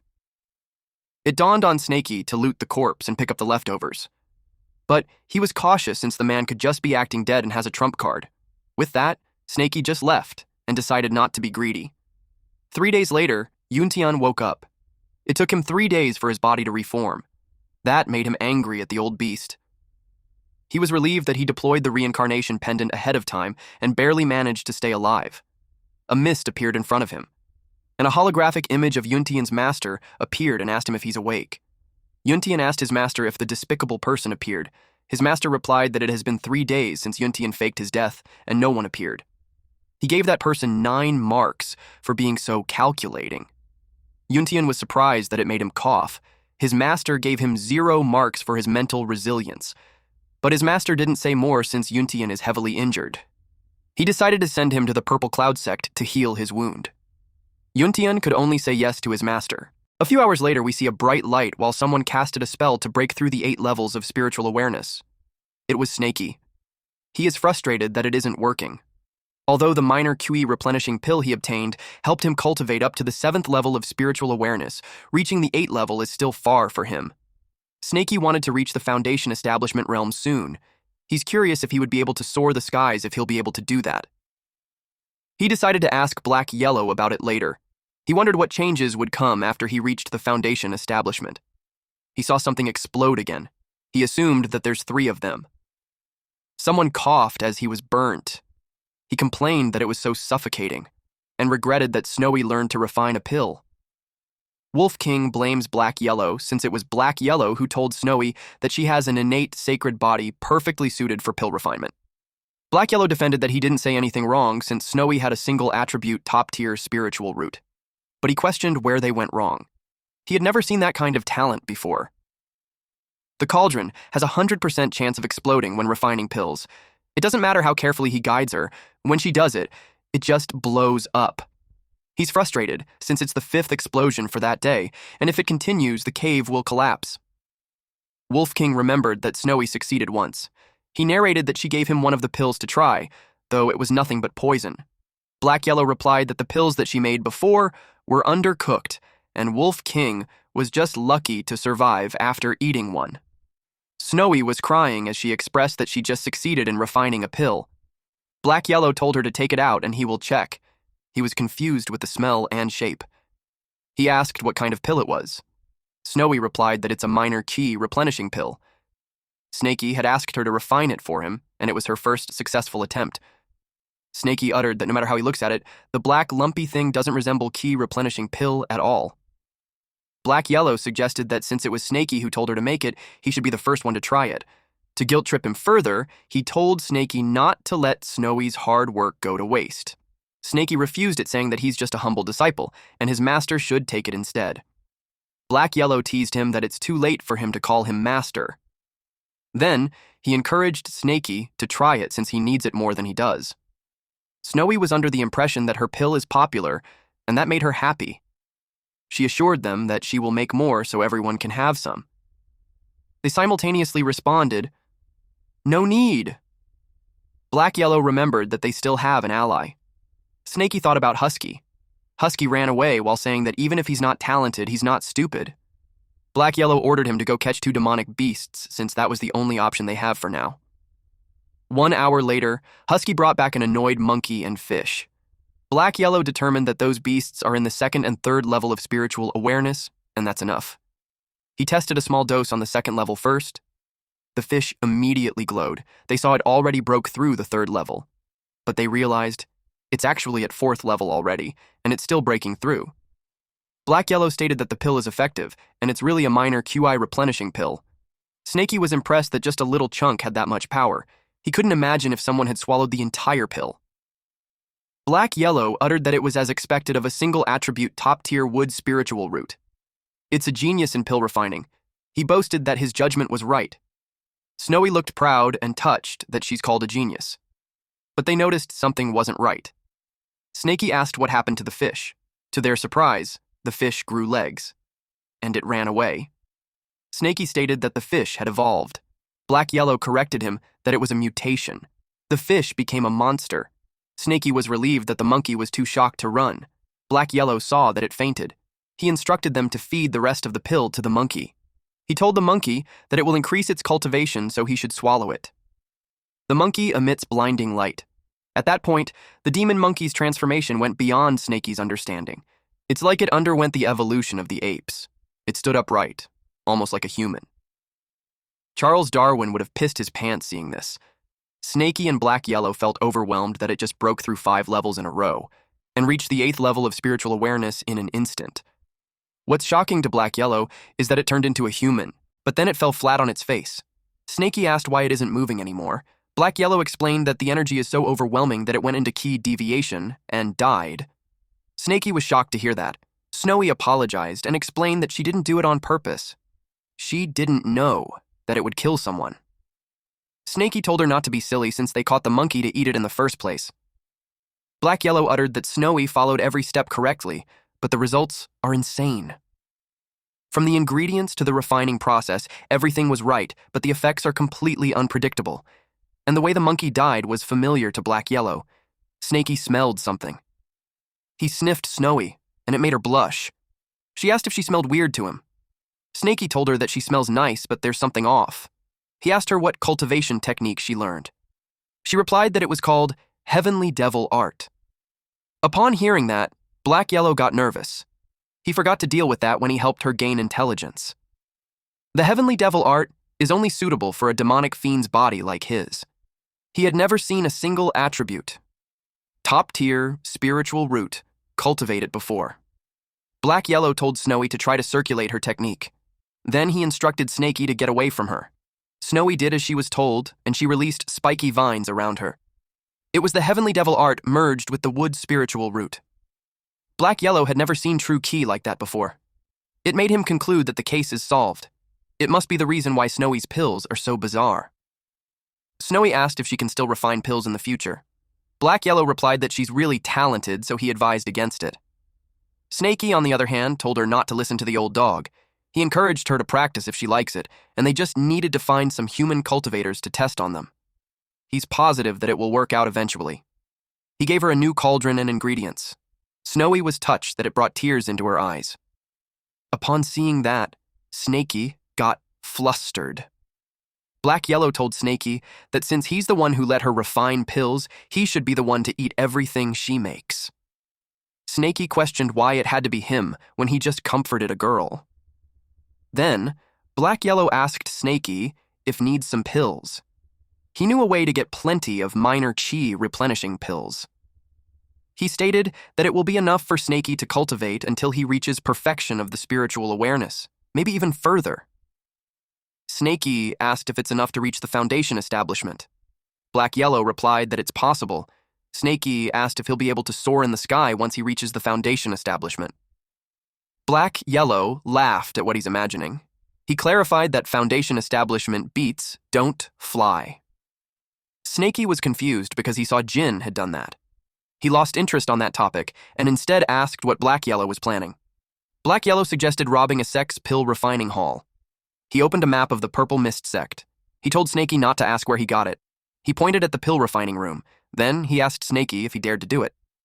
Snakey inquired on when they will make a move. Black Yellow replied, "Tonight." Once night fell, he planned to empty the pill refining hall of the sect. This place is the Purple Mist sect, the very same one where Yuntian was asked to do his recovery. Purple Cloud sect, one of the 4 big sects under the Snake Catcher sect. They only accept female disciples. Their power is the same as the 3 other sects. But this sect has a huge characteristic, which is overly proud. From disciples to elders, they exude an air or arrogance. The reason is because every female cultivator in the Purple Cloud sect has a beautiful appearance, and they have a dual cultivation technique called Purple Cloud technique. If one has a dual cultivation with them, their cultivation will increase. This causes them to have a lot of admirers. As long as they mention it, there will be people who offer all kinds of precious treasures and spiritual beasts to them. Even if it is a disciple from Snake Catcher sect, they also often try to please them. Because for the Purple Cloud sect technique, both parties must be willing. It cannot be forced. Only them will have the best effect. If the female cultivator harbors resentment, with a little bit of hints, they can immediately make the male cultivator go into key deviation. This is the domineering power of the Purple Cloud technique. At the Purple Cloud sect night backyard, someone informed Chunhua of the treasure he risked his life to search for her. The man begs him to do dual cultivation with her. This woman named Chunhua called the gift a trash. She added that a toad dares to lust after a swan's flesh. She told him to beg Kaiwa instead. Black Yellow uttered that Snakey now knew why they rarely see people from the Purple Cloud outside. Snakey asked why. Black Yellow explained that as long as they ask for treasures, people automatically come to them. Snakey commented that it's an amazing technique. The Purple Cloud technique's creator is astonishing and brilliant. Black Yellow forgot to tell Snakey earlier that the creator is a guy. Snakey was surprised. Black Yellow shared that the creator used to be a male, but Black Yellow doesn't know what method he used to become a female cultivator. After that, he created a dual cultivation. And as for what happens next, Black Yellow decided not to tell Snakey since it might ruin his state of mind. Snakey replied that he's not interested anyway. What he wants to know is how they are going to enter the barrier. Because Black Yellow previously said that Purple Cloud Sect's barrier is not ordinary. It can only be breached from the inside. Black Yellow replied that it's simple to deal with them. Black Yellow told Snakey to look at him, and he used color-changing powder and body-shrinking pill. Black Yellow became a cute, white, fluffy dog. He showed his leg to Snakey and invited him to bite the snow-white leg. Snakey yelled that it was too disgusting and his eyes had been defiled. He chomped on the leg. Black Yellow scolded him because he told him to do it gently. Black Yellow was in pain, but he managed to order Snakey to take out a big lizard to act together with him. Then Snakey will wait outside and wait for the news from Black Yellow. Snakey replied, "Okay." At the Purple Cloud sect main gate, two beautiful women heard a dog howling. They were intrigued, so they decided to check. Black Yellow acted pitiful and overpowered by a lizard.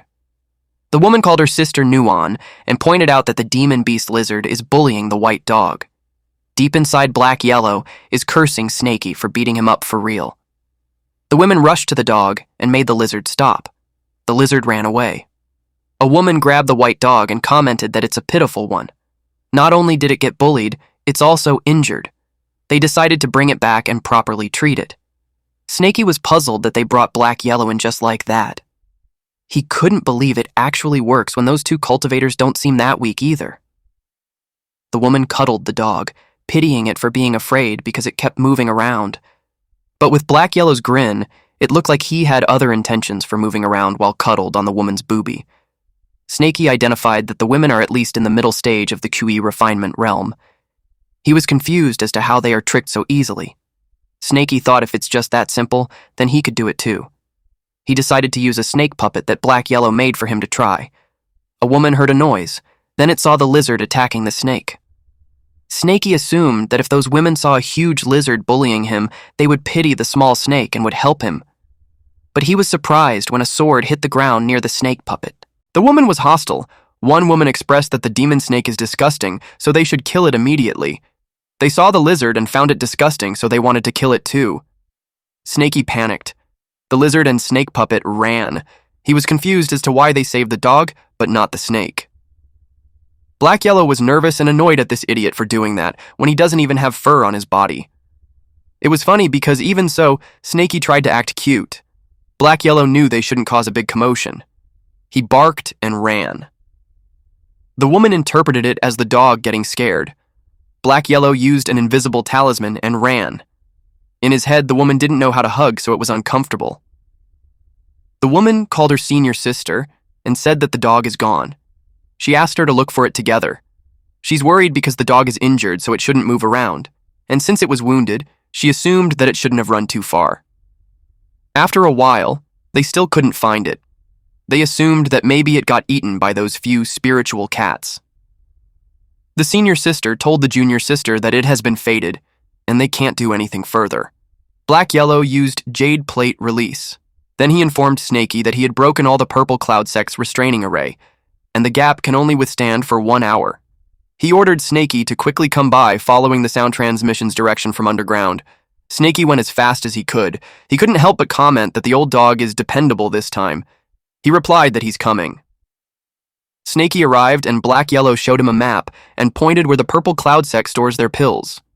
There are 3 places, one in the outer sect pill room, one in the inner sect pill room, and one in the place where the disciples exchange their treasures, and that is the Purple Cloud Pavilion.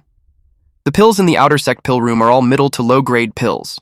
Inner sect pill room has upper-grade pills. It's the main place where they refine minor chi replenishing pills. Later, they will go to the inner pill room first, then they will go to the Purple Cloud Pavilion using the minor teleportation array. Snakey knew that the old dog's target was not the pills, but the Purple Cloud Pavilion's treasures. Snakey didn't pay attention to it that much since they are already in there. He reasoned that it's good to steal more. There was a silhouette of a female cultivator on top of a male cultivator, and the female moaned and screamed, "I'm coming! Help! I can't take it anymore!" Snakey was confused, so he asked if a female cultivator was getting killed. Yahello explained that the woman is just feeling happy. He commented that her screams are making his fist hard. Snakey was clueless. He probed as to why the woman is calling for help when she's happy, and he also asked why Snakey's fist is getting hard. Yahello replied that Snakey is 1 step away from full enlightenment. Again, Snakey doesn't understand. Yahello told him that it's nothing, and he was just praising him. Since the male cultivators are going to get sucked up dry sooner or later and get thrown away. Yahello gave Snakey a piece of advice, and that was, a simp won't meet a good end. Snakey asked, "Simp?" Simp in Chinese is dog. Yahello reacted that he's not that. In the bedroom that they just passed by, there was a heavy panting. The naked man and woman cuddled. The man told the woman named Yin Ling that he's thankful. Yin Ling's cheeks were flushed, and she looked like she enjoyed herself. The man uttered that if it wasn't because she has dual cultivation with him and gave him the Foundation Establishment pill, he wouldn't recover so fast. The man was the young master Hua. Yinling told him that he's too polite. She told him that they are going to become Dao companions soon, so there's no need for him to be so formal. Moreover, the Foundation Establishment pill was given to her by a simp. Hua was thinking about another thing, though. He vowed that once he's fully recovered, he will definitely find that creepy thief and kill him to release his hatred. Snakey felt the killing intent. He was confused as to why he felt a familiar but dangerous aura. Yahello noticed that Snakey had gotten better. Snakey was confused as to what he meant. Yahello told him that it was unexpected that Snakey noticed. Right beside the guest room above them is the pill-making inner room. The scent of the minor chi replenishing pill has seeped to the ground. And he addressed that as for danger, that's because there's 2 elders guarding there. One in the early stage of the Foundation Establishment realm, and another in the middle stage of the Foundation Establishment realm. Yahello planned for them to move separately. Snakey will be making a commotion above there and attract one of them. Then Yahello will deal with the other one. Then, after they are done taking the pills, they will move to the teleportation array and meet up. Snakey asked what kind of commotion. Yahello told him that it can be anything. He can kill someone or destroy a room, as long as it can attract the attention of a Foundation establishment. Though, Yahello advised not to overdo it. It will be enough as long as Snakey can make a distraction, but not cause a big commotion. Snakey scoffed, but he agreed. He was thinking of going up and taking a look anyway. He was sure that familiar aura earlier is definitely not a minor ki replenishing pill. Snakey knew that it was a weakened cultivator who just reached the Foundation Establishment realm who's unstable. Then he felt something. He saw Yuntian and realized that he's not dead yet. Snakey thought about why he just reached the Foundation Establishment realm and speculated that it's because he was hurt previously and just recovered. At this point, Yuntian and the lady were just chatting. Snakey knows that Yuntian has a grudge on him. It made Snakey plan to take Yuntian's life at that moment while he's in a weakened state. Snakey inspected and found out that the layer above is the toughest stone layer. Even if the earth-piercing spike can pierce through it, it won't be fast enough. The commotion will be big too, and he will easily get noticed. At that moment, He can clearly hear them talking, and because of that, he can sense their location. He estimated that he's less than 10 meters away from them. At that distance, using the golden scale to assassinate him is the most appropriate act. Someone knocked on the door and looked for Lady Ling. Snaky sensed it was another male cultivator. Snaky speculated that they would have three-way cultivation. Snaky finds it weird, so he decided to observe for now. Besides, he's not that confident that he can take all three of them out at once. He sensed that the third person's aura isn't weak. It's even stronger than Yuntian's. But he still hasn't reached the foundation establishment realm yet. This person is the mountain-moving sex intersect disciple, Xiaoqiu, and he perfected Qi refinement realm. He told Lady Ling that he heard that she wasn't feeling well before, so he brought her supplements that he brewed himself, and it took a few hours. Ling replied that he can just put it on the door, then he can leave. Chu asked if there's someone else in the room. Ling replied that it's the young master Hua, and he's teaching her some techniques. The man replied that the young master sure is working hard. He inquired if the young master's injuries are getting better. A woman outside laughed and commented that she had never seen such a simp before. It was unprecedented that he's asking if his love rival's body is getting better. She knew him to be a genius, but he's still simping on Lady Ling even when he knew that she's just using her. Chu informed Ling that he'll place it by the door. The women who gossiped uttered that Cho is just shameless.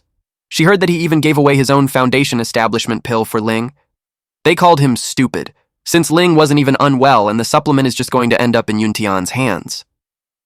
Snaky heard that and realized that it's what the simp that the old dog talked about. Snaky understood that nothing good ever comes from being a simp. He wished for this man to leave and not get in the way of his work. The woman outside told Chow that she felt sorry for him. She invited him to her place instead. Chow told her to scram. The woman replied that he's unappreciative. That's why it's no wonder that he'll always be a coward. They even told him that since Yuntian doesn't have any strength left, he should just go in and push him. Snaky knew the guy was gone, and he found his chance. He released his golden scale to kill. Yuntian was surprised. Ling asked what happened. Yuntian sensed the killing intent. He moved while yelling, "Watch out!" The spike appeared from Yuntian's legs. He screamed loudly. His peepee was always hit. Ling cried out loud because her arm was hit. Snaky used gravity technique and thrust. Yuntian covered his body with his aura.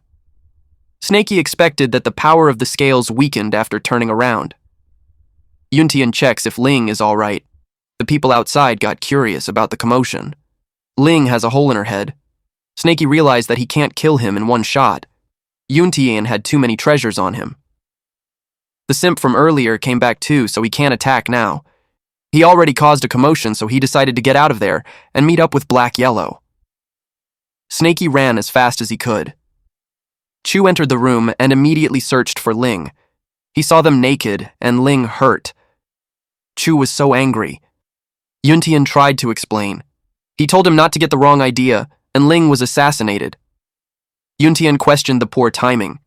Chu accused Yuntian that it was him who killed her. He was mad that he didn't protect her, so it was him who killed her. Chu yelled at him to die. He called him a murderer. The roof collapsed. A woman saw it from outside, and she asked what happened. He yelled at them and called them out for fighting because of jealousy. She told them to stop, and if they really wished to fight, they should go outside and not destroy the sect. This old woman is the Purple Cloud Sect Pill Room's Foundation Establishment Realm, Old Crone Wang Lin. She was surprised to see Yinling. She was enraged that Ling died. Snaky realized that the simp was actually strong. He can fight evenly with Yuntian. That expert from the pill room arrived too, so Snaky knew his mission was done. At the same time, an old woman was wondering why her senior sister hadn't dealt with it yet. She wondered what happened. Yahello was lurking. This woman is the Purple Cloud Pavilion Pill Room's Foundation Establishment Realm, Old Crone Luo Fei.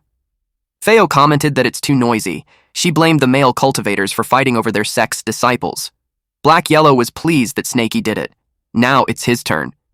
He said that it would be a waste not to use such a big, refining cauldron. Fei smelled something. She got worried that the pill burned, but she knew it shouldn't have since she checked all the ingredients and she's keeping an eye on the fire. Then she speculated that senior sister added something again when she wasn't looking. She questioned if the senior sister is secretly researching new pills behind her back. She turned off the fire. Half of her body entered the cauldron since she wanted to see what her sister added. She stated that the old woman hides everything from her. Otherwise, she won't get any credit if it works, and she will take the blame if it fails. Black Yellow pushed the woman inside the cauldron. Faye was surprised. She yelled at who it was. Black Yellow was grateful that he observed in advance and knew about the two old women. With that, he set to take the pills. He used fireball technique and lit the cauldron. Faye kept screaming on who it was. She yelled to be let out. Black Yellow told her to keep screaming. He shared that there's a fight outside, and no one will come to her aid even if she screams. Snaky appeared. He was surprised to find out that Black Yellow locked the foundation establishment in the cauldron. Black Yellow told him that they will talk later. For now, they grabbed the stuff first. Snaky was surprised to find that there's so many pills. He exclaimed that they are rich. He kept the pills and brought back the ingredients for Snowy. Black Yellow commented that it's rare to see Snaky being so loud. It made him feel that the trip was worth it. Faye realized that the ones who locked her inside the cauldron are pill-stealing thieves. She vowed to kill them. Snaky replied that he might not have the courage, but he has fireball technique. He increased the flame on the cauldron, which made Faye scream out loud. Black Yellow felt proud of his disciple. Faye used Purple Cloud Golder spell, Burst. Snaky panicked since it's going to explode. Black Yellow asked him what he's panicking for. He told him to go look. The mystic yellow bell covered it up. Snaky was surprised that Black Yellow fixed the mystic yellow bellow that he obtained from the Heavenly Puppet Sect. Black Yellow stated that not only he fixed it, he even strengthened it. They head to the minor teleportation array outside the Purple Cloud Pavilion. But then, a loud bell rang. Snaky panicked. He thought that the old woman escaped from the cauldron. Black Yellow told him that it was the sound of the mystic yellow bell. It's the Purple Cloud Sect's emergency bell. He uttered that it shouldn't be happening, since there's no way that they would notice so quickly. He asked Snaky if Snaky had caused too much commotion. Snaky replied he didn't, that he just killed someone. That was unexpected, but Black Yellow didn't pay attention to it further. Snaky expressed that he had a bad feeling. He told him that they shouldn't go to the Purple Cloud Pavilion and they should just escape. Black Yellow argues that they already arrived at the teleportation array. He spent a lot of spiritual stones and ingredients to set it up. It can pass through the Purple Cloud Pavilion's restraints and teleport over short distances. Their plan was to go to the Purple Cloud Pavilion while everyone's distracted by the pill room. Snaky argues that the bell sound is clearly not what Black Yellow expected, since it came earlier than planned. Snaky emphasized that when one thing goes wrong, everything falls apart. He didn't want to take the risk. Black Yellow asked Snaky if Snaky would just toss him after he had used him. Snaky persuaded Black Yellow to trust him in his judgment. He promised him that if he trusted him, they would leave immediately. And if he doesn't, he will use the puppet beast to accompany him. Black Yellow was annoyed. Then Black Yellow asked him why he thinks that something had gone wrong. He asked him if he had evidence, or if it was just purely intuition. Snaky replied that it was his intuition. Deep down, Black Yellow knows everything has its risks. If there's no risk, there's no point to rob and cultivate. Black Yellow likes that kind of dangerous cultivation path. Never mind a 90% chance, he'd take the risk even with just a 30% chance. This is also the reason why Black Yellow was able to rise from a mortal to the world's top existence. But because of that, Black Yellow had his body destroyed. He went from being the heavenly wandering demon to what he is now. Black Yellow thought that he should learn something from Snaky. He decided to believe Snaky for once. But since the array has been placed, he suggested that they shouldn't waste it. If Snaky is using a puppet, he decided to use one too. They activated the minor teleportation array. Their puppets arrived at the Purple Cloud Pavilion. Black Yellow told Snaky to search for what they need and make it quick. Snaky whined that teleportation made him dizzy. Snaky looked around and saw that each middle grade minor QE replenishing pill costs 50 contribution points, while an upper grade minor QE replenishing pill requires 70 contribution points. Then, a foundation establishment pill costs 10,000 contribution points for one. Snaky was amused to find out that everything can be exchanged with contribution points. He uttered that human cultivators have exceptional advantages, unlike the demonic beasts. Meanwhile, Black Yellow struggles getting an item. Snaky asked if he found something. It was an item that Black Yellow left in the past. Black Yellow told Snakey that he released some of the restrictions, and Snakey should take a look if there's anything he wanted, and to grab it quickly. He told Snakey to stop staring at the pills. He suggested a mountain-connecting deep ravine that costs 300,000 contribution points, which is really suitable for Snakey to cultivate. Snakey replied that he's coming. Snakey thought that the pills that they collected in the pill room are enough for him to cultivate until the perfected spirit awareness realm. He knew he'd waste too much time if he got greedy. He decided to take this time to learn some new techniques in case the puppet is unable to bring the jade scroll out. Black Yellow saw something. It was a treasure gourd that costs 20 million contribution points. With that amount, he expected it to be a golden core treasure. Black Yellow decided to take the most expensive one, just in case. The restriction was quite hard to release. He struggled. Meanwhile, Snakey felt that his head was getting heavier. He didn't know that Black Yellow was unintentionally stepping on him. He thought his brain was growing. Black Yellow's puppet got the item. Black Yellow noticed that the array is broken. He told Snakey that there was an ambush and to quickly cut the connection. Black Yellow grabbed Snakey and used Earth Traversal technique. Snakey asked what happened when he hadn't finished reading it. Black Yellow replied that someone strong is coming, and that person is in the Golden Core realm, so they had to run. The woman is Purple Cloudsec's ancestor, Hiluohua, and she's in the early stage of the Golden Core realm. She uttered that they are making a fool of themselves by showing her a mere teleportation array. She held with her powers the puppets and asked them what they had come to the Purple Cloud Sect for, but she noticed that they aren't resisting at all. She learned that it was a puppet beast. She got furious that they tricked her. She claimed that no one would be able to leave. She activated the Mountain Protection Array and sealed off all the Purple Cloud Sect's exit. She strictly ordered that not even a mosquito will be let out. Then she called all the disciples to assemble at the plaza. While running away, Snakey expressed that it's too bad that he only managed to read half of the mountain-connecting deep ravine. Black Yellow admitted that he miscalculated, but he was grateful that Snakey is smart, and they only sent a puppet which they can just remake. Snakey remembered that Black Yellow told him that the Golden Core realm won't interfere. Black Yellow replied that no one expected that the Purple Cloud Sect is crazy. He didn't expect to attract the ancestor just by stealing pills. The Golden Core ancestor's lifespan is at their end. Every time they come out, it's consuming their life. By rights, they will only appear when the sect is in great danger. Black Yellow was thinking how close it was. He was thankful that his idea hit him and was able to take the most expensive gourd. If he directly takes the demonic mirror, they will most likely suspect his identity. Black Yellow noticed that something was wrong. Snakey asked what it was. Black Yellow cursed after realizing that not only did they triple the array, they also changed the layout. Snakey inquired if they can still go outside. Black Yellow replied yes, but they have to decipher it again. It will take at least 1 hour. Snakey was surprised to hear that. He asked if they could forcefully break it using his golden scales. Black Yellow replied, Snakey's golden scale is amazing, but it can only handle a foundation establishment realm. It can't handle the 3-layered array.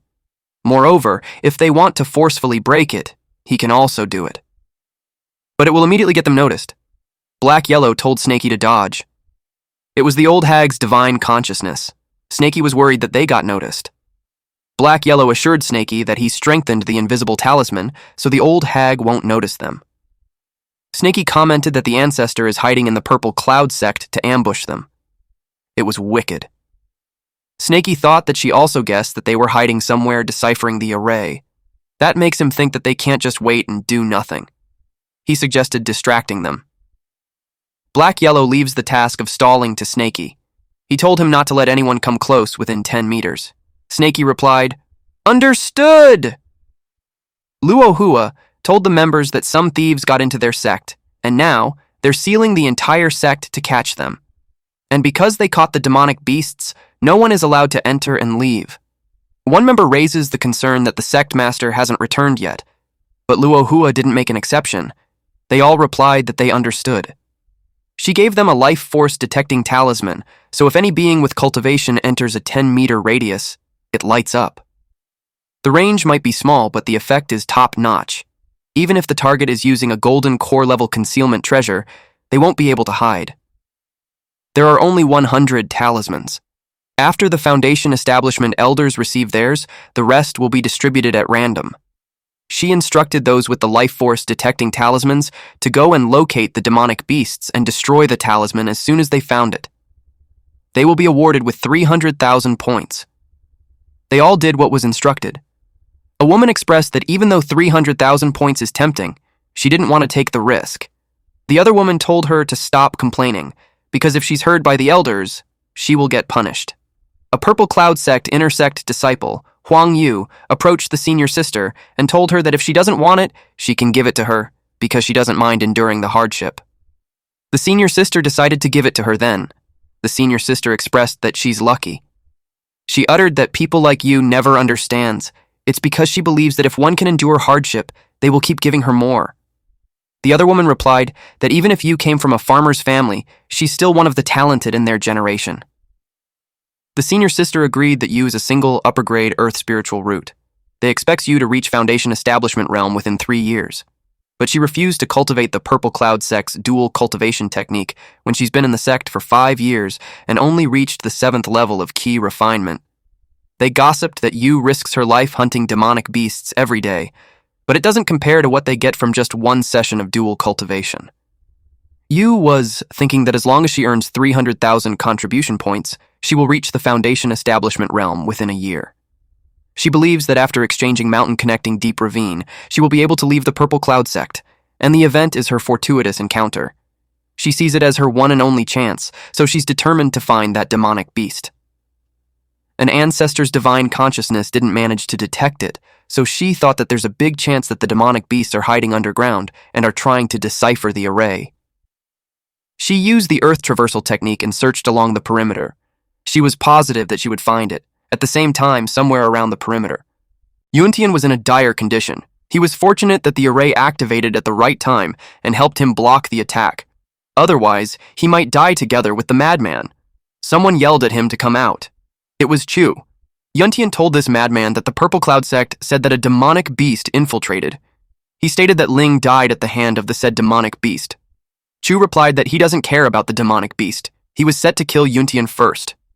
Yuntian told him that he's insane. He explained that the array has been activated, which means that Cho can't come in and he can't come out. With that, Chow can't kill him. Yuntian walked away. He went back to heal his injuries.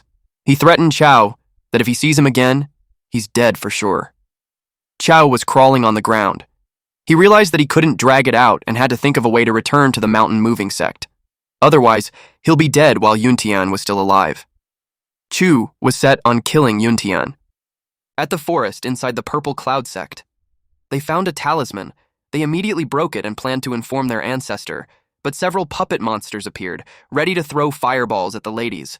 The woman clenched her fist, then Lu Hua appeared and grabbed those girls. She was angry at the beast for daring to hurt her disciple. She lifted the puppets in the air using her magic. She's pissed off to deal with puppets again. She uttered that the demonic beast is cunning. She ordered everyone to keep searching and not let a single corner unchecked, including the places that have already been searched. Snaky asked Black Yellow on how much longer he needs since the puppets can't hold off the Purple Sect anymore.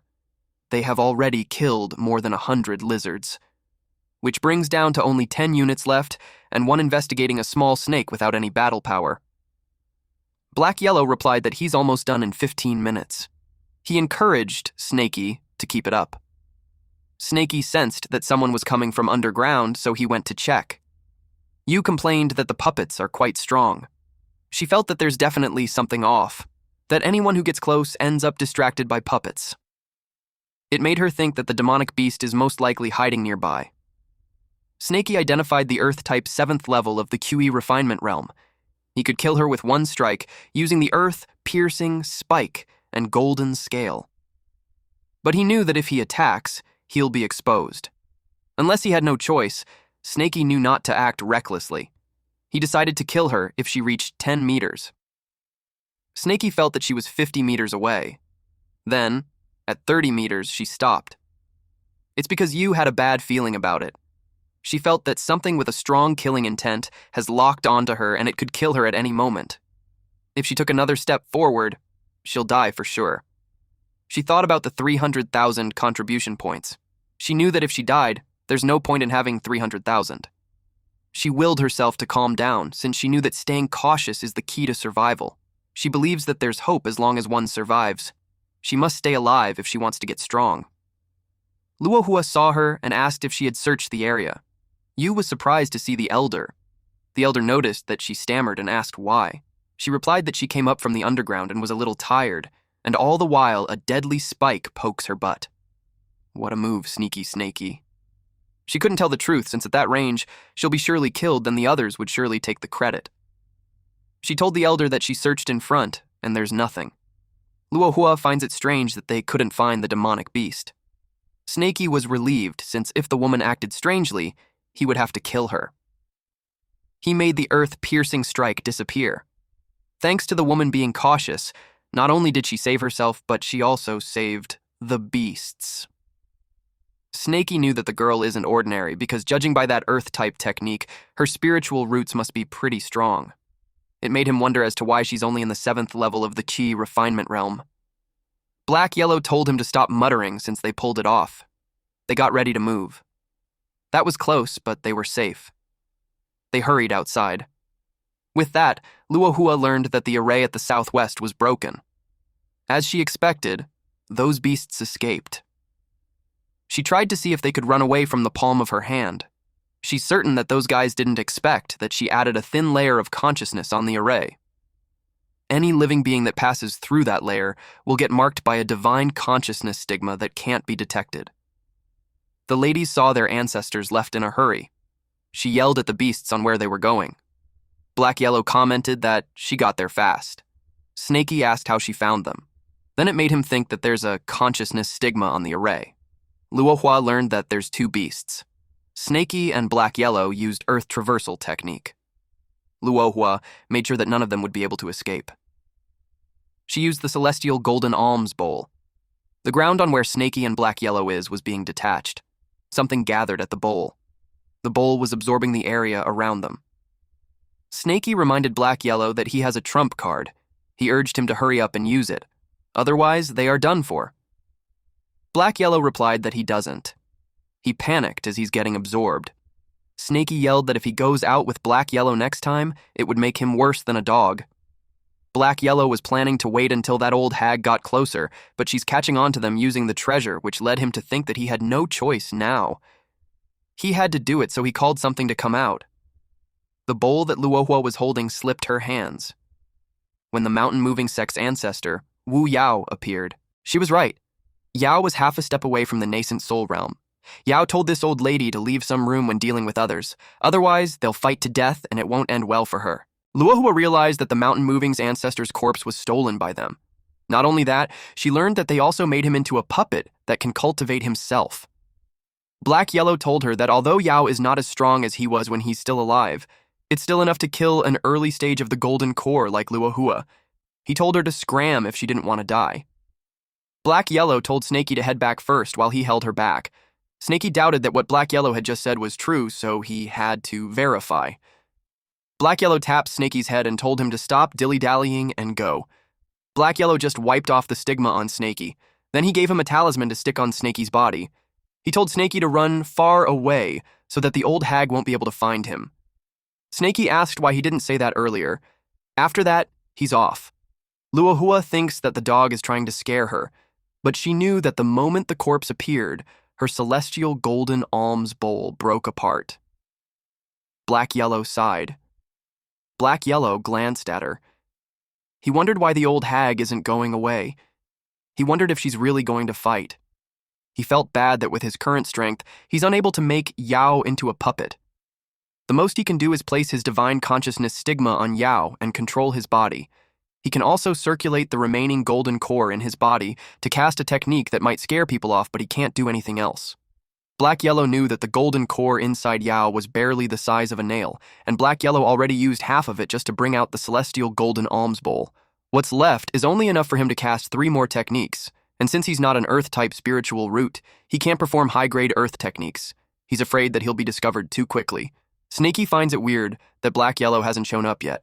He knew that if what Black-Yellow said was true, that the corpse is so strong, then it could easily kill that old hag. It made him wonder as to why Black-Yellow made him run away. That's when Snaky realized that Black Yellow lied and he's in danger. Snaky knew that he can't just leave him behind and run off on his own. He also pondered that if Black Yellow's words were a lie, just going back meant asking for death. And that maybe Black Yellow is strong and he would just hold him back if he returns. Snaky slapped his face and told himself that he can't keep making excuses for his weaknesses. He decided that no matter what happens, he won't leave Black Yellow behind and run away by himself. Secondly, he won't recklessly seek death either.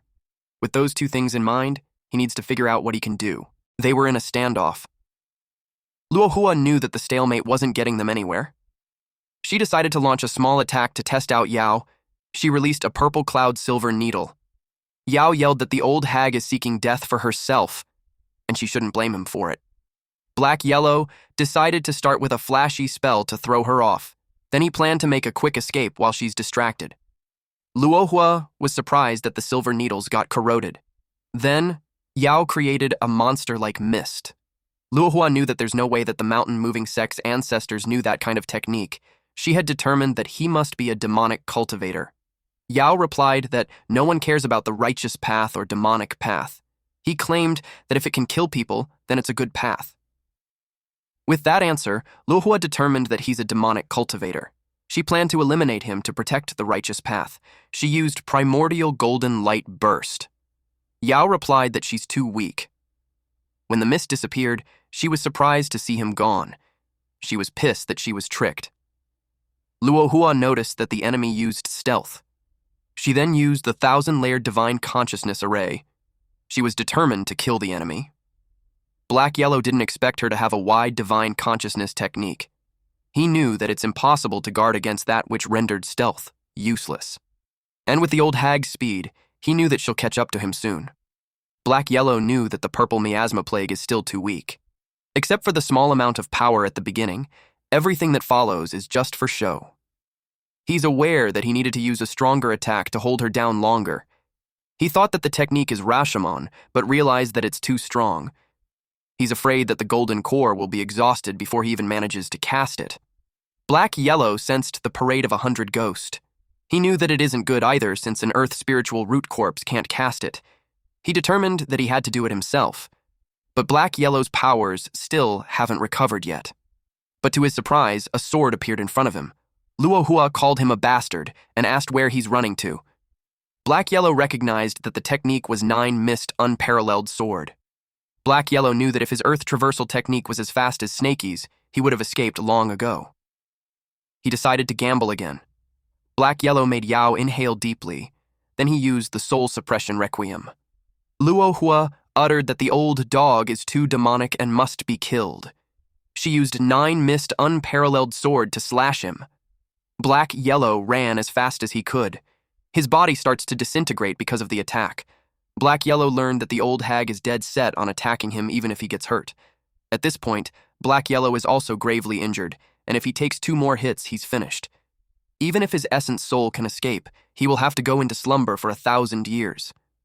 The drain from casting a cross-spiritual root technique drove him crazy. That technique had depleted 1/3 of his golden core, and if he used it 2 more times, it would be completely wiped out. Luohua used a technique called 3 Pure Evil Killing. Black Yellow knew that was bad, but something from the ground deflected the sword. Black Yellow was shocked by Snaky. Even Luohua was surprised that it created a dent on her treasured sword. She wondered what hidden weapon it was. Luohua knew that, because she placed a stigma on him, he wouldn't be able to escape anyway. Black Yellow saw her fly away. Snaky appeared in front of Black Yellow. Black Yellow scolded him because he already told him to escape. He asked him why he returned. Snaky asked Black Yellow if he could control the puppet. Black Yellow asked if he's talking about the mountain-moving sect ancestor. Snaky replied, yes. Black Yellow told him that since Snaky learned the puppet technique, of course he can control it. And with the level of divine consciousness, his body might collapse just from controlling it for a little while. Snaky expressed that since he and the mountain-moving sect ancestor are both Earth spiritual roots, he wanted to give it a shot. Black Yellow told him that he definitely won't be able to handle it by himself. He offered to assist him and try, but Black Yellow warned him that he has to cooperate with him, that if they're out of sync, they will be both finished. He plans to slowly transfer his divine consciousness to him. Snakey was determined. Then, it looked like he was in pain. Black Yellow told him not to force himself, that if he really can't handle it, he should dissolve the divine consciousness immediately and escape. Black Yellow told him that the golden core inside the puppet can still cast 2 techniques. It should be enough to cover his retreat. Snakey insists that they will leave together. He urged Black Yellow to hurry up and think of something. Snakey bled through his eyes and mouth. Black Yellow has a divine exploding pill that can boost Snakey's body and divine consciousness for a short time, but the side effects are brutal. If it doesn't work, he's afraid that Snakey won't even have the strength to escape. Snakey insists that he knows what he's doing. He told Black Yellow to feed him the exploding pill. Luohua saw that Snakey, that little bastard, came back too. Black Yellow spoke softly to say to Snakey that Snakey will handle the casting technique while he catalyzes the golden core. Luohua saw that the scales are not ordinary. She saw it as a material to make a golden core treasure. She was grateful for the material. She was ready to kill them both. Black Yellow gave the cue on Snakey. Snakey used the Great Earth Shield. Luohua was surprised that they blocked her flying sword. She used 3 pure evil killing to pierce them. Black Yellow was out of breath. He complained that the old hag is persistent. He asked Snakey if he could still hold on. Snakey replied that he has to, even if I can't. Snakey ate a divine exploding pill so that he wouldn't faint. Black Yellow was surprised that Snakey is eating 3 at the same time. He wondered if Snakey was already trying to kill himself. But Snakey replied that it was just his instinct. It's telling him that he can do it. And at this point, we see this huge purple dragon aura that is manifested through our boy. He told Black Yellow to catalyze the golden core, and he'll cast a technique. He prayed that his divine demonic cauldron would be able to withstand it. Otherwise, they will all die there. Yao exudes powerful energy. Luohua was concerned about that commotion. Something from the ground appeared a centimeter in front of her. It nearly got this old hag. It was the earth-piercing strike, the same one that Snakey used to poke the lady's butt earlier. But this time, it's really freaking huge. Luohua stepped back. When she saw the earth-piercing strike, she couldn't believe it. It was huge, which made her think that it was clearly a mountain. She felt relieved that she activated the protection technique beforehand. She cursed at them for making her miserable. Snakey used another earth-piercing strike. Even him, he was surprised that he can still go on. Our boy is on a roll. I just hope nothing bad happens to him while trying to break his limits. Snakey released several earth-piercing strikes. Our boy is really determined to kill this old hag. Luohua commented how endless it has become. Black Yellow notices how the earth-piercing strike is being cast one after another. It is what he expected of the finest grade earth spiritual root. The depletion of the ancestor's golden core is less than when Black Yellow was controlling him.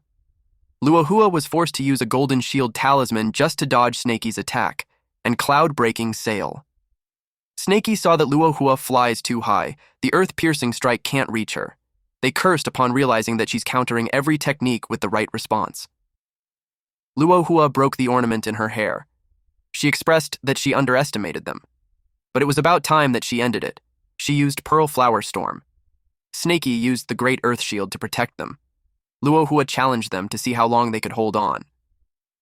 She speculated that the mountain-moving ancestor's golden core is going to exhaust soon. She wondered how a golden core that has died a few centuries ago and has long become a dried corpse is going to compare to her. Black Yellow agreed with her. Even though Snakey's Earth-type technique has low consumption, a third of the golden core has been exhausted. The ancestor won't be able to hold on for long. Snakey replied that they will have to bet on a big one. Snakey was talking about the mountain connecting deep ravine. He opened a scroll. Snakey knows that he won't be able to control it on his own, but with the mountain moving's ancestor's body and golden core, it can be done. Unfortunately, he only read the first half. He will have to imagine the remainder by himself and create it on his own. He asked Snakey to continue to catalyze the golden core to block the attack from above for now. He just needs a little more time. Black Yellow did what Snakey said. Snaky started the spell. Black Yellow had observed that the Snaky now isn't the same cowardly snake who used to fear death. Snaky learned all the Earth-type techniques instantly. Black Yellow was surprised when Snaky grabbed him. Snaky told Black Yellow to get ready to cast the ultimate skill. They used Mountain Connecting Deep Ravine. The Mountain Moving's ancestor's left eye glowed in red while the right one glowed in purple. If the old hag won't run away, they vowed that it is the day that she will die. Luohua couldn't believe that they just used Mountain Connecting Deep Ravine. The Mountain Connecting Deep Ravine is something that the founding sect leader obtained from the Mountain Moving ancestor at a great cost. Over hundreds of years, no one in the Purple Cloud sect is able to fathom it. Even all the previous sect masters are unable to do it. From several million contribution points, its price keeps decreasing, but there's still no one who can learn it. She couldn't believe that the snake learned it in a moment. She finds it strange. But whether it's real or not, she knew that she had to retreat first. But her path was blocked with the sudden rising of cliffs. She got enclosed. Snaky's skill was just too incredible at this point. Controlling the whole terrain at this level was just unbelievable. Snaky told her that it's too late to run. Black Yellow told her to die. Luohua didn't expect two beasts to be able to force her into the situation, but since it has come to that, she had no choice but to take out the memento given to her by his Dao companion. She used teleport. Black Yellow was surprised that she used a minor teleportation talisman. The old hag had escaped. Snaky asked what it was. Black Yellow explained that it's the same as the minor teleportation array. However, the minor teleportation talisman is instantaneous. The price is steep, though. It requires the rare Void Stone to create one. Once activated, one can cast the teleportation technique that only a nascent soul cultivator is able to perform once. Snaky replied that no matter what, he wants her dead. Luohua sensed something. When she turned around, it made her pale. Right at that moment, she knew she fucked up. She saw the earth rising. She could tell that it's not the Mountain Connecting Deep Ravine. It is different from what was recorded in the Jade Slip. Snaky told her to die. The earth then formed into a large snake. This is Snaky's version of Mountain Connecting Deep Ravine. Luohua simultaneously casted Heavenly Thunder Bead, Fire Cloud Talisman, Green Deadly Needle, and Explosion Talisman. It reaches the large snake made of rocks. But in return, the snake gave her a vicious look as it touched the ground. Luohua used all her treasures, but none of her attacks worked. Snaky wouldn't let her escape. Black Yellow encouraged Snaky to kill her. The rock snake attacked Luohua. She took a direct hit and coughed up blood. Her ribs broke. She called for Gale. The Gale talisman helped her escape. They watch her get away. But with the heavy injuries she had, they knew that she could just go into seclusion and wait for death. The ancestor's golden core has been exhausted too. Black Yellow and Snaky don't have the power to chase after her anymore. Black Yellow got excited since he knew that the last technique is Snaky's own creation. He exclaimed that it was awesome. He got worried when he saw Snaky's condition. Snaky was on his back and not moving. Black Yellow thought he fainted. Even when he's too weak, Snaky told Black Yellow that she's not completely dead yet. He asked him to chase after her. It's quite funny that Snaky still won't stop even after fainting. Moments later, movements were heard along the forest. It was Black Yellow. And right now, he's dragging Snaky as he was too exhausted to even move. Snaky still wanted to kill the old hag, but Black Yellow told him to forget about it for now, or they will be the ones who will get killed. He's firm that they should retreat first. Then, out of nowhere, Snaky's body got covered by an earth armor. Black Yellow didn't expect this. He wondered just how many backup plans did Snaky have that he can even automatically defend himself even after fainting. But because of this, dragging Snaky became much more difficult. Black Yellow also didn't forget to retrieve the body of his puppet. He thought that, although all these treasures that the old hag left behind are already broken, they may still be usable after some fixing. And after a few more minutes, the voices of the disciples of Purple Cloud Sect were heard. The reinforcements are here. Black Yellow promised to Snaky that sooner or later he will turn this battle around, but for now, they need to survive first. Black Yellow and Snaky vanished as he used stealth. At the same time, Purple Cloud Sect's sect master, Shen Qingzhu, found their ancestor barely able to retreat. But the old hag's first command was to still find and chase the demonic beasts. Everyone, listen to the order. Search the mountain immediately. The old hag was desperate that she even wanted them to search underground just to find Snakey and Black Yellow. Qingzhu told them that she'll bring the ancestor back to the sect to heal first. Then she reiterated that every elder and disciple should listen to the order and search the mountain to find the demonic snake and dog, dead or alive.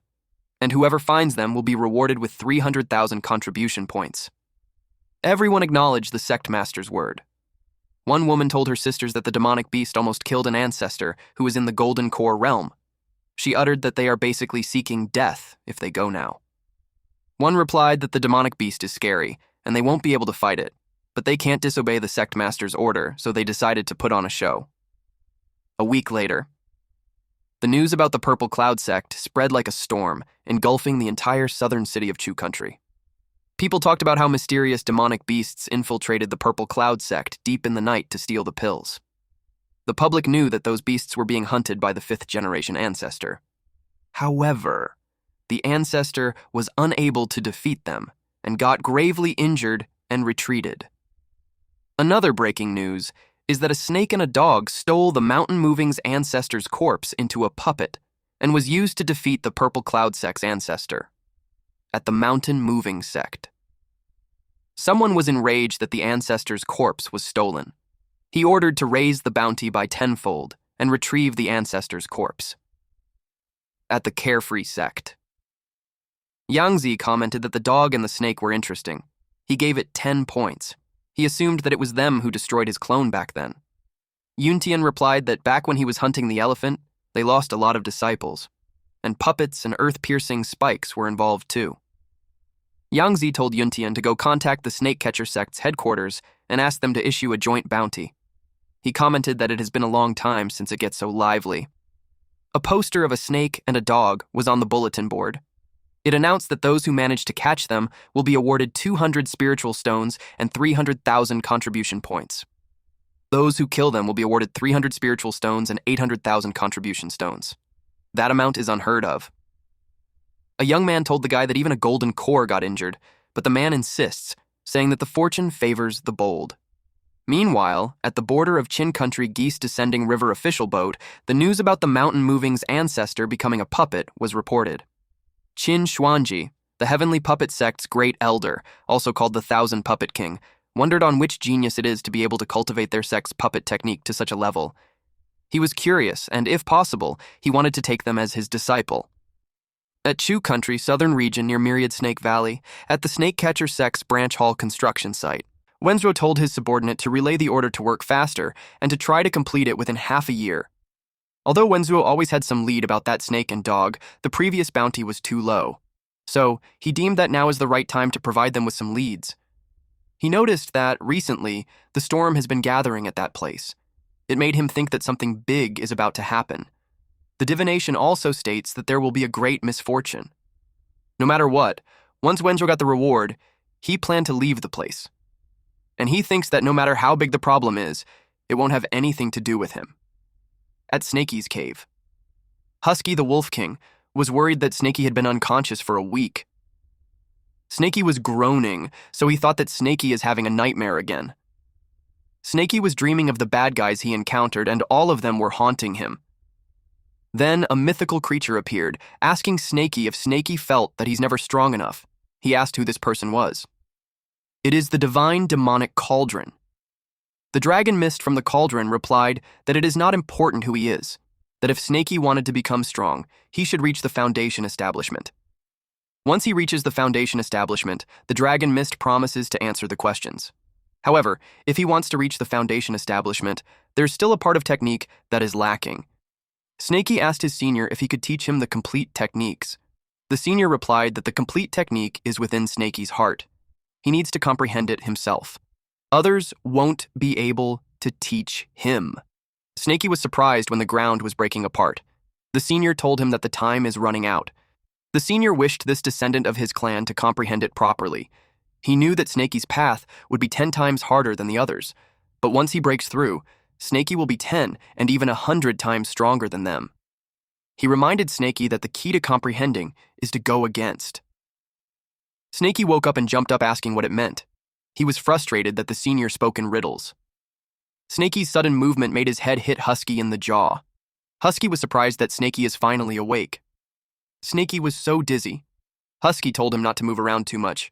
Black Yellow said that it's the side effect of using a divine explosion pill. Snakey asked where Black Yellow and Snowy were. Husky replied that Black Yellow has something to do.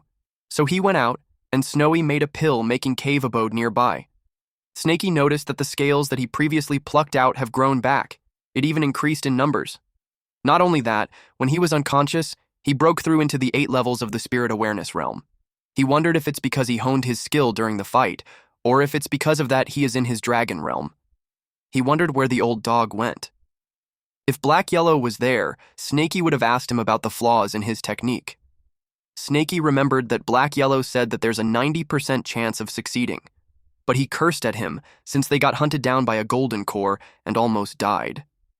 He saw the items they brought, and it made Snakey comment that the harvest was abundant. There's a minor chi replenishing pill, divine explosion pill, chi restoration pill, lesser yang powder. There are even 2 of the most precious foundation establishment pills. These pills are enough for Snakey to eat until he reaches the foundation establishment. As for the herbs, the pill-making cauldron and pill-making jade slip can be given to Snowy.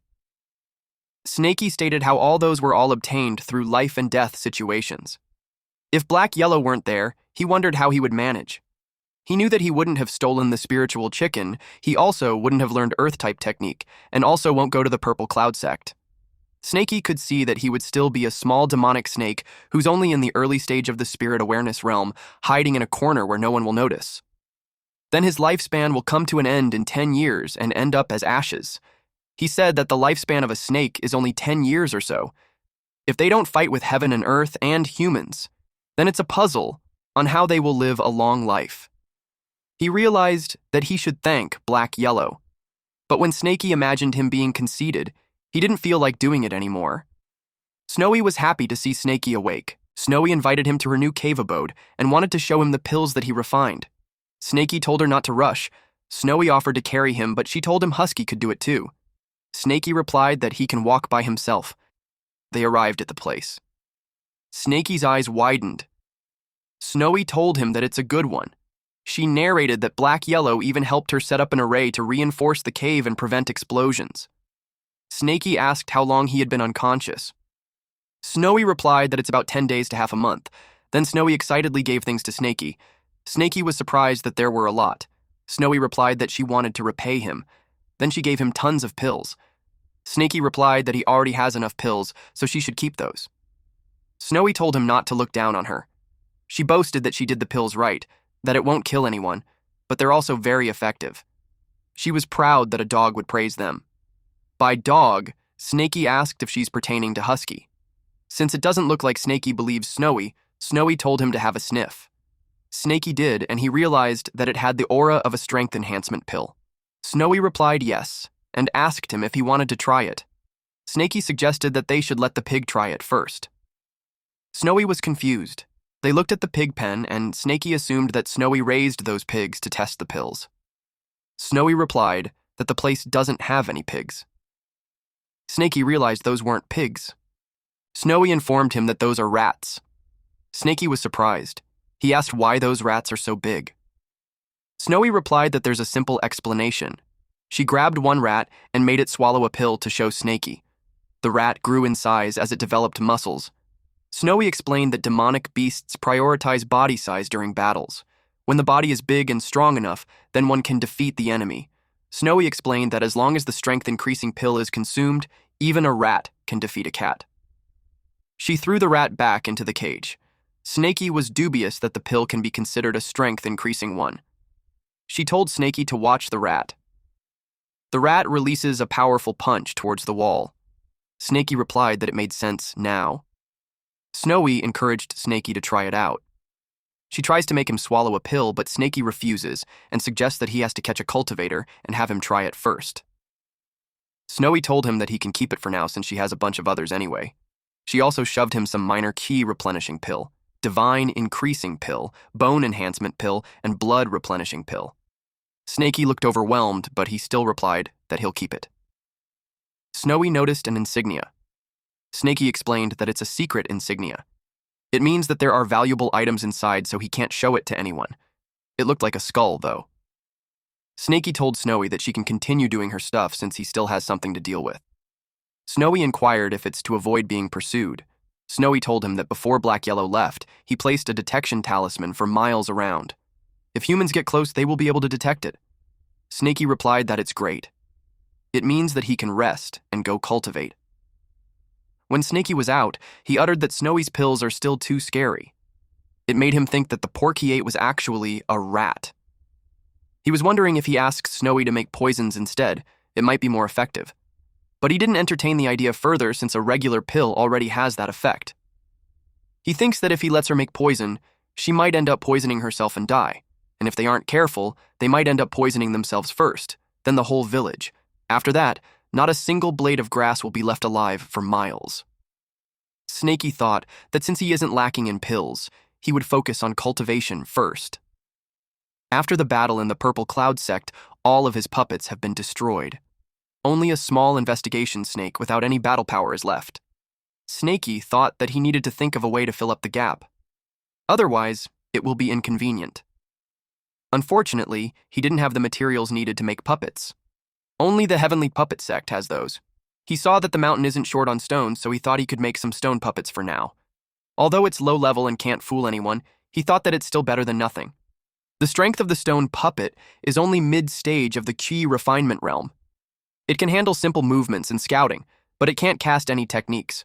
The only attack it can do is throw stones. If Snakey let the Heavenly Puppet sect see it, he knew that they would laugh at how silly it is. Snakey is glad that he has an earth spiritual root. He made the puppet use earth-type technique and stone technique. The rocks that it threw broke a tree. Snakey had observed that a single puppet's strength is just average, but if they all attack together, their combined power isn't so bad. He decided that if a single puppet doesn't work, then he'll just win with numbers. If 30 don't work, then he'll use 50. If it still doesn't work, he'll use 100 of them. Snakey also dug some granite to try to control more of them. He gathers enough stones to make 500 puppets first. He saw that his storage bag had no more space. Fortunately, he still has that storage jade stone. Then he noticed that the detection talisman 30 miles ahead just went out. He was alarmed, especially since he doesn't know if it's a passerby or a cultivator. He released a puppet. He can't just casually use his divine consciousness because he might alert them. The puppet saw a man washed on the rocky part of the lake. He recognized that the clothes are the ones worn by the mountain-moving sect, and the person looked injured. When he got close, he was surprised to see that it's the Purple Cloud sect's simp. Snakey quickly rolled to arrive at its location. He decided that since the guy is in such agony, he will help him unite with that lady. When he was about to eat the man, Snakey realized something. He remembered he needed a pill tester, so he spat him out again. He thought it was such great timing. He saw that the man looked like he lost a lot of blood. He started off with a blood-replenishing pill. He fed the guy the pill. It's his first time saving a human, so he counted that as doing a good deed. He saw the wound being healed. He was shocked that it's working already. He knew that the person's strength is incredible. He backed up just in case. He tied the man up so he wouldn't break free. The man had a terrifying expression that shocked Snakey. Then it coughed a fountain of blood. Snakey was shocked. The blood-replenishing pill's effect is too potent. 10 breaths later. Snakey panicked because there were no signs of the blood stopping. If it keeps up, it will never stop. He had to stop the bleeding. He tried to block it, but it wasn't enough. He tried to block the mouth some more, but the blood pooled in his mouth. He got annoyed, since there's no end to it, so he just slapped and threw the man. He was surprised that the bleeding had stopped. He realized that his tail is quite effective.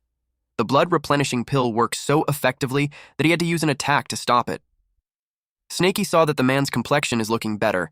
It made him conclude that the blood-replenishing pill does work, but then the man still looks ill. Snakey realized that it might be hurt somewhere else, so he slapped the man to wave him up and say something. Snakey finds it strange that the man is still unconscious. Since the man isn't talking, Snakey decided to look inside the man's storage bag. He was curious as to what kind of treasure this man is hiding to be scared of showing it to others. Snakey saw some bread and pickled vegetables. He questioned why this man is so poor. Snakey uttered that those who don't understand the situation might think that he caught a mortal. Snakey opened what he thought was a diary. It was stated there about the Ling giving the man a precious silk, but he only returned the favor with a Foundation establishment pill. But he thinks Ling doesn't mind. The man felt lucky and fortunate. The simp logged about how he spent 30 spiritual stones to buy a fairy in Ling's clothes. Ling told him that she won't sell it to others even if they offer her 100 spiritual stones. She only sold it to him. The man thinks that Ling really cares for him. There was also a log about him being beaten by the young Master Hua. He wanted to fight back but didn't because Ling liked someone honest. Snaky couldn't bear to read it anymore. He thought that the human had gone mad.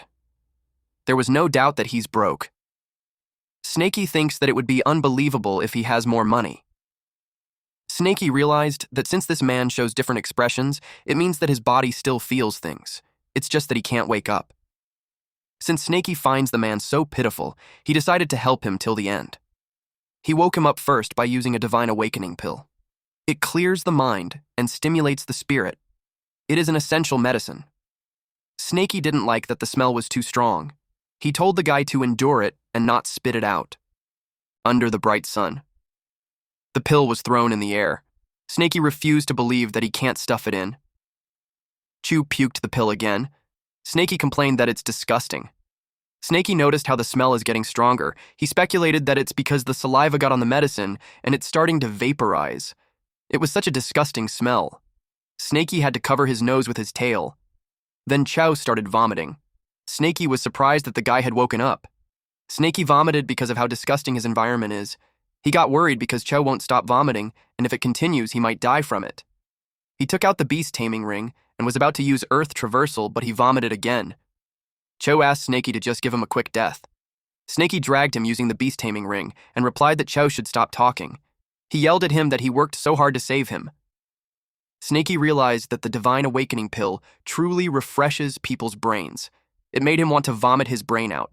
He saw 5 detection talismans, which gave him an idea that 50 miles to the north have been broken. He knew it was bad.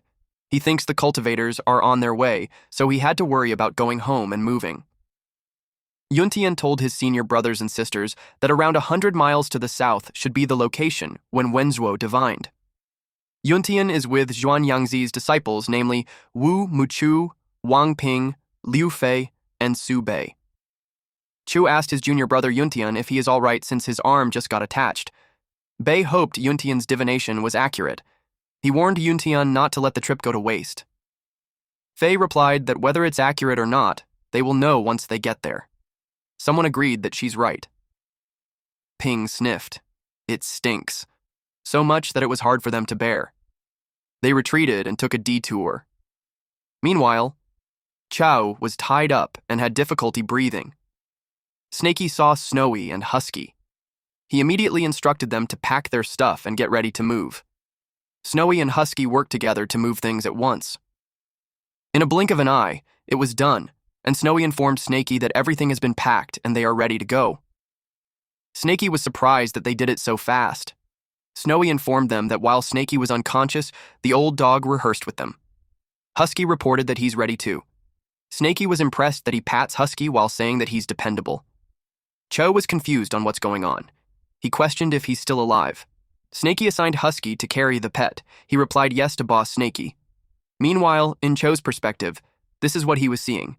Then, he questioned if he's the pet that they are talking about. Snaky informed that the pet was hurt, so he told her to give Chu medicine and let him have a good sleep while healing his wound. Snowy complied. Husky holds the head while she shoots the medicine in Cho's mouth. As soon as Chow swallowed the pill, he fell asleep instantly. Husky was surprised. Snowy reported to Snaky that she had finished placing the stealth talisman. Husky asked where they should go.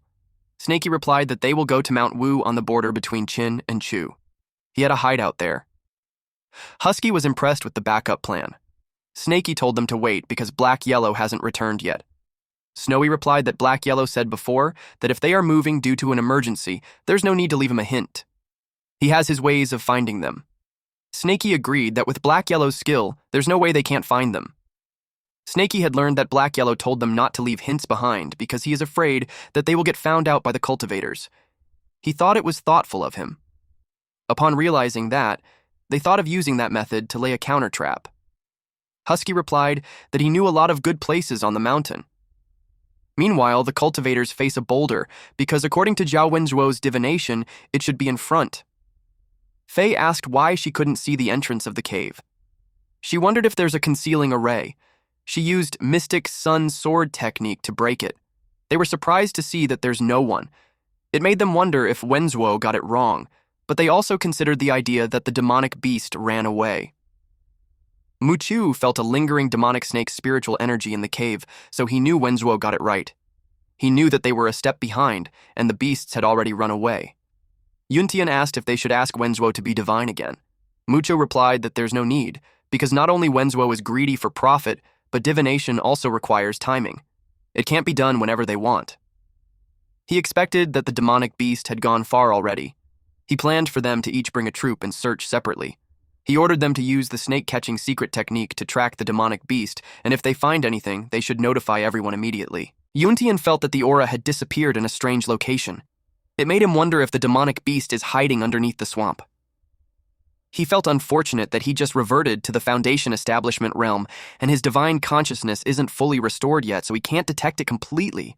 He said that the demonic snake is cunning. He just recovered from grave injuries, so he knew not to take any risk. He ordered his men to blast the area and check it. His men used exploding talismans. Something came out. It was a large mouth. Several gigantic crocodiles appeared. They recognized that it was Crocodile Kings, and they got tricked. Fei sensed where the aura disappeared. She was being called by one of her men, but she shushed them. She expressed that she has a bad feeling and told them not to make any commotions. Then, a man got bitten and yelled that it hurts. Fei told this idiot to stop. It was too late. They ran as the poisonous killer bees chased them. Fei ordered them to throw an exploding talisman and retreat. His men complained that there's too many of them. One man got caught and the bees covered his face. He tried calling for help, but he got already abandoned. At the same time, another troop got tricked. Mochu told everyone to stop because it is the territory of the Burning Sun Eagle, a powerful demonic beast in the Foundation establishment realm. Although he can handle it, he's uncertain if more will come if he kills one of them. He could feel that the demonic snake left its aura behind to purposefully lure them into a trap. He ordered everyone to retreat at once. The ground shook. Mochu asked what's with the commotion. Apparently his men were running away from a gigantic elephant. Those men were hit by the elephant's trunk. Mochu witnessed the perfected Foundation establishment. He was surprised to see a great demon halfway into the golden core. One of the men informed Mucho that their previous defensive shield got broken by it. Mucho told the guy not to panic since he still has the defensive talisman. He gave the guy a pouch and told him to take a replenishing Qui to stabilize his energy first. He volunteered to hold off the enemy and told the guys that once they recovered, they should come and help him. The elephant assumed that Mocho is the head of the snake catcher. Mocho used Mystic Sun, Sword, Qi, Array. The elephant stomped its foot. It roared and teased Mocho that it's just a mere sword Qi. Mocho was surprised that the sword Qi had been blown away. He tried a different attack, this time it's Mystic Sun, Shocking Thunder. The elephant scoffed. Mocho noticed how the elephant, despite being huge, is agile. He called for the water dragon god. The elephant roared and countered it. Mocho was surprised that the elephant couldn't be pushed back. Since the water is formless, he made the elephant trapped in it. His juniors were impressed with his strength. He told them to hide properly, otherwise they will get in the way. Two people announced that they're back. They were surprised to see that there's a trap in there too. Yuntian saw the elephant and identified that it's the great demon that killed him last time. Moshu replied that it wasn't an ordinary demon. He thinks that it has a treasure on it. Earlier, Snakey informed this elephant that the enemy who annihilated his clan is still alive, and he will lure them into him. The elephant had confirmed that, just as the little snake puppet said, Yuntian is still alive. The elephant vowed to kill him again. It stomped its foot while making a loud noise. Mochu couldn't believe that it broke free so fast. It targeted his juniors. The elephant stated that he'll kill the clan's kids as a sacrifice for his clan members first. Mocho yelled at them to run. The elephant used mountain-suppressing stomp. Mochu told them that everyone needs to attack together. Yuntian replied that they just barely managed, and they don't have much energy left. Mocho replied that they have no choice but to summon their master. He threw a scroll. The elephant saw his act of calling reinforcements. It wouldn't let them. The elephant destroyed the scroll.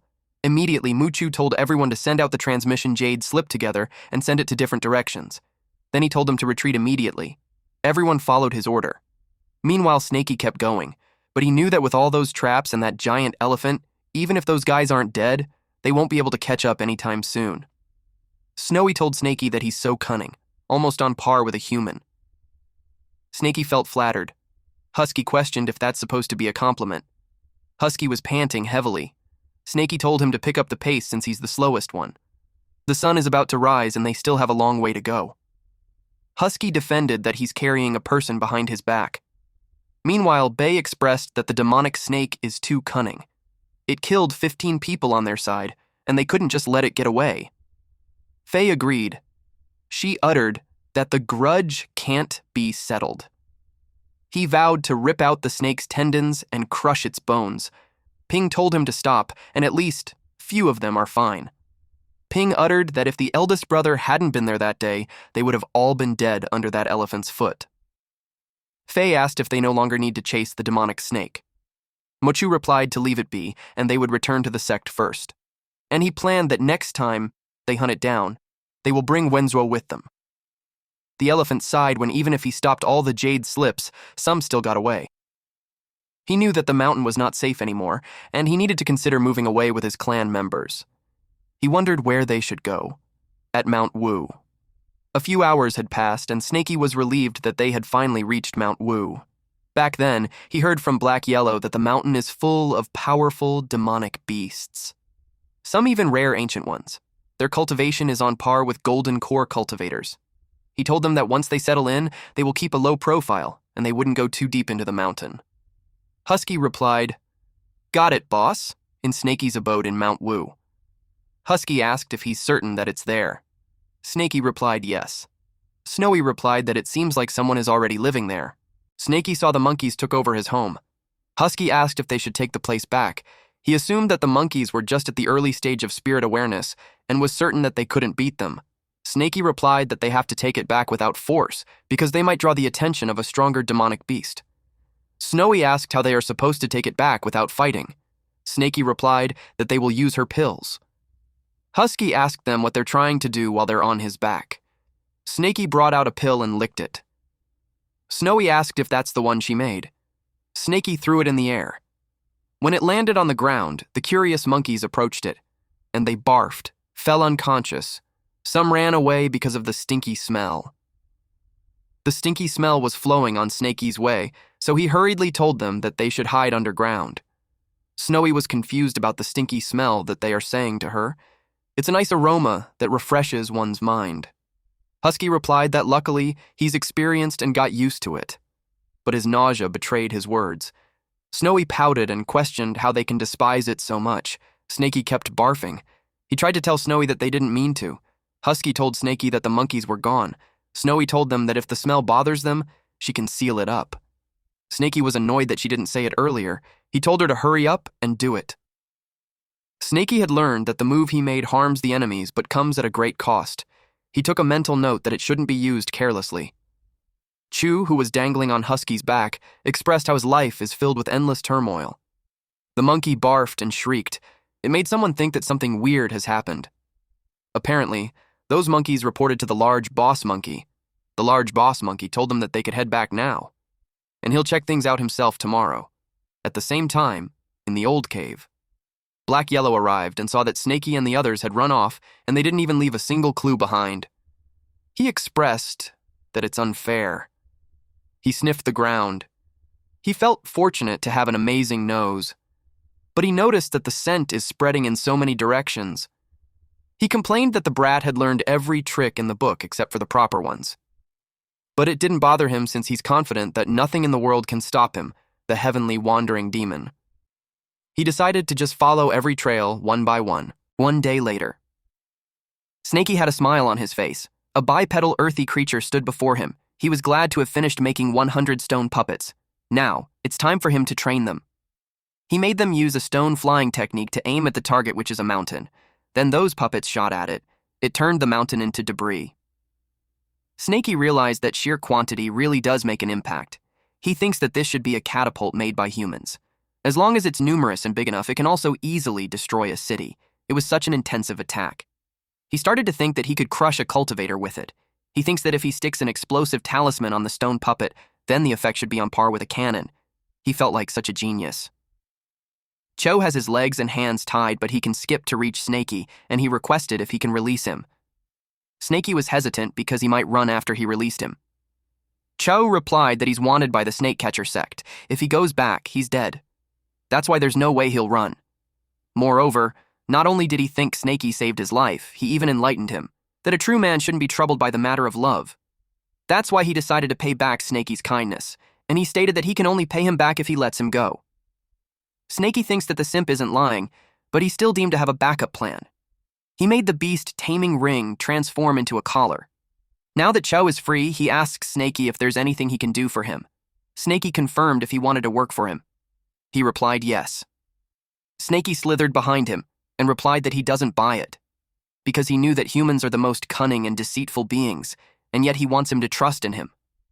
Snaky wraps him in his body and opens his mouth in his face to threaten him.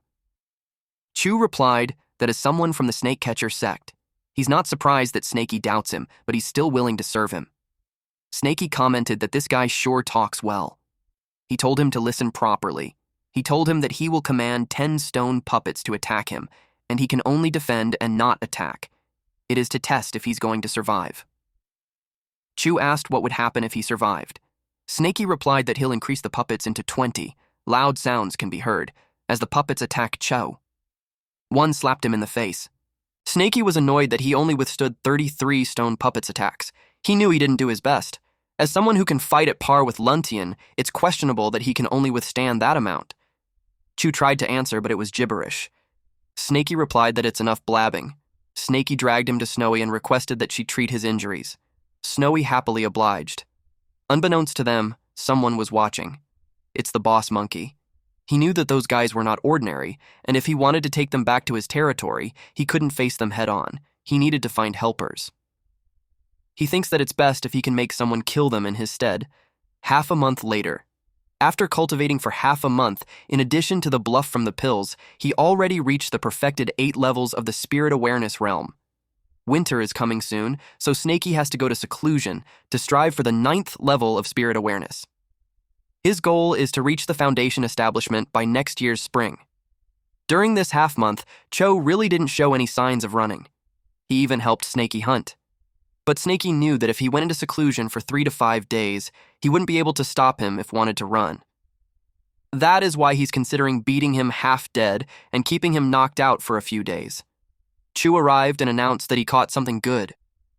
Chu drags a black dog inside and states that the dog is quite aged and bald, which makes it great for nourishment. He said he'll heat the stove right away and they'll have dog meat. Snaky is surprised at what he saw. Black Yellow grinned at Snaky.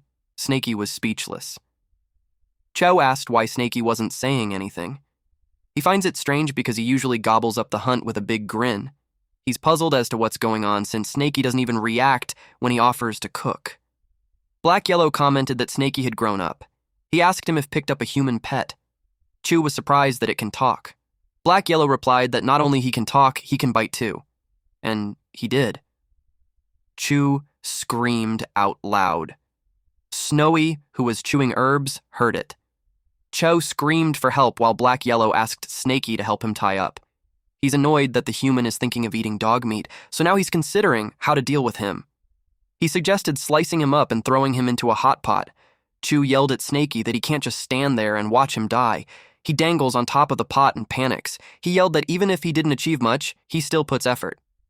Snaky expressed that it would be a waste to eat him like that. Black Yellow agreed since the guy doesn't have much meat. He suggested fattening him up first. Cho felt relieved that Snaky was there to help him, but Snaky had suggested cutting off his limbs to taste it first. Black Yellow agreed that it's a good idea. Chu's soul left his body. That was enough teasing, and Snaky told Black Yellow that he already bit him and scared him, so it's enough to release him. Snaky expressed that he worked so hard to raise that pet. Black Yellow expressed that he's just helping him to be put in place since the guy might act out in the future. Snaky asked where he has been these days. Black Yellow replied that he had been digging graves, but unfortunately, those sects are heavily guarded. He only managed to rob the Purple Cloud sect. He showed him what he found. Snaky was surprised to see his old scales because he knew that the old hag took it. Black Yellow uttered that the old hag was killed by him. Snaky asked if that was true. Black Yellow asked him why he's surprised when the old hag is already in her last breath. That fight before had drained her lifespan. Even if he didn't step in, he knew she would have died within a half a year. And he thinks that it's about time for the Purple Cloud sect to fall. He shared that they either have no idea or are just scared out of their wits and pretending, but no one even noticed that their ancestor had died. Chu was shocked to hear that such a big thing happened. Black Yellow recognized him to be the famous simp. He told him that his glorious tale is being spread around in Purple Cloud sect. He argues that he was courting her seriously, so he's offended that they call it simping. And besides, the woman is already dead, so it was all in the past. He stated that he's walking down the right path and he's done being a simp. Black Yellow asked if that was so. Chow replied yes. He realized that as a human, he needed to have a backbone, so he can't just bow to anyone. Black Yellow laughed. Then he brought out Ancestor's ice coffin. Chu knew about it since Snaky told him. Black Yellow told him that it's not his ancestor. Black Yellow opened the coffin to show him who's inside. To his surprise, it was Linger, the one she had been simping from the start. Cho screamed in agony. He yelled at Black Yellow to give it back to him. Husky asked Snaky as to what led to that big commotion. Snaky hushed him and told him to just watch. Black Yellow retrieved the coffin. He told Chow to look at himself. It was contradictory of what he's saying, that he's not a simp, when he's even simping at a corpse. Black Yellow simply stated that a dog can never change its habit of eating shit. Snaky commented that it felt weird to hear it from a dog. Cho asked if he could give him the corpse. He begged that even a piece of Ling's clothing was fine. He leapt towards Black Yellow. He begged him, but Black Yellow kicked him in the face as a response. Snaky knew that Cho said that he's done simping, but now it's questionable. He had completely lost it. Snaky commented that it's too scary and he'd take it as a lesson. Black Yellow told Cho that he has such a good spiritual root. If he put his mind into cultivation, he would have reached the Foundation establishment years ago. He told him that it was such a waste of talent. Cho asked him what he should do. Black Yellow informed him that he couldn't be entirely blamed for it. The Purple Cloud technique is pretty sinister. It can plant a love goo unnoticed, and coincidentally, he's the kind of person who's easy to bewitch. Once he can use his willpower to get rid of the love goo's influence, he could reach the perfected Foundation establishment.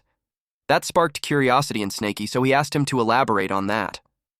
Black Yellow explained that the so-called Foundation establishment is the process of condensing the spiritual energy inside the body into a solid state. It will become a spiritual foundation, and the spiritual energy will flow continuously. Snaky replied that they knew about it. Husky asked if he should listen too. Black Yellow told him that he's talented and suggested that he go burn some firewood and cook some meat since he's hungry. Husky replied, "Okay." Snowy told Snaky that she'll go help Husky and requested him to relay the information later. Husky was cooking while thinking that with his talent, it would already be incredible if he's able to reach the Foundation establishment in that life, let alone perfected it. He expected himself to be a buzzkill if he joined the conversation, so he decided to hide his disappointment. The meat should be done. It smelled good that it made him drool, but in reality, Husky cried as he was hurt being set aside like that. Snowy covered his nose with a leaf and comforted him that it would be fine. But Black Yellow was aware of his surroundings. His silence made Snaky ask what he's pondering about. Then explained that Foundation establishment cultivators also vary some. Some are stronger, some are weaker. The main difference lies in their energy. He showed them a true key. It was color white. He told them that the majority of Foundation establishment cultivators' true energy is white, just like that. It's an ordinary normal Foundation establishment. He added that there are also some Foundation establishment cultivators with light blue-colored true energy. Those cultivators are normally peerless geniuses. They have strong spiritual roots, techniques, and willpower. And all those three elements are essential. Foundation establishment with blue-colored true energy is the perfect Foundation establishment. Chu asked about the strength of a perfect Foundation establishment. Black Yellow chuckled, then replied that in the same realm, one person can rival 10 people, and that isn't even an exaggeration. He was impressed. Snaky inquired if there's anything else above perfect. Black Yellow replied that the deeper the color of the true energy, the more perfected it will be. After light blue, there's dark blue, then purple. But in the entire world, there are only a few of them. The main reason is still the limitation techniques. In the entire world, there are only a few techniques that qualify to perfect foundation establishment. However, the Heavenly Devil technique is one of them. He sarcastically expressed that he was curious on what kind of astonishingly talented and peerless person created the technique. Snaky expressed that the true creator of the Heavenly Devil technique must be an astonishing talent. He thought about Snowy's pills. Ordinary people won't be able to do it. Black Yellow uttered to remain humble. Deep inside, Snaky was annoyed that he's bragging. Joe commented that it sounded like a demonic technique, and the creator must have been not good. He suggested that the creator must be a scum. Snaky, Snowy, and Husky immediately hid behind a tree. Chu was confused with their behavior. He asked if he said anything wrong. Snaky replied that he can speak as he likes. To his surprise, Black Yellow bared his fangs on him. It was followed by his loud scream. Snaky knew that Black Yellow never released the people he bites. Meanwhile, a monkey reported to another creature that there are 2 demonic snakes carrying a large amount of pills and exhaling smoke every day. The monkey assumed that those demonic beasts have a big secret that might be helpful to the boss. He was talking to a golden-winged great eagle in the Foundation Establishment Great Demon. The eagle doubted it, but the monkey was firm that it was true. The eagle thanked him for the good information. The monkey looked like it had a sinister plan. Back to Cho. He was being bandaged up. Snowy bandaged his head while telling him to endure it. Black Yellow created a stealth array so that they wouldn't be noticed, even if a Foundation Establishment cultivator passes by. Snaky replied that it was great. Black Yellow gave him an item that can automatically detect strong cultivators within a 50-kilometer radius. When there's danger, the jade stone will turn red. The deeper the color, the stronger the opponent is. However, it only works on humans. Snaky expressed that the item makes him feel safe, but it felt like Black Yellow was saying his final words. He replied that Snaky is correct. He only returned to bid him farewell. Snaky asked where he's going. Black Yellow replied that he discovered a yin-infused place deep inside Mountain Wu, which is suitable for him to cultivate, so he decided to go into seclusion for a period of time. Snaky asked how long it would be. He replied that he'll come out once he finishes absorbing the yin energy inside that place. It will take at least 1.5 years, 3 to 5 years at most.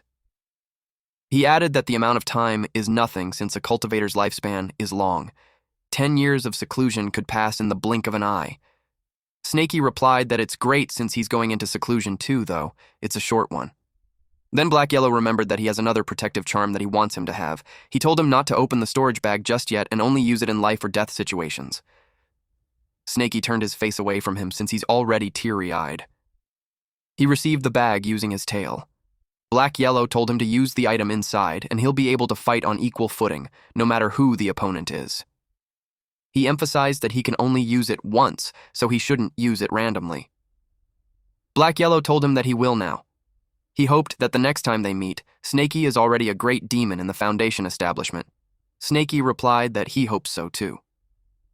When Black Yellow was a few steps away, he yelled at him to wait for a moment. Black Yellow glanced behind him and asked what it was. Snaky had something to give to him. His jaw dropped when he saw the spiritual stones, and there were tons of them. He scolded the brat for being bad. He didn't expect him to hide so many treasures behind his back. Snaky replied that he's giving it to him now. Black Yellow grinned and commented that he's messing with him. I bet Black Yellow felt proud that the once cowardly snake he found in the forest is now able to hide something from him. With that, they expressed their gratitude and hope to meet again. That dusk, Snaky watches him leave. He thought, thanks, brother. Let's meet again. The sun was shining brightly. Cho saw that Snaky is finally back after being outside the whole day. He reported that Husky just left too. Snaky asked what happened. Cho told him that Husky couldn't bear to bid farewell to them, so he asked him to relay a message. He wanted to venture out on his own and hoped that by the time they meet again, he'll have the strength alongside him. Snaky felt down. He asked about Snowy. Cho replied that when Snowy found out, she chased after him. He asked if she went by herself. He was worried about her. Chu assured him that she's strong, but before he could finish his sentence, Snaky yelled at him to dodge. An eagle had just attacked him. The eagle saw that there was not even a cave abode or pills. It realized that the monkey just said that to trick him into dealing with its opponent. But nevertheless, it's still a win for the eagle if it gets to eat demonic snake meat. Cho told Snaky not to panic since it's not time yet. They used a golden shield talisman. Then Snaky grabbed Cho and dove under the ground using earth traversal technique. The eagle was surprised that they used a talisman, but it think lowly of that. Then Snaky noticed the claw's force energy. He used his golden scale to defend his body. The eagle noticed that its attack didn't work and decided to retreat. That was a close call. If Snaky didn't have the golden scales to defend himself, his tail would have been cut off. When he checked his body, it didn't have any scar at all. This time, Snaky got targeted by his natural enemy, and it's even a great demonic beast in the Foundation establishment. He questioned why it was him. Chu admitted he was frightened. He felt it was incredibly unlucky to have come across yet another powerful demonic beast at the Foundation establishment level. Snaky asked if he could handle the eagle, but Cho pointed out that it was a demon cultivator at the Foundation establishment stage, far beyond his current strength. So he questioned why Snaky thought he could possibly take it on. Snaky replied that Yuntian is also in the Foundation establishment, yet he was able to beat him up like that. Cho couldn't tell him that he only managed to burst out that strength because of Ling, and he was being looked down upon. Instead, he replied that if they worked together, they might actually have a chance. Snaky agreed. And since they are teaming up, Snaky suggests that he hangs him in a tree to use as bait. The eagle was confident that he'd break him into pieces, so it couldn't believe that it failed. It started to believe the monkey that the snake consumed pills and its entire body hardened as steel. It decided to wait since the snake is hiding. It had a technique on its sleeves that it could use if there's no other way. Although it would require the eagle to rest for a few days after using that technique once, a snake meat would still be worth it, and it's also a great nourishment. Chu saw that the great demon eagle was gone. Snaky saw it leave, but he knew they still couldn't go out. Chu doesn't believe that it's trying to lure them out. Snaky reasoned that in order to catch a frog, a snake can stay still for 3 days and nights, so a little wait like that was nothing. And at worst, Snaky thought that they could just drag it out. He was confident in his patience because he had never lost before when it came to it. He planned to dig a hole first, and they used that time to consume some pills to solidify his cultivation. Chu saw him and copied him by meditating and cultivating too. Snaky threatened him that if he disturbs him, he'd eat him. 1 hour later, the sky outside changed. Chu asked if they still won't go back. Snaky could feel that there's something off about the thunderclouds. He could tell that it wasn't an ordinary thundercloud. He decided to change location while avoiding those clouds. Cho could feel that something was strange too. He noticed that the cloud was moving with them. Snaky cursed out loud. He felt bad not having that kind of skill. The eagle hovered over them. It's trying to strike at them. Chu asked him what they should do. Snaky realized that the demonic beast disappeared just to cast that technique. Chu agreed, and because of that, he had known that he wouldn't be able to use the skill again in a short amount of time. Snaky used earth armor and told him to endure the attack first, with the hope that tomorrow they'll be eating eagle meat. Cho was okay with that. He also activated earth armor. The eagle striked. As another form of barrier, Snaky activated Earth Shield and used a golden shield talisman. Lightning struck them. The eagle expected his attack to work this time. It saw 2 monkeys approaching, and it asked where their boss was when it said that they would attack together. The eagle felt tricked. The monkey argues that they can't come close if it uses that kind of technique. They assured it that their boss would secretly attack if needed. The eagle agreed that it made sense since anyone below the golden core won't survive that attack. The eagle was surprised when Snaky used earth-piercing strike. The monkey asked what that commotion was. Then with a smug look on its face, it pointed out that the eagle just said that no one below the golden core could survive the attack. It asked if the eagle held back. The eagle replied that there is no way it would do that. Chu came out and called the idiot monkeys. He vowed to slaughter them all. The monkeys were annoyed with his arrogance. They told the eagle to leave the guy to them. The eagle sensed something. It was surprised when a golem suddenly jumped out of its face. It wondered where it came from. Then it saw Snaky. Snaky used gravity technique and golden scale ambush. The idiot bird got baited. Snaky was relieved to have used his tail to shift position beforehand. Otherwise, the outcome would have been hard to predict.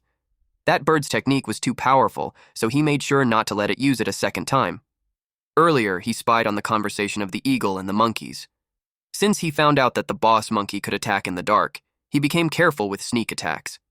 He instructed Cho to draw those monkeys away and pull the fight in the opposite direction, while he takes care of that idiot bird. That's how they reached this moment, and as Snakey expected, the stone puppets are too weak in front of a foundation establishment. But the eagle got spooked. So many golems appeared again, and they are throwing stones. He felt humiliated. A lump formed on the side of its head where the stone struck it. The eagle got annoyed and destroyed the golems while yelling at the snake to stop being impudent. It reminded the snake that it can crush those golems with a single grab. Then he searched for the demonic snake. Deep inside, Snakey wasn't interested in humiliating the eagle, but he was glad that he finally got the eagle to come down. When the eagle was within firing range, he unleashed several spikes. It realized that the snake had set up the traps beforehand. The eagle felt the pressure in the cracks, and the direction of the hidden weapons drove it deeper into the crevice. Only then did the eagle realize. It had walked straight into the trap, and since it could no longer dodge, it chose to block instead. Wrapping itself in its wings, it trusted in the toughness of its feathers. It got hit, and to its surprise, its wing was pierced, and the spike passed through. The eagle lost its balance, and while it was falling, Snakey lay in wait while its mouth was wide open. The eagle saw the tail of the snake. It smacked it down. The eagle hurriedly got up while Snakey dove underground using earth traversal. The eagle called it shameless. The wings of the eagle trembled, so it decided not to fight a losing battle. It was focused on leaving the chasm. Through the crack, Snakey saw it trying to leave. He made golems jump down on the crack and attack it. Making the eagle shriek loudly, it used flying technique stone. Snakey followed up his attack with an exploding talisman. He was determined to trap the eagle there. Now the eagle faced golem puppets above and exploding talismans below. Snakey was determined to bring it down. But the eagle cried out, declaring it had no fear of the demonic snake. And although those golem attacks are weak, there's too many of them. It left him with no choice. The eagle attacked the golems, using its technique called feather-transforming sword chi. Snakey defended himself using the golden scale shield. At this point, the eagle had already used its trump card and it looked exhausted. It wondered if it was dealing with a snake or a human cultivator. It decided to flee. Snakey noticed that the eagle had used its ultimate attack. Now it could no longer fly. It was merely scrambling up the rocks. And Snakey had no intention of letting it escape. He attacked it with an earth-piercing strike. It landed beside the eagle, and because of that, the eagle can't create any more footholds. Snakey used fire snake technique next. The eagle was almost at the top, but Snakey chased after it. Then he used the earth-piercing strike just beneath it. It looked like a skewered eagle, but it wasn't dead yet. Gritting its beak, it said that Snakey was overflowing with talismans and tricks, and pointed out that Snakey's behavior is just like a human's.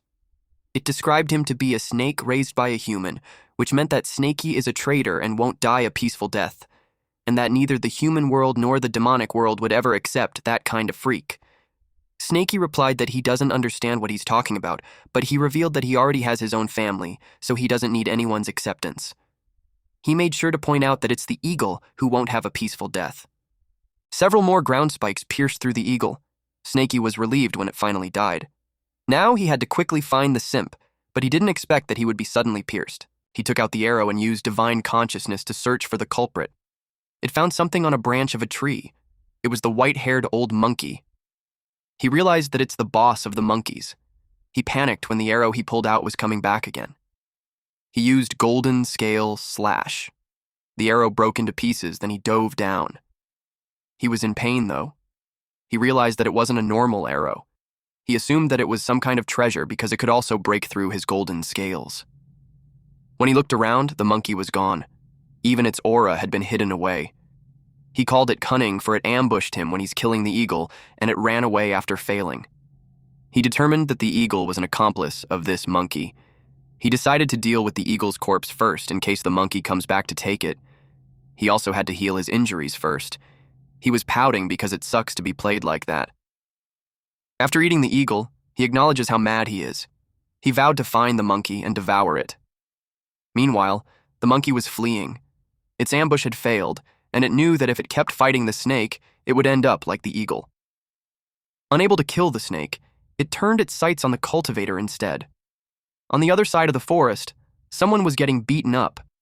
It was Chow. He was used as a training dummy by the little monkeys.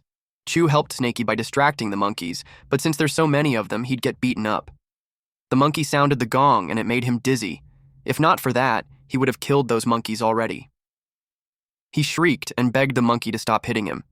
He had to think of a way to distract them, and he thought that the monkeys wouldn't be able to resist bananas. He threw bananas at them, and the monkey happily received it. Finally, he managed to get rid of a bunch of them. But suddenly, a monkey loomed over him. He asked if it wanted bananas too. The monkey took his pouch and inspected it, while the other one played the gong beside Chow. The monkey thinks it was trash, but to Chow, his storage bag was important. They mocked him for panicking because of the clothes. Chow begged them to return it. His mind called out to Ling, even as he spoke aloud, demanding the item be returned.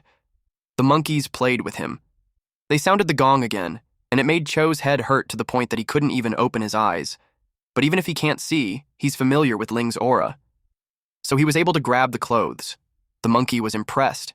It pulled the clothing while Chu held on to the other end, and it tore apart. These monkeys are such bullies. They made fun of his reactions. At this point, Chu could no longer hold it in. He cursed at them and told them that he's not playing with them.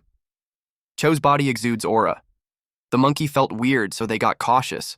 Chu made the ground shake, and it threw the monkey off balance. Due to the erosion of love goo, Chu has completely lost his sense. He transformed physically into a wooden monster, becoming a puppet that fought solely for Ling. The monkey with the gong stepped forward and played it, but the transformed Chu pushed the monkey on the ground. Snakey noticed the commotion on where the simp is. The monkeys ran as fast as they could, but the monstrous Cho was determined to kill them all. The monkey that he grabbed shrieked out loud, while the other fell into a stream of lava. Since they can't hide, the monkeys decided to fight, and to prepare for that, it ate a berserking fruit. The monkey grabbed Cho's hands and wrestled him, snarling that he would pay with his life for killing the kids. But Cho was able to grab the monkey on its neck, and the monkey complained that it was hot. Cho burned the monkey using his sky-piercing giant arm. Snakey searched for the other monkeys. When he arrived, he was confused about what was happening. Snakey got confused as to why Chu, who was just getting beaten up earlier, suddenly went mad. Then he saw ripped clothes off Ling, and it made sense to him. Snakey knew about it since that was recorded in Cho's bamboo slip diary. He remembered it costs around 30 spiritual stones. Snakey was impressed. He realized now why he can beat Yuntian to half dead. He noticed that the simp is getting smaller, which means that his strength will be exhausted soon. He decided to go there after this one. Snakey noticed a trail of light. He warned him to be careful of the hidden weapon. To his surprise, that idiot grabbed it instead of dodging it. He could sense something was wrong with the arrow, so he yelled for him to throw it away. It exploded, resulting in unveiling his stone armor on the side. Snakey was right. Then Cho's arm shrunk. Chu yelled out loud as he garnered strength, and he threw the arrow back. Snakey watched it disappear in the air. The distance was so far that his divine consciousness couldn't investigate it. Then he heard a sound which made him assume that the attacker was hurt, but he didn't scream at all. It made him curious how he'd put up with it. He decided to send 2 puppets ahead to check it out just in case it's a trap. Chu fell face down on the ground. Snakey could tell that he's exhausted. He noticed that Cho's spiritual energy had almost dried up since it was leaking out from the right arm's wound. It made him intrigued what the bone arrow is made of that it can destroy spiritual energy. Snakey could tell that the bone arrow is too terrifying. Its concussion power back then already left him with a deep wound. Had he not used his tail to block it, the consequences would have been unimaginable. Then he checked what the golem found. He was surprised to see that both the old monkey and the bone arrow are gone, and only some blood and fur are left behind. He decided to collect them, thinking it would make tracking easier in the future. If it were him, he wouldn't have left such an obvious clue for his opponent. Knowing how cunning the old monkey was, he wondered if the blood and fur were planted to mislead him. Then again, maybe the creature had been too focused on escaping to clean up its trail. Considering he wasn't fully healed yet, he chose not to pursue the monkey. Still, erring on the side of caution, he dug the area so he could return and investigate later. He knew that no matter how that old monkey is, there should be some lingering aura left in the soil and grass, 1,000 miles away deep inside Mount Wu. Someone was eating happily. It was Black Yellow, and he's eating corpses.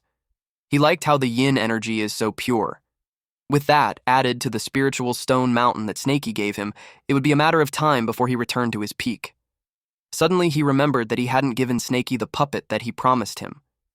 He wondered if he should just leave it be, but he imagined Snaky calling him a liar. So he decided to keep his promise. But before he left, he took a bone to bring with him as a snack. Snaky was back in his cave, but Snowy hasn't returned yet. He checked Cho's condition and took out the limb regeneration pill he had received from the Purple Cloud sect. It was incredibly precious. He only had one, and its value rivaled that of a Foundation establishment pill. As he held it, he couldn't help but think that once he gave it away, he'd have none left. But with Snowy gone, he knew giving it to Cho was the right thing to do. While feeding him that, he's thinking how it was unexpected that he'd hang around humans. Suddenly, Snowy appeared. He was surprised that she returned. He immediately pulled out the pill from Cho's mouth. Snowy expressed how sad she is with Husky leaving. Snaky comforted her and assured her that they will meet again when fate allows it. She clarified that she's not crying because of it. Earlier, Husky told her to stop chasing. She wanted to catch him because he hasn't tried the new pill that she made. Husky kept running because he's scared. Snowy swore there was no poison this time. She even promised she'd be struck by lightning if she was lying. Then the lightning struck. She decided that if he doesn't stop, she'd be impolite. Husky saw that it was a divine pill awakening, and just by looking at it, he's already vomiting. She encouraged him to try as much as he wanted, though Husky was determined to venture out this time. She gave him a pouch to take with him containing all her important pills. Then she told him to tell her the effect the next time they meet. Husky sobbed since he kept telling her that her pills contained poison, and yet she kept forcing them to her. Snowy told Snaky that she's sad because she lost a friend who can help taste her pills. He told her that they have the simp to taste it for her. Snowy was surprised to see his condition. It made her ask what happened to them. Snaky replied that it's a long story. He asked if she could take a look at him and treat him. Snowy confidently replied that she could. Snaky entrusted the simp to her. She promised to make his arm return to normal in 7 days. The water from the ceiling of the cave dripped continuously. Snaky's body was wrapped around some animal. Then he started reciting a prayer. He couldn't help but notice that the power of the great demon in the Foundation establishment feels different. He could tell that his body is getting firmer. He broke through the 9th level of awareness. He was so happy to have reached the perfect spirit awareness. His wounds have fully healed and his scales increased a lot too. His divine consciousness also improved. He accomplished a lot from that seclusion time. Some feathers and claws were left. All of those are Foundation establishment beast ingredients. They can be used to make second-tier treasures. He planned to try them on the puppets later to increase their battle power. He had been in seclusion for a few days, so he was curious on how the simp and Snowy. He heard some commotion, and it made him wonder if some great demon had come. It was a large, rat-like creature sniffing around. Snaky could tell that it's another Foundation establishment demon, and it's a mongoose who specializes in suppressing serpents. The mongoose thinks he was scammed by a bastard who lied and told him that there's a snake to eat there, but he couldn't find any trace of snake scent, just some weird, funky smell. Snaky thinks that it was the old monkey who lured it to him. He was glad that he had always been cautious and had cleaned up his scent. He could tell that the old monkey didn't appear this time. It's obvious that he barely knew the mongoose. He knew that he needed to get rid of that old monkey, because if it goes on, who knows what other demonic beasts he'll summon. He decided to check on the simp and Snowy before he went out. Cho's arm had regenerated. Snaky was amazed that his arm actually grew back. Snowy replied that her medical skills are brilliant, but she informed him that it will take about 10 days for him to fully recover. Snaky replied that it's actually a fast recovery. Cho was dreaming about eating delicious dog meat. It was funny how Cho remembers the meat, but not the beating he received. Snaky stated that if Black Yellow was there, before he could finish his sentence, Black Yellow popped out. They were surprised that he was back. Snaky was so shocked because he knew he was in seclusion, and he's back so fast. He replied that he came back to give him something. Snaky asked what it was. Black Yellow boasted that he always keeps his promises. He gave him a bag of puppets that Snaky would truly like. Snaky thanked him. After that, Black Yellow told them that he'll take his leave, but Snaky told him to wait as he grabbed something from the bag. Since Black Yellow has a good nose, he requested him to check if there's any monkey scent on an item. Black Yellow got curious. Then he realized that is why he saw traces of battle in the ravine, and even Simp got hurt. He smelled it and identified the fur of the ice soul bear. Its strength should be at the late stage of foundation establishment, and the bloodstain is from the demon bear too. He caught its scent on his way there and had estimated that it's about 30 miles away. He added that the bear is really sensitive to intruders. Anyone who gets near its territory will be hunted down to the end of the world. He commented that the monkey was really sly, and if he had followed its trail, he probably would have been crushed to death. He sniffed some more as he inspected the bottle. He identified the scent of the snowstorm monkey. Although its cultivation is at foundation establishment, it might have been injured before. That would explain why it's so weak. Snaky asked if it was nearby. He replied no. Within a 100-kilometer radius, there's no trace of that monkey. Snaky wondered if it relocated, or maybe that demonic beast's concealment technique even fooled his nose. Black Yellow wasn't pleased with that statement because it was insulting. Meanwhile, Snowy had observed that Snaky had become more human and Master Doggy had become more dog-like. In another setting, the monkey was amused. He faced an elephant clan who migrated back. One of them recognized that it was the old monkey who saved a young elephant back then. The leader of the elephant even rewarded him with a tusk back then. The leader of the elephant asked his friend if he ran into trouble. The monkey replied that 2 snakes and a human broke into his territory and slaughtered his clan members, and he had come to ask for help. He was curious about what happened, and even if the elephant clan usually doesn't interfere in other clans' affairs, they always repay kindness since it's one of their ancestral rules. He decided to help the monkey. He ordered the elephant named Gray to go. The monkey added that the demonic snake knows human techniques to the point that it's strong enough to kill a Foundation Establishment great demon. He suggested that they needed someone strong. Gray was insulted since it's like he's saying that he wasn't strong enough. The elephant leader asked how far the place was. The monkey replied that it took him 5 days to get to them, so for the elephant leader, it should only be half a day. The elephant leader agreed to go there himself. He'll go there to check if the human is a damned snake catcher or not. Back to this chaotic duo. Black Yellow asked if he had more questions. Snaky thought about it. He brought out a broken bone and asked what demonic beast bone was it, because it feels like it can break spiritual ki. Black Yellow sniffed it and replied that it seemed to have been made from a tusk. He could tell that the owner is a descendant of the ancient beast, the spirit Devouring elephant. Its cultivation should be at least mid-stage foundation establishment. Snaky realized why it was familiar. It was because it was a tusk. Black Yellow shared that in ancient times, spirit-devouring elephants used their tusks to absorb the essence of spiritual veins. Their tusks were known as the strongest tools for breaking spiritual ki. Because of that, humans hunted them down for their tusk, and they were nearly wiped out. He didn't imagine he'd get to see something like that again. Snaky added that their descendants are dancing the same fate. Black Yellow explained that tusks are top-tier materials for making treasures. They don't require much refining skills either. As long as it's polished well, it can have the power of a treasure. He noticed that it was getting late, so he needed to leave. Snaky asked if he needed to go already. He replied that it's always nice to come home, and he wondered how many years will pass before he could visit again. Snaky called him again. Snowy, who was observing them, thinks that Snaky is reluctant to make Black Yellow leave, but Snaky just wanted to retrieve his tusk from Black Yellow. He demanded that he hand it over. Black Yellow made an excuse that he got used to it, and it wasn't his intention. He added that he already took it, so Snaky better not be stingy. Snaky got annoyed and wrapped his tail on his head while saying that dogs really can't quit their habit of eating crap. Black Yellow tried to convince him by saying that he went back just to give him puppets, so he better not be ungrateful. Snaky yelled at him not to mix things up. While they were having their banter, Chew ate Black Yellow's leg while commenting that dog meat tastes amazing. Both Snaky and Black Yellow were speechless. Black Yellow smacked him while telling him that he's not allowed to bite. Cho woke up screaming loudly. Good food was being served. Cho looked like he's in bliss. Then suddenly the face of the angry dog appeared on the soup. That bad dream woke him up. He expressed his scary dream, getting bitten by a cooked dog.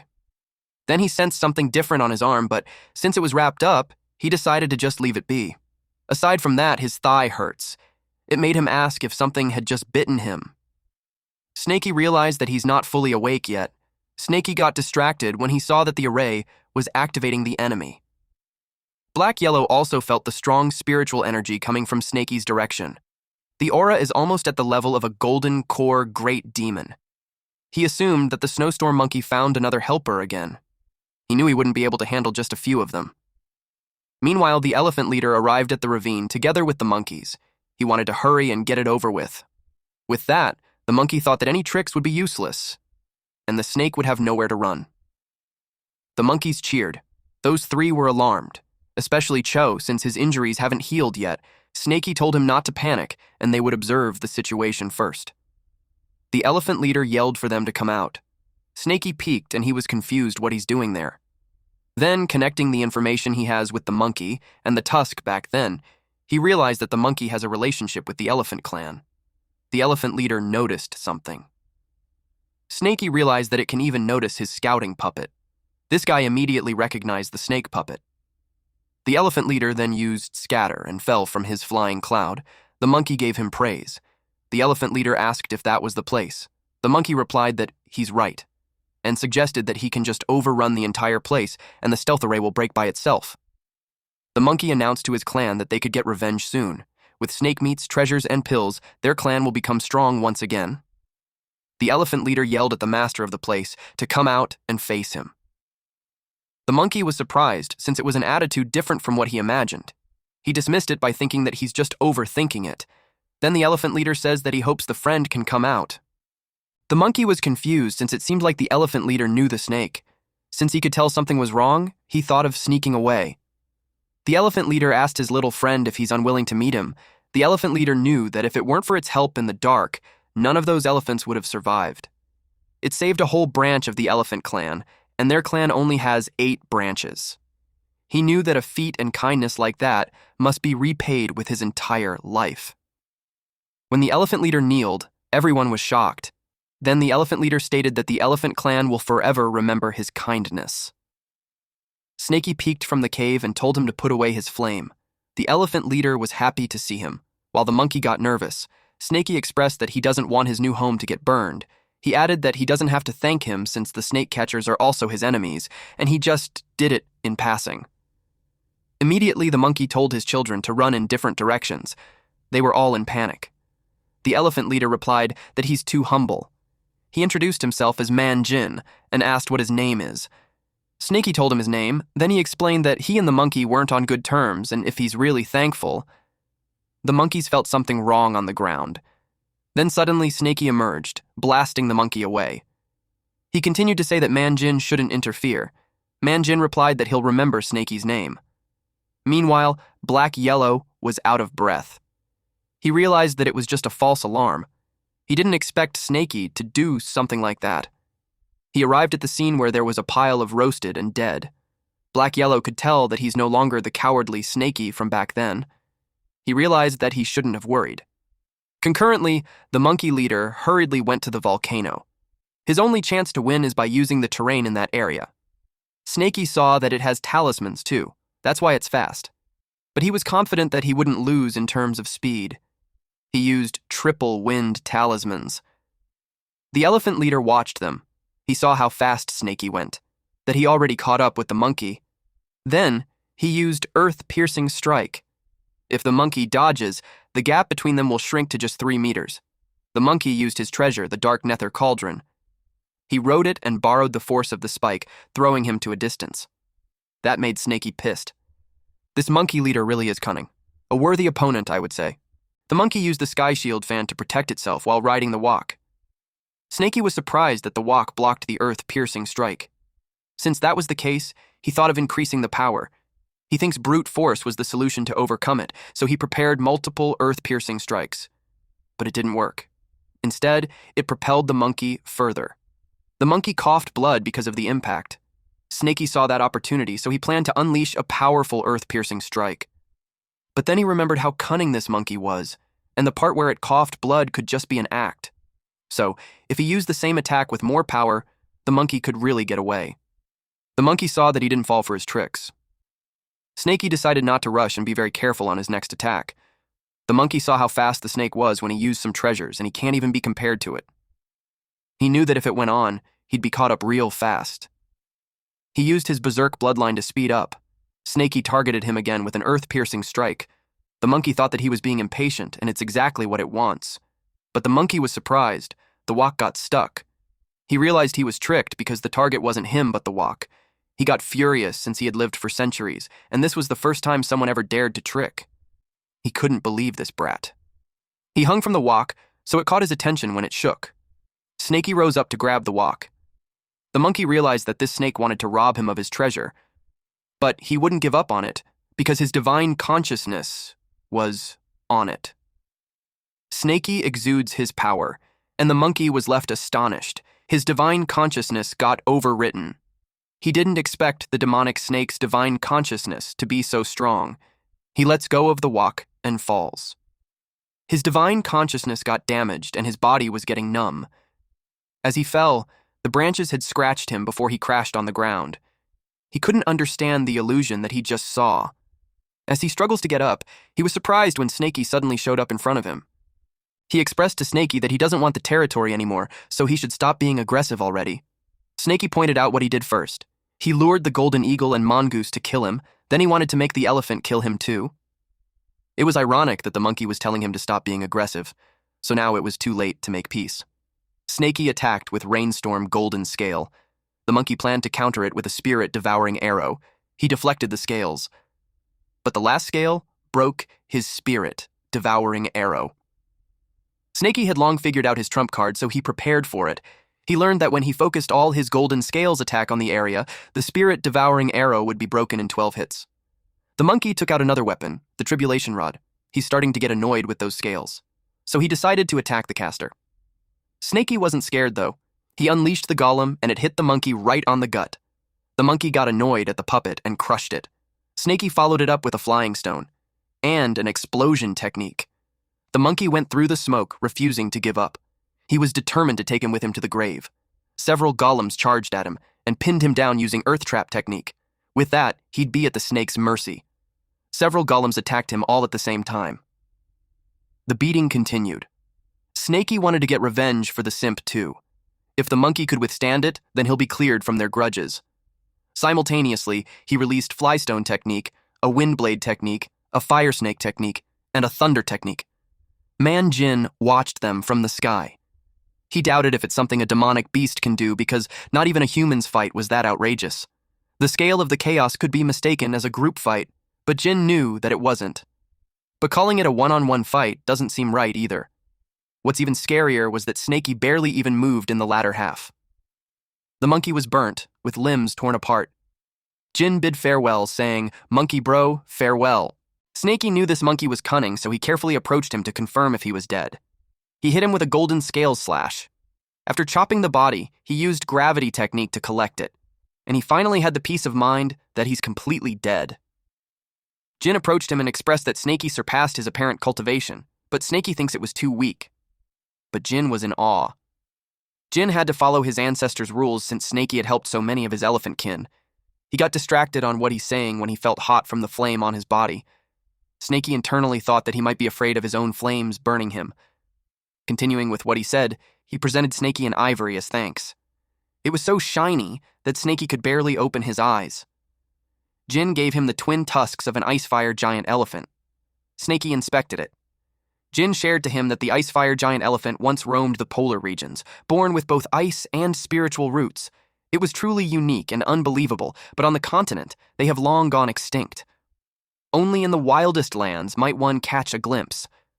Black Yellow once told him that the owner of the tusks should have been at a foundation establishment of great perfection similar to Jin. Just the thought of that made him drool. Compared to the soul-devouring ivory of the old ape, those were countless times more precious. The gift was far too valuable, so he couldn't accept it. Jin insists since it was their ancestral rule. The elephant clan was nearly wiped out by humans, and to survive, they can only spread kindness and forge good ties. And when he falls one day, his tusks would also be left to his descendants to be given to those who have shown them grace, so he wished for Snakey to accept it. Since that was the case, Snakey accepted it. But honestly, it was just a small favor, and he got such a great gift so it made him feel guilty. So he shared to Jin some pills that he took from the snake hunters before. He was about to say something when water splashed on his face. Jin burst into tears, and Snaky had no idea why, until Jin expressed that he had given away so much ivory in his life, and it was the first time he ever received a gift in return. He clearly came to repay his kindness, and yet he ended up taking advantage of his benefactor instead. Snaky was just too kind. But then Snaky remembered correctly that Jin was tricked by that old monkey to come kill him first. He told him to stop crying already. He was old and powerful, and yet he wasn't vigilant. It was a precious ivory, and he just handed it over even when the monkey tricked him to fight Snaky personally. Jin agreed he was right, but also, it was their ancestral teaching. Snaky told him that had he run into a core formation cultivator instead of him, he would have been doomed. Jin reasoned that his elephant clan is innately strong, so he doesn't fear them. Also, he could form a core anytime. Snaky commented that he's a big guy with no brains at all, because that wasn't his point. But then Snaky got sidetracked when he realized Jin said that he could form a core anytime. He asked why he hadn't done it. Jin replied that forming a demon core requires long seclusion and would trigger the 49 heavenly tribulation. He would be gravely injured, and with humans hunting them, it could lead to extinction of his clan. Then he admitted that the raging flames in his body and thunderclouds were punishments from a failed attempt at core formation years ago. They burned him all this time. Snaky told him to extinguish it, but he couldn't. But then Snaky had a thought. Jin had a strong body and higher cultivation, so he might be able to handle Snowy's pills. So he gave him the essence nourishing pill, blood replenishing pill, and bone strengthening pill. He warned him that those were extremely potent, so he shouldn't use them, unless absolutely necessary. It made Jin extremely happy, to the point that even if Snaky told him to climb blades or dive into fire, he won't even hesitate. He claimed him to be his friend for life. Snaky told him to stop kneeling, because he might crush him to death. Then he sent this crybaby on his way. And lastly, he told him not to call him benefactor. Instead, he could call him Snaky. Jin made sure to remember. Then he invited him to visit his clan when he got the chance. After that, Snaky went to his cave and got excited for his favorite part. He took out the chopped body and some other stuff. He took the jade and herbs to give it to Snowy. Then, he gave the weapon to the simp who was moved to tears. But Snaky warned him not to let any woman trick him again. Snaky also upgraded their cooking pot to the dark nether cauldron that he got. He told them to go do their own thing while he lives in seclusion for a while. He requested Cho to guard the outside for him. When he was alone, he checked the content of the sheepskin scroll. It was a map of the Wushan Mountains. 100 miles north, there was the Ice Soul giant bear, who was at the Foundation establishment late stage. Then at 200 miles out, a mongoose snake at mid-stage. Then there was Jin's elephant clan, 1,000 miles away at the plains beneath Wushan. Then, 3-headed wolves and 4-winged birds were marked with black dots to indicate that they had undergone mutations. Snaky took a mental note to stay away from them, as they might be core formation beasts. He also saw on the map a place that he had entered with black-yellow before. It was the Spirit Mine Cave. It was marked X, which means it was dangerous. It was no wonder because the spirit devouring ant was there. Snaky saw the importance of the map. To survive there, it was essential. And then he remembered the key. It had some patterns that looked like the deconstruction array that black-yellow used. He tried scratching it using the golden scales, but it didn't work. Its material surpassed ancestor Zixia's flying sword. He had no idea what the key opens, so he decided to keep it safe. He also got a legendary forging furnace. He doesn't understand forging, but he remembered black-yellow saying that ivory doesn't need technique, just a simple refining to reach the magic treasure level. So he thought of using divine sense to activate the furnace and reshape it. He was confident in how smart he was. He imagined the weapon's shape in his mind. And with heaven and earth as the board, all beings were the pieces, he activated divine sense refinement. And it was successful. He got the shape that he wanted. It was a sword with a wavy blade, and the power was so strong. Snaky got elated, so he decided to forge the Icefire tusks too. The aura was far stronger than those soul-devouring tusks. Suddenly, it exploded. The furnace sizzled. Snaky realized that the Icefire tusks weren't something he could handle at his current level. He decided to wait until he reached the Foundation establishment before trying again, and at the moment, the most important thing for him was to go into seclusion and complete his Foundation establishment. He ate the monkey, and he didn't expect that it would taste pretty good. Half a month passed by. Cho finds it strange that he couldn't feel anything on his arm. He tried to intentionally hurt himself, but to his surprise, even blades couldn't cut it, and stones couldn't smash it. Also, fire couldn't burn it. He got enthusiastic as he realized that he could have refined the legendary copper skin iron bones. His loud voice made Snowy scolded him for being too noisy when the snakes were hibernating. He asked Snowy to bite him to test how tough his arm was. Snowy was hesitant because she was poisonous. He didn't mind, so he urged her to bite him to test his arm's toughness. She chomped on him. He claimed that it was just a tiny wound, and it wasn't a problem at all, but seconds later, he fell. Snowy was annoyed because now she had to detoxify him. He always causes trouble for her. She contemplated on what method to use and considered poison to poison. Chu could tell she was quite excited. She let centipedes crawl on his arm. She instructed him not to move as she's helping him detox. His arm turned purple and he screamed loudly. He panicked on what was happening to his arm.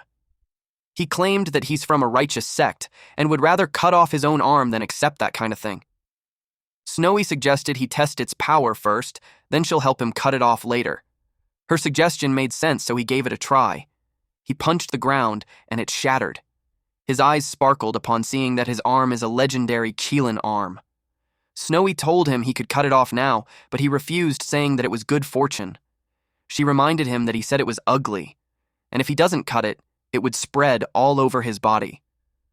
Chu replied that he didn't care for appearances since he's a cultivator. Meanwhile, at Snaky's cave residence, his foundation establishment failed, and he had no idea what happened.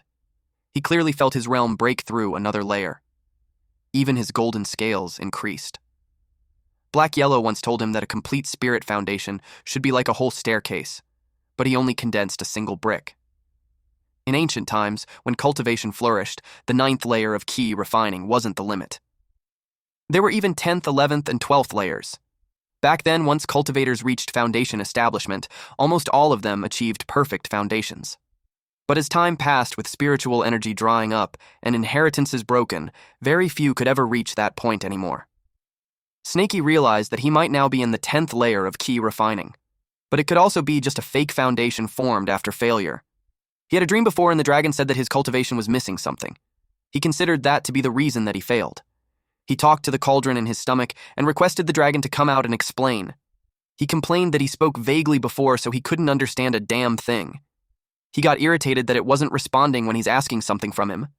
Eventually, he gave up and was forced to figure it out himself. He had been in seclusion for so long that all the breast meat was digested already, so he decided to go to Snowy and get something to eat. Cho first saw him.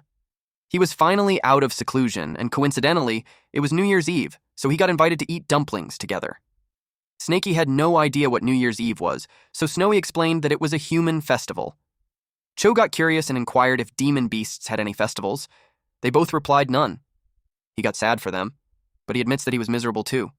Because every year during New Year's Eve, he'd go home for a family reunion, but since he entered the Moving Mountain sect, it had been 5 years since he last returned home. Snaky was confused because their cave was their home. Chu clarified that they were only companions, and the place that gave birth to and raised him was what was called home. From the Simp's definition, Snaky's home would be the 10,000 Snake Valley. Chu heard that the Snakecatcher sect plans to turn that place into a slaughterhouse. He empathized with Snaky, saying that it was tragic. Snaky thought that home was just a territory, and it can be replaced. But if 10,000 Snake Valley counts as home, then he thought of something, but it would be too dangerous. Unexpectedly, they heard a ding sound.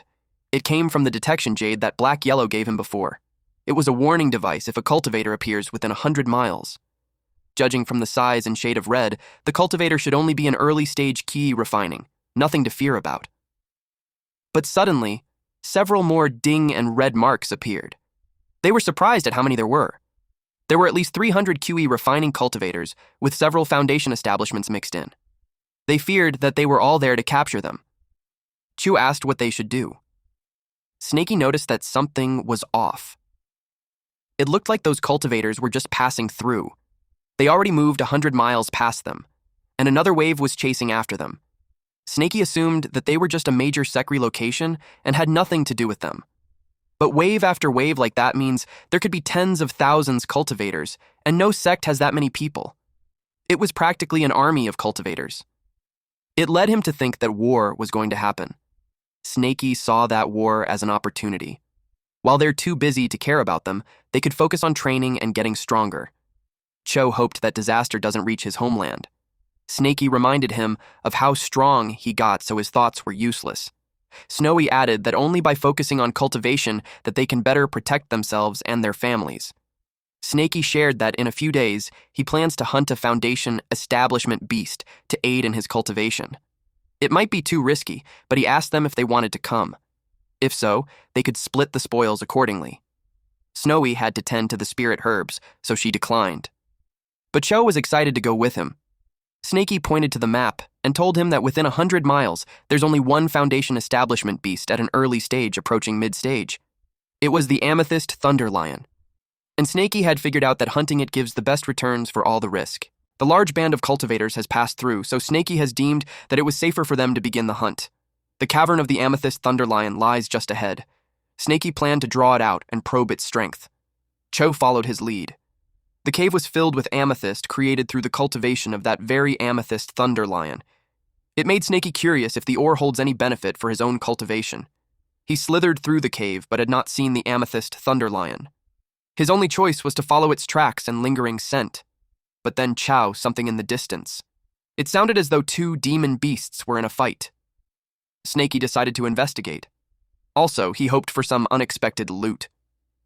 The Amethyst Thunder Lion was furious that the other demon beast killed her child. The pangolin insists that it was not them, because they only eat insects, so there was no reason for them to kill her child. The Amethyst Thunder Lion argued that she witnessed it herself, so he shouldn't bother denying it. She demanded him and his children to pay with their lives. The pangolin threatened the lion that if she harmed his children, he would fight her to death. Snaky had learned that the Amethyst Thunder Lion was seeking vengeance. He felt lucky because they could just claim the spoils after their fight, but he doubted if such a fortuitous event would just really fall into their laps. Chu agrees, since he doesn't think he's a lucky person. Snaky could tell that the wounds upon the lion cub's body were undoubtedly inflicted by the pangolin king's claws. The pangolin king wasn't a carnivore, so he wondered why it would kill the cub. Cho could tell something wasn't right.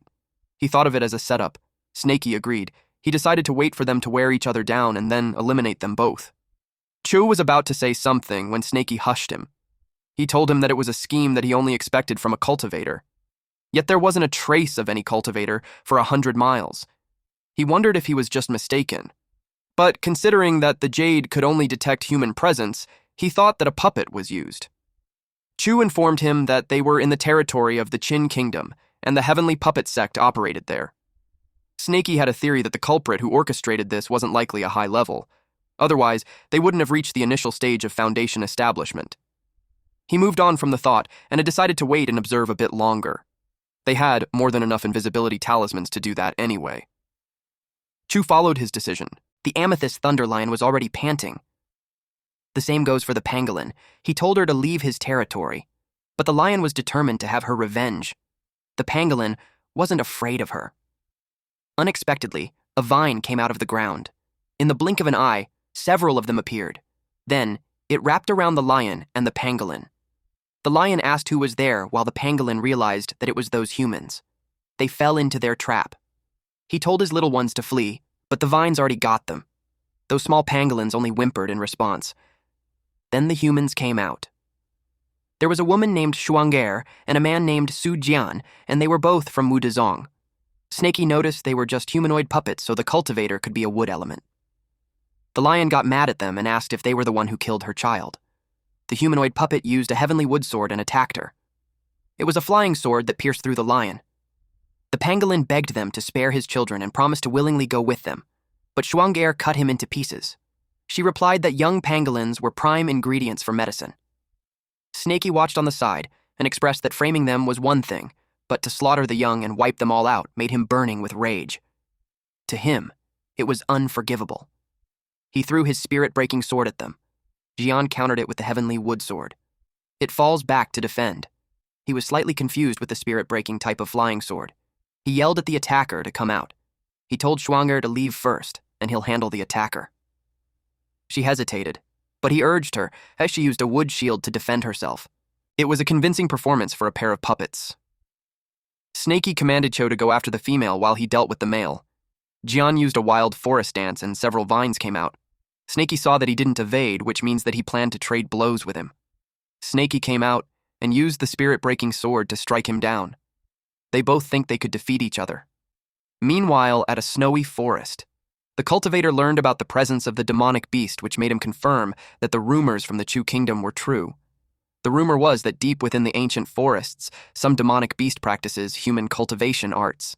And he saw this demonic beast was even capable of wielding a flying sword, despite being at the initial stage of Foundation establishment, and it can even command a flying sword.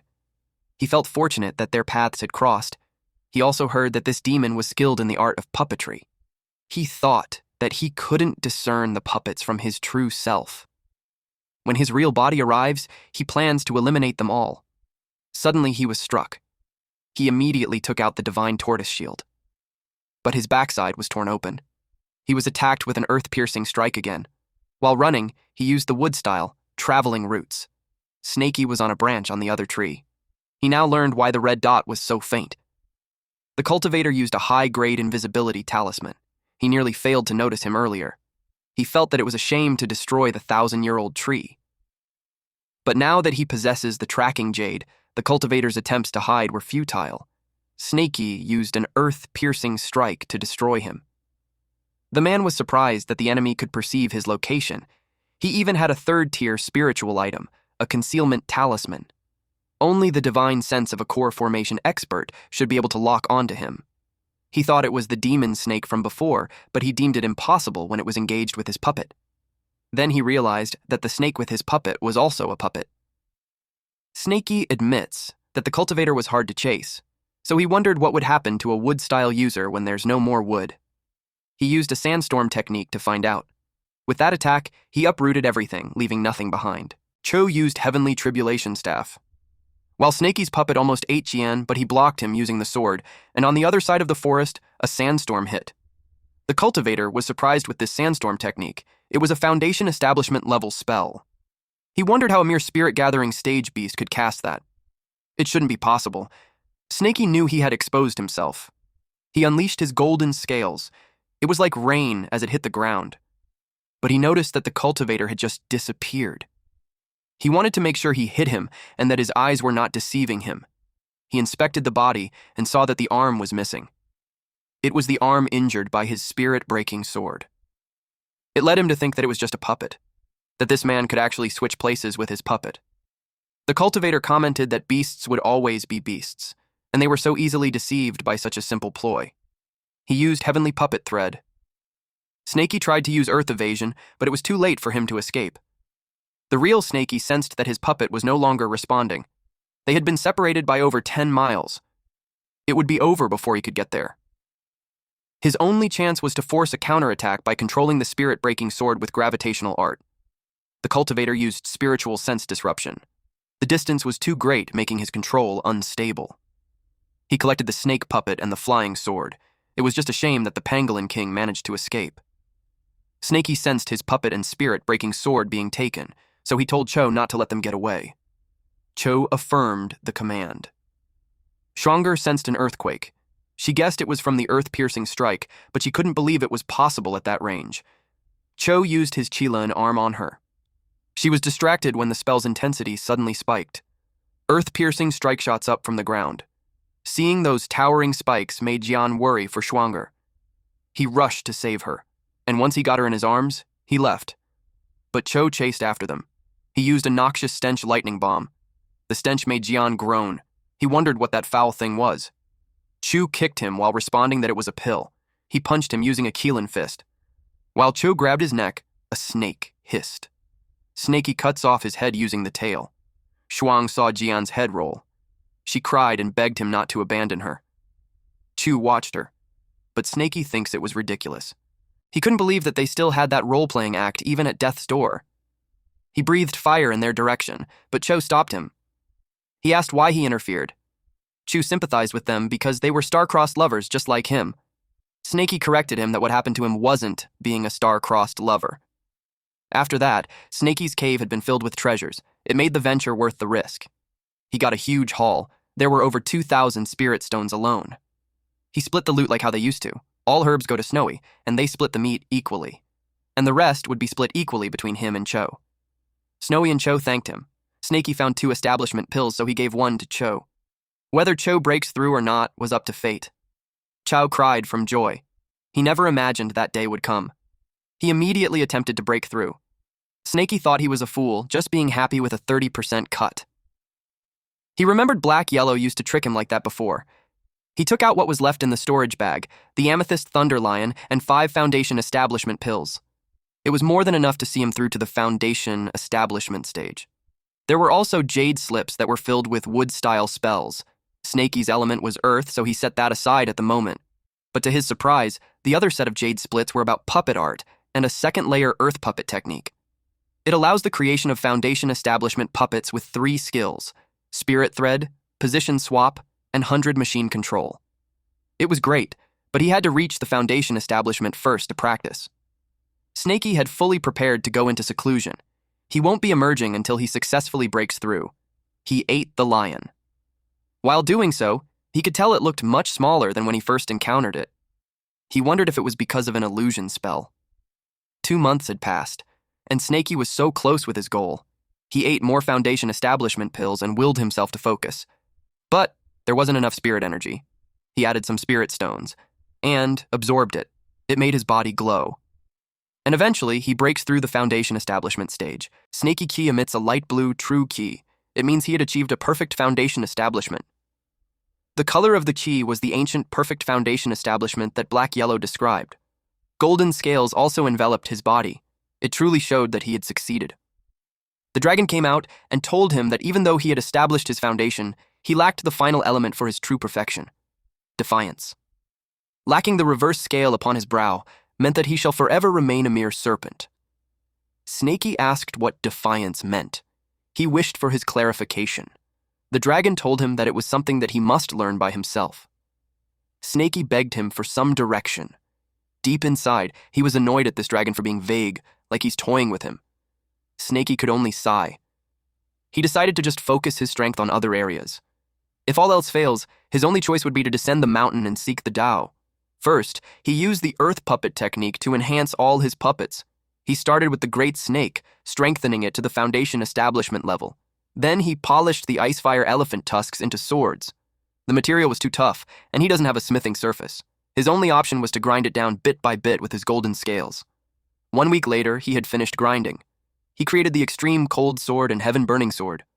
He tested it out, but realized that it was too difficult for him to handle at his current level. Since he had finished all preparations, it was time for him to descend the mountain and seek the Tao. He planned to empty out the human scripture pavilions. He refused to believe that he wouldn't be able to comprehend it by then. Cho was crawling when he saw him. Cho was happy to see him finally out from his seclusion. Snaky asked if he's enjoying basking in the sun. Then he told him that he had been preparing to leave the mountain for a time. Cho asked if he could accompany him.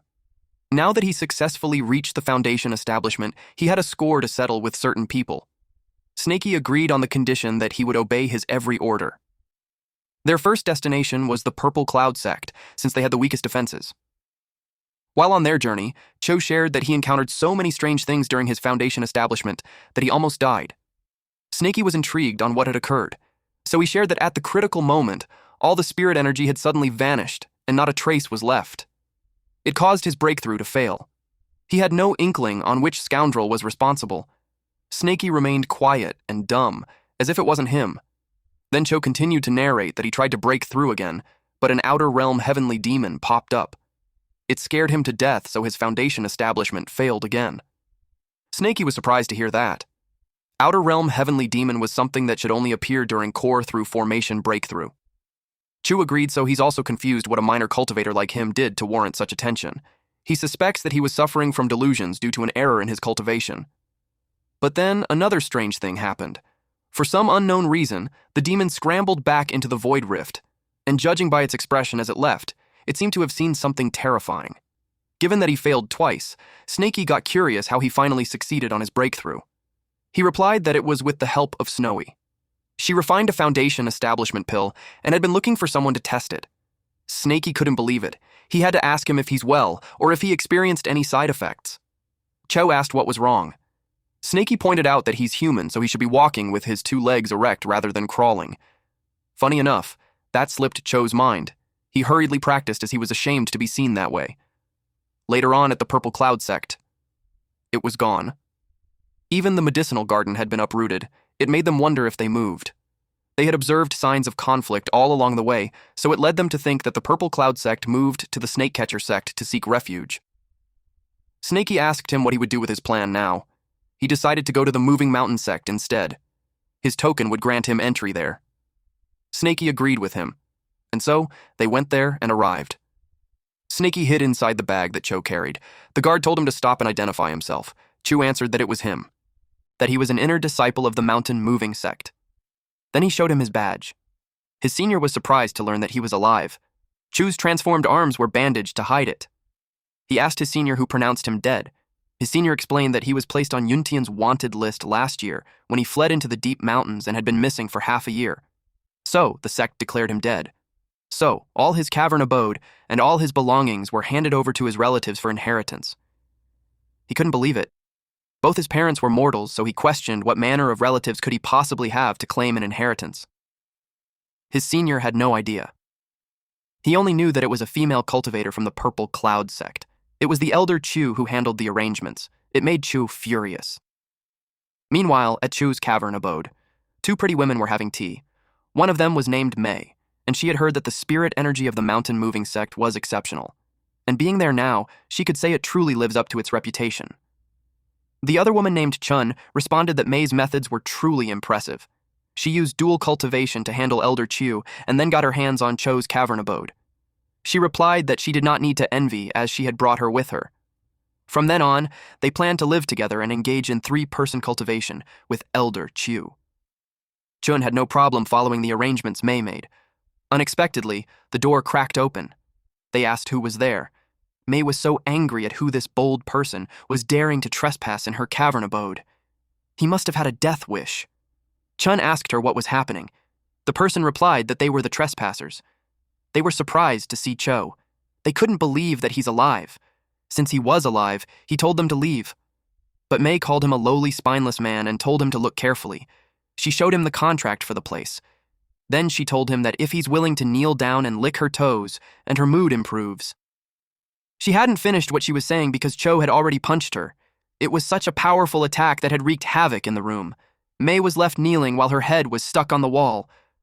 Chun couldn't believe that it happened to her, despite her cultivation level. She got angry at the sycophant. She couldn't believe he dared to strike May. Chu also punched her. It left her face drilled on the ground. He told them that he practiced that punch for 5 years. He warned them that his patience would only last for 5 breaths. Snakey whispered that it suits him better. Then he told him to hurry up and get rid of the bodies. Suddenly, Elder Chu showed up calling for the 2 women. He called Chu a wretched creature for committing murder. He told Elder Chu that it was his private territory, so, as per sect regulations, no one should trespass and not even an elder was exempt from the rule. Elder Kui was furious. This man was at the initial stage of foundation establishment. Elder Chu warned him that he's courting death. The elder unleashed a fireball towards him. But Cho just stood there and swatted it away. The elder was shocked. Chu told him that he's also at the foundation establishment now, so he should stop trying to intimidate him. He couldn't believe that the brat broke through in less than a year. In the past, when he was still in the QE refining stage, he was able to heavily injure Yuntian. Now at the foundation establishment, he feared that his strength was a matter not to be taken lightly. Cho warned him that he'll remember what he did, and then left. While they were on the move, Snakey asked why he spared him. Killing him would have been a simple task for Cho now. But had he killed him, not only would it be difficult for him to escape, but they also won't get the things that Snakey wanted. Snakey praised him for a job well done. He was quite impressed. Chu replied that it was only because Snakey was a good teacher. They hurriedly went to get the items, then they planned to kill the elder and flee. Elder Q was annoyed at that bastard Cho for ruining his plans. Rather than fighting him himself, he thought it would be better to kill him through a third party. And the most effective instrument at his disposal would be the enforcers of the 4-sect alliance. The 4-sect alliance, under the command of the Heavenly Puppet sect, was waging war against the Chu kingdom. They were starved for combatants. And since Chao murdered an ally, it was a crime punishable by death. At Mountain Moving Sect Grand Hall, Snakey hid on a branch outside the hall. He hoped that Cho wasn't in some kind of trouble.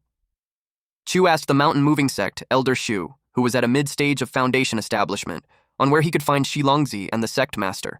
He couldn't find them anywhere. The elder responded that Longzi had gone to the Chu Yan front lines, and they wouldn't be back for some time. During the duration of the war, Elder Shu was in charge of all internal affairs, so he advised him to speak with him instead. Chu was shocked to learn that the Qin army had already reached Chuyang City. He inquired what the mountain-moving sect's role was. Elder Shu informed him that cultivators had no nation and home. They only have the legacy of the sect. In the grand scheme of hundreds or thousands of years, nations were fleeting moments. Only the sect endures. Chu understood. Then he expressed the reason he came was to receive the cultivation techniques for the foundation establishment stage, as well as the rewards for his promotion to elder. But his master wasn't around. Elder Shu hugged him and was pleased to know that. It was expected of their sect's genius to reach the foundation establishment so quickly. The elder opened the door, and Cho got confused. Elder Shu explained that under normal circumstances, the rites of promotion to elders would take half a month at least. But in these times, things got simpler. He told Cho to follow.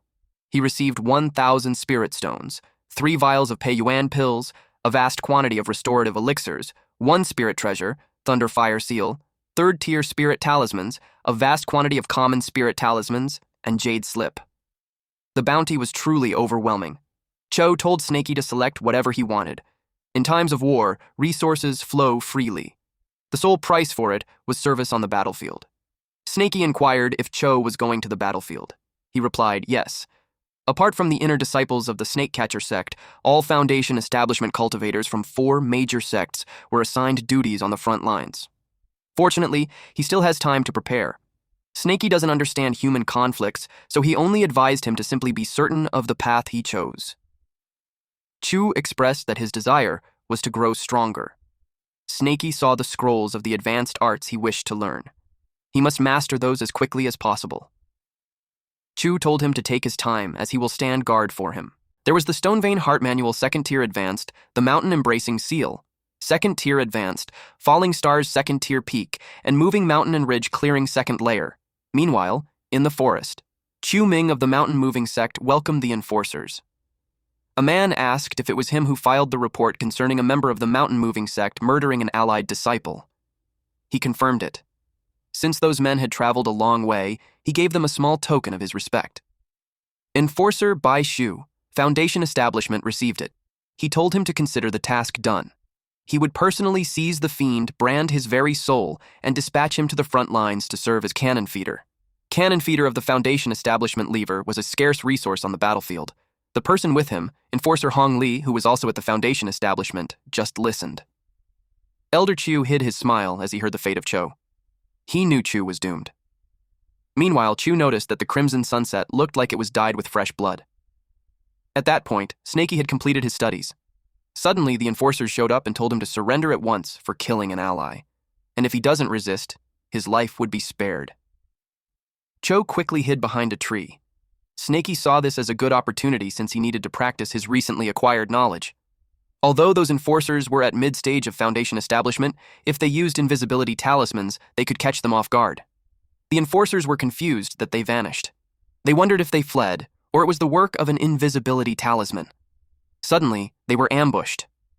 They realized that the twerp intends to defy them. They put up a golden gang shield and the shield of the earth. They decided to split up, but within the close range of each other. They could tell he was close. Snaky unleashed the spirit-breaking sword to the weakest link. Elder Chu screamed out loud when his arm got cut off.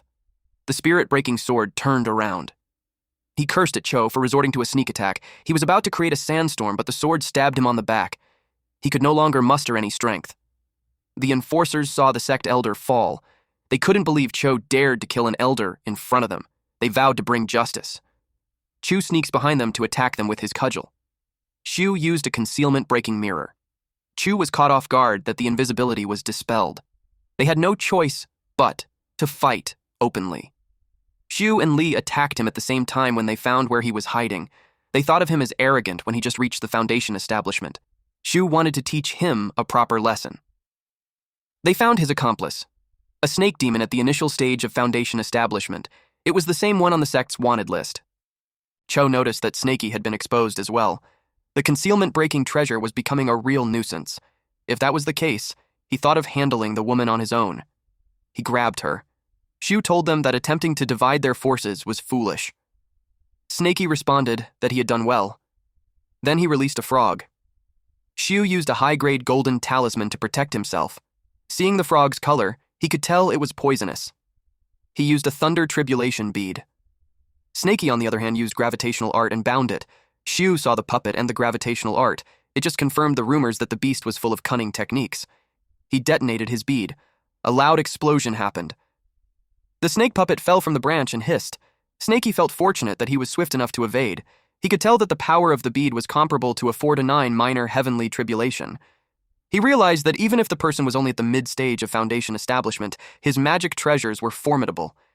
He decided to test him with the spirit-breaking sword. Xiu saw that the sly creature wasn't dead yet. He assumed it was hiding to prepare for another ambush. He was confident that the sword wouldn't break through his shield, but he saw that there's something strange about it. He took out his sword-swallowing gourd. And with this purple-gold sword-swallowing gourd, he wished for all the swords to return to oblivion. It sucked the sword. Snaky felt its formidable suction force. It was a good thing that his gravitational art still grants him control. Xiu was getting annoyed that a mere demonic beast possessed such potent gravitational art. But he saw something was wrong. The spiritual brand on his gourd glowed. He realized that the snake demon was trying to steal his gourd. The gourd was being sucked. Xiu noticed that the snake's true ki felt unnatural. He planned to break its concentration, but its movements were too swift. Though Snaky's cultivation level was higher than his, the true ki was weaker, which meant that the gravitational art wasn't a match for him either. Snaky used a sandstorm technique. He covered his face and took this chance to use his gravitational art. But his gourd was taken away, and it annoyed him. He called for the statutes command, and subdued it using wind-settling pearls. Snaky got annoyed that this person had so many artifacts. He was like a walking treasury. He had never met anyone like that before. Xiu was annoyed that the demon was only at an early Foundation establishment stage, yet its true ki could suppress him. Never before had he faced a demonic beast of that caliber. On top of that, he saw Li nearing her limit. He finds the young rogue from the mountain moving sect quite impressive, so he was confused why he hadn't heard of him before. Snaky saw he was distracted and used an earth-piercing strike to get his attention back. Xiu got hit. He knew he cannot prolong the fight, so he planned to unleash his ultimate treasure. It was the soul-devouring banner. He declared that from the 9 hells, forgiveness was denied. 10,000 souls would serve as his legion. He called for the Yellow Springs to heed his command. By the blood pact, he called out their nether names, and the boundless dead all became spirits for his banner. Snaky saw the dangerous-looking artifact. He ingested a divine burst pill to stop him from completing the incantation. He had one remaining move to use. It was the Mountain Embracing Seal, an advanced earth elemental art. For this technique, one must calmly visualize a great mountain until its phantom image appears, then fuse it with true ki to give it the form. The stronger the true ki, the greater the technique's power. This technique demands immense true ki, a potent earth spiritual root, and deep comprehension. It is recommended to use in the late Foundation establishment stage. 10,000 ghosts devour the soul. At that moment, for Snaky, retreat was not an option. He poured in true ki to give the mountain form. Xiu expected him to become sustenance for his soul-devouring banner. He planned to tear the snake apart. Snaky was surprised that the branch he was in snapped. He activated the Mountain Embracing Seal. Xiu was confused, when suddenly the mountain emerged to crush him. He recognized that it was the Mountain Embracing Seal. Hardly anyone in the entire mountain moving sect knows that technique. It covered a wide area, and it was coming down, so he hurried to get away. He used a cloud supporting umbrella, but it was useless. He got caught in the falling mountain. He screamed out loud as the whole area turned chaotic, and the mountain had made contact with the ground. The powerful impact made Li worried for Xiu. She got distracted. So Cho was able to wrap his weapon on her body using heavenly tribulation cudgel-binding art. He followed it up with a kill-in fist. Her spine broke from that punch, and when she crashed on a tree, it caused an explosion. Cho was relieved that it was finally over. It was only possible because Snaky drew her attention. Then he noticed the Mountain Embracing Seal. Just as he expected of his senior, he mastered it in one attempt like a true genius. Upon remembering his senior, he wondered where he went. Snaky was inside a hole, feeling some pain because of the souls in his stomach. His golden scales couldn't even pierce them. They were consuming his flesh and blood from within. He willed himself to remain calm, and he tried to think of a solution. Then he remembered one of the treasures that Cho brought. It was what he needed. He thought of drawing them all deep within his body. He hoped that a thunder seal from Cho would be the answer. He could no longer hold it in. He was determined to risk it all. It was now or never. He used the thunderfire seal to create an internal detonation.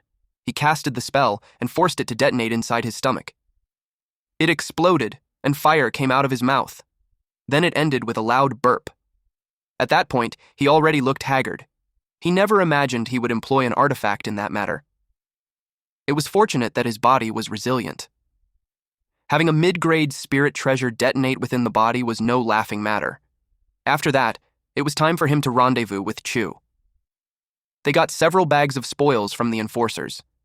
Chu told Snaky that they should leave. Since their business had been concluded, they thought of their next destination. Snaky told Cho that his performance during the battle was great.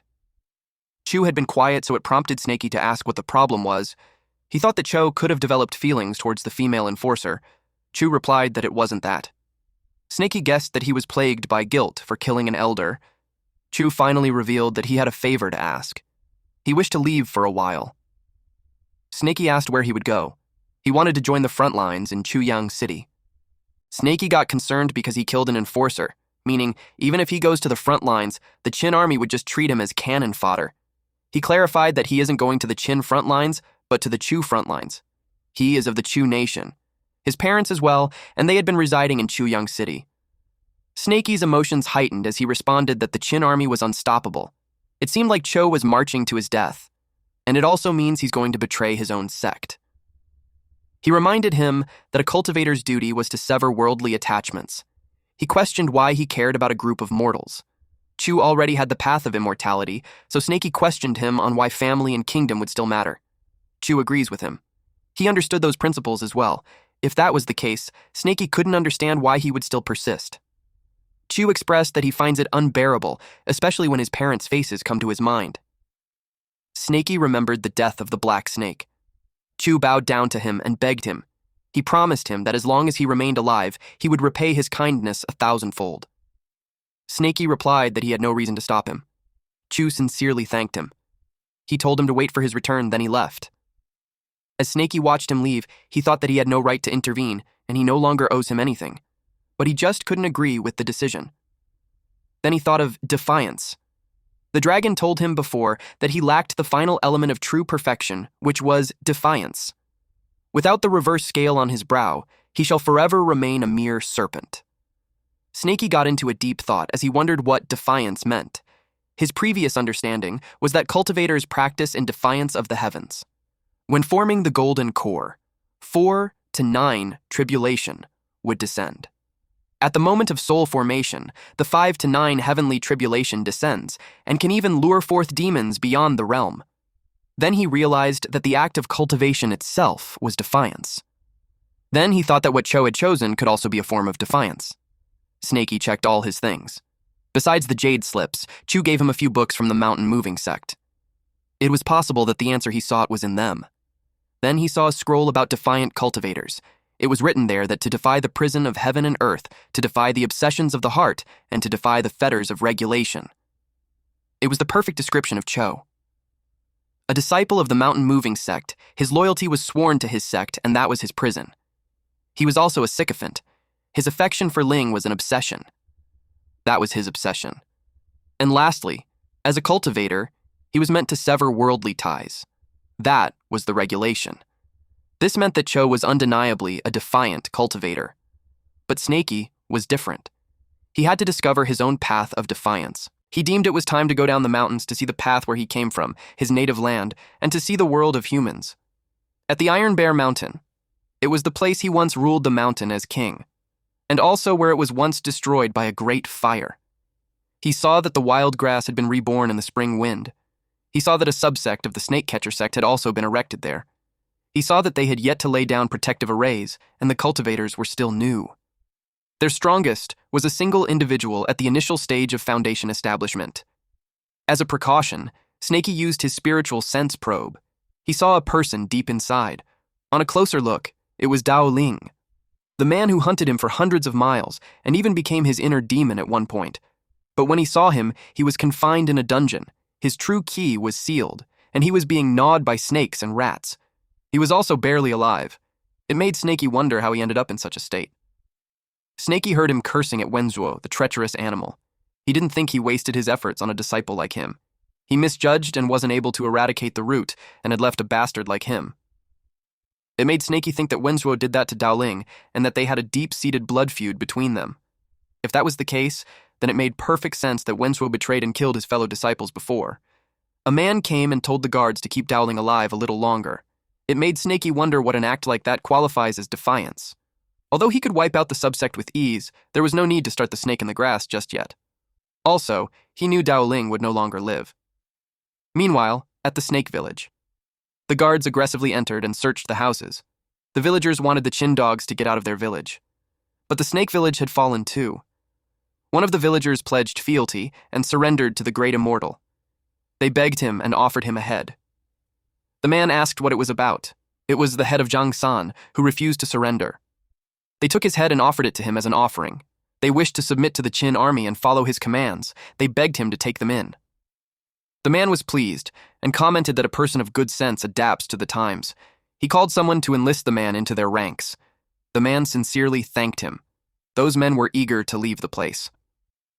Snaky watched them and noticed those two cunning men who only ensured their own survival. Only staying alive gives hope. Once a person dies, everything is gone. Those men who were taken away had hidden a weapon on their back. Snaky saw it. Then they yelled that it was all for the eternal glory of Chu. The cultivator got furious that they dared to ambush him, so he burned them. Those two mortals killed their comrades to gain trust only to dare slay the cultivator. Even if the cultivator was only at key refining stage, to mortals, attacking him was still suicide. Then Snaky heard someone screaming. It was the cultivator. His face burned as the weapons that scratched him were laced with poison from spirit grass. Through pills, meditation, and healing, even if they use poison, it was still not easy to take the cultivator's life. The cultivator ordered the soldiers to form a protective array around him. Snaky knew that cultivators were invincible to mortals. That was the law of heaven. Meaning from the very start, they planned to trade a few lives to take a cultivator. The cost of this defiance was too heavy. To be born as humans was a precious thing, so it made Snaky wonder if they truly hold their own lives in such low regard. He went to the house at the entrance of the village. It was the Wang family's home. He remembered that child from that family used to give him fish. He wondered what happened to him. He saw him sitting in a dark room. The kid sobbed as he held the rope. He wished for his father's forgiveness for failing him. He refused to become a slave in a conquered land. He placed the rope on his neck to hang himself. Snaky called him an idiot. He released his golden scales to cut the rope. The boy fell. Immediately, the boy sensed a familiar feeling. He could tell it was the old black serpent. Snaky was under an invisibility talisman, so a typical cultivator shouldn't be able to see him. He wondered how a simple mortal could see him. The boy asked if it was really the snake immortal. He couldn't believe he could feel his presence. Snaky showed himself, and the boy was elated to confirm it was him. Snaky asked this boy named Wang Xiaoyu why he's trying to hang himself. Xiaoyu already assumed the snake immortal already knew the village's circumstances. Then he reasoned that with their kingdom on the verge of collapse, his life doesn't hold any purpose now. Suddenly, his stomach grumbled loudly. It made him embarrassed. Judging by his appearance, Snaky could tell it was just because he had nothing to eat and was about to starve to death. Snaky gave him meat, and it made him drool. He made a fire, and chomped on the food while admitting that he was in fact dying of starvation. But that wasn't the entire reason. Now that his stomach was full, Snaky asked him if he still wished for death. Xiaoyu told him not to think too little of him. For the past 2 years, he studied under the town's scholar, and when the day came that the Qin army captured him, he would still choose to end his own life over enslavement. Snaky asked him if he's aware that for every 1,000 sea turtles born, only one hatchling makes it to the ocean. Or of the countless salmon that journey upstream, a mere 1% would successfully spawn. Within the kingdom of Chu, there would be innumerable living beings. He asked what portion of that was humans. He suggested there could be 100 million. Xiaoyu replied that it was too profound for him to answer. He suggested that Chu would be able to answer. Snaky asked where he could find him, but when the kid was about to answer, the soldiers had arrived. Those soldiers knew someone was inside the house. Snakey used his invisibility talisman. Xiaoyu turned pale. The guards were determined to slay the people inside the house. Xiaoyu braced himself and declared that in his next life, he would still be a man of Chu again. But before the guards could reach him, their necks were slashed, and their bodies were cut in half. Xiaoyu trembled in fear. To his surprise, he was alive. And the guard in front of him had a terrified expression. The guard ran out saying that the building was cursed. The other guards were confused about where he's going. They asked him what happened to the other two. Snakey came out. From the house, Xiaoyu could hear the guards screaming. They also yelled that there was a monster. They called for the cultivator. Eventually, it got silent. Xiaoyu went to the door looking for the snake immortal. Snakey asked him why he came out. He assured him that everything was all taken care of. Xiaoyu rushed to hug him while saying that he's amazing. Snakey placed an invisibility talisman on him, then told him to lead the way to Chu. Xiaoyu informed him that Chu resides in Chenjia town. He was the town's most renowned scholar and a former top scorer in the imperial examinations. He was a very good man. He teaches impoverished children like them without charge. In Snakey's head, he recalled Chenjia town, the place where he first attained consciousness. While they were on the way, Xiaonui shared that Chu gave him a new name. He was called Wang Ding. Ding as in a single word as weighty as 9 sacred tripods. Snakey affirmed that it was a fine name. They arrived at the location. They saw Chu drinking. Chu told him he came at the right time and invited him to drink with him. He got an excellent wine as a gift from the Qin army. He shared that the army commissioned him to pen their historical records. Ding asked if he accepted. Chu did without hesitation. He passed the imperial exam at 15 and served in court for 3 years, advocating for reform, only to be banished back to his hometown for offending the powerful. He had grown tired of the miserable life. Ding couldn't believe him. He told the kid that life was a difficult road, so he had to do his best to survive it. Snakey had just confirmed that Chu shares the same choice as him. For the sake of survival, he submitted to the Qin army. It made Snakey strongly believe that survival is what matters the most. Later on, Chu informed Ding that he would be departing for the main camp of the Qin army. He left the house and all the books to Ding.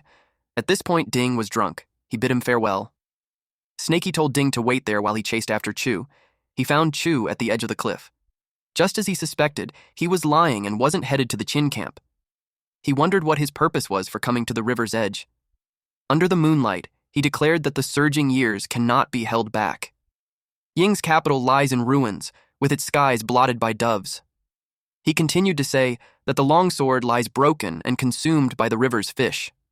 Zhao's clear stream knocks upon the emperor's celestial gate. Snakey wondered what it meant. Then the next thing he knew, Chu jumped, and he fell on the running water. It was so tragic. There was no longer a sight of Chu. Snakey wondered why Chu would lie to Ding, and he couldn't understand why he chose death with such conviction, especially when he's 100 times more brilliant than any normal person. Submitting to the Qin kingdom would have guaranteed him a life free of worry. Snakey thought he'd find answers on the books that he left behind. He read a lot.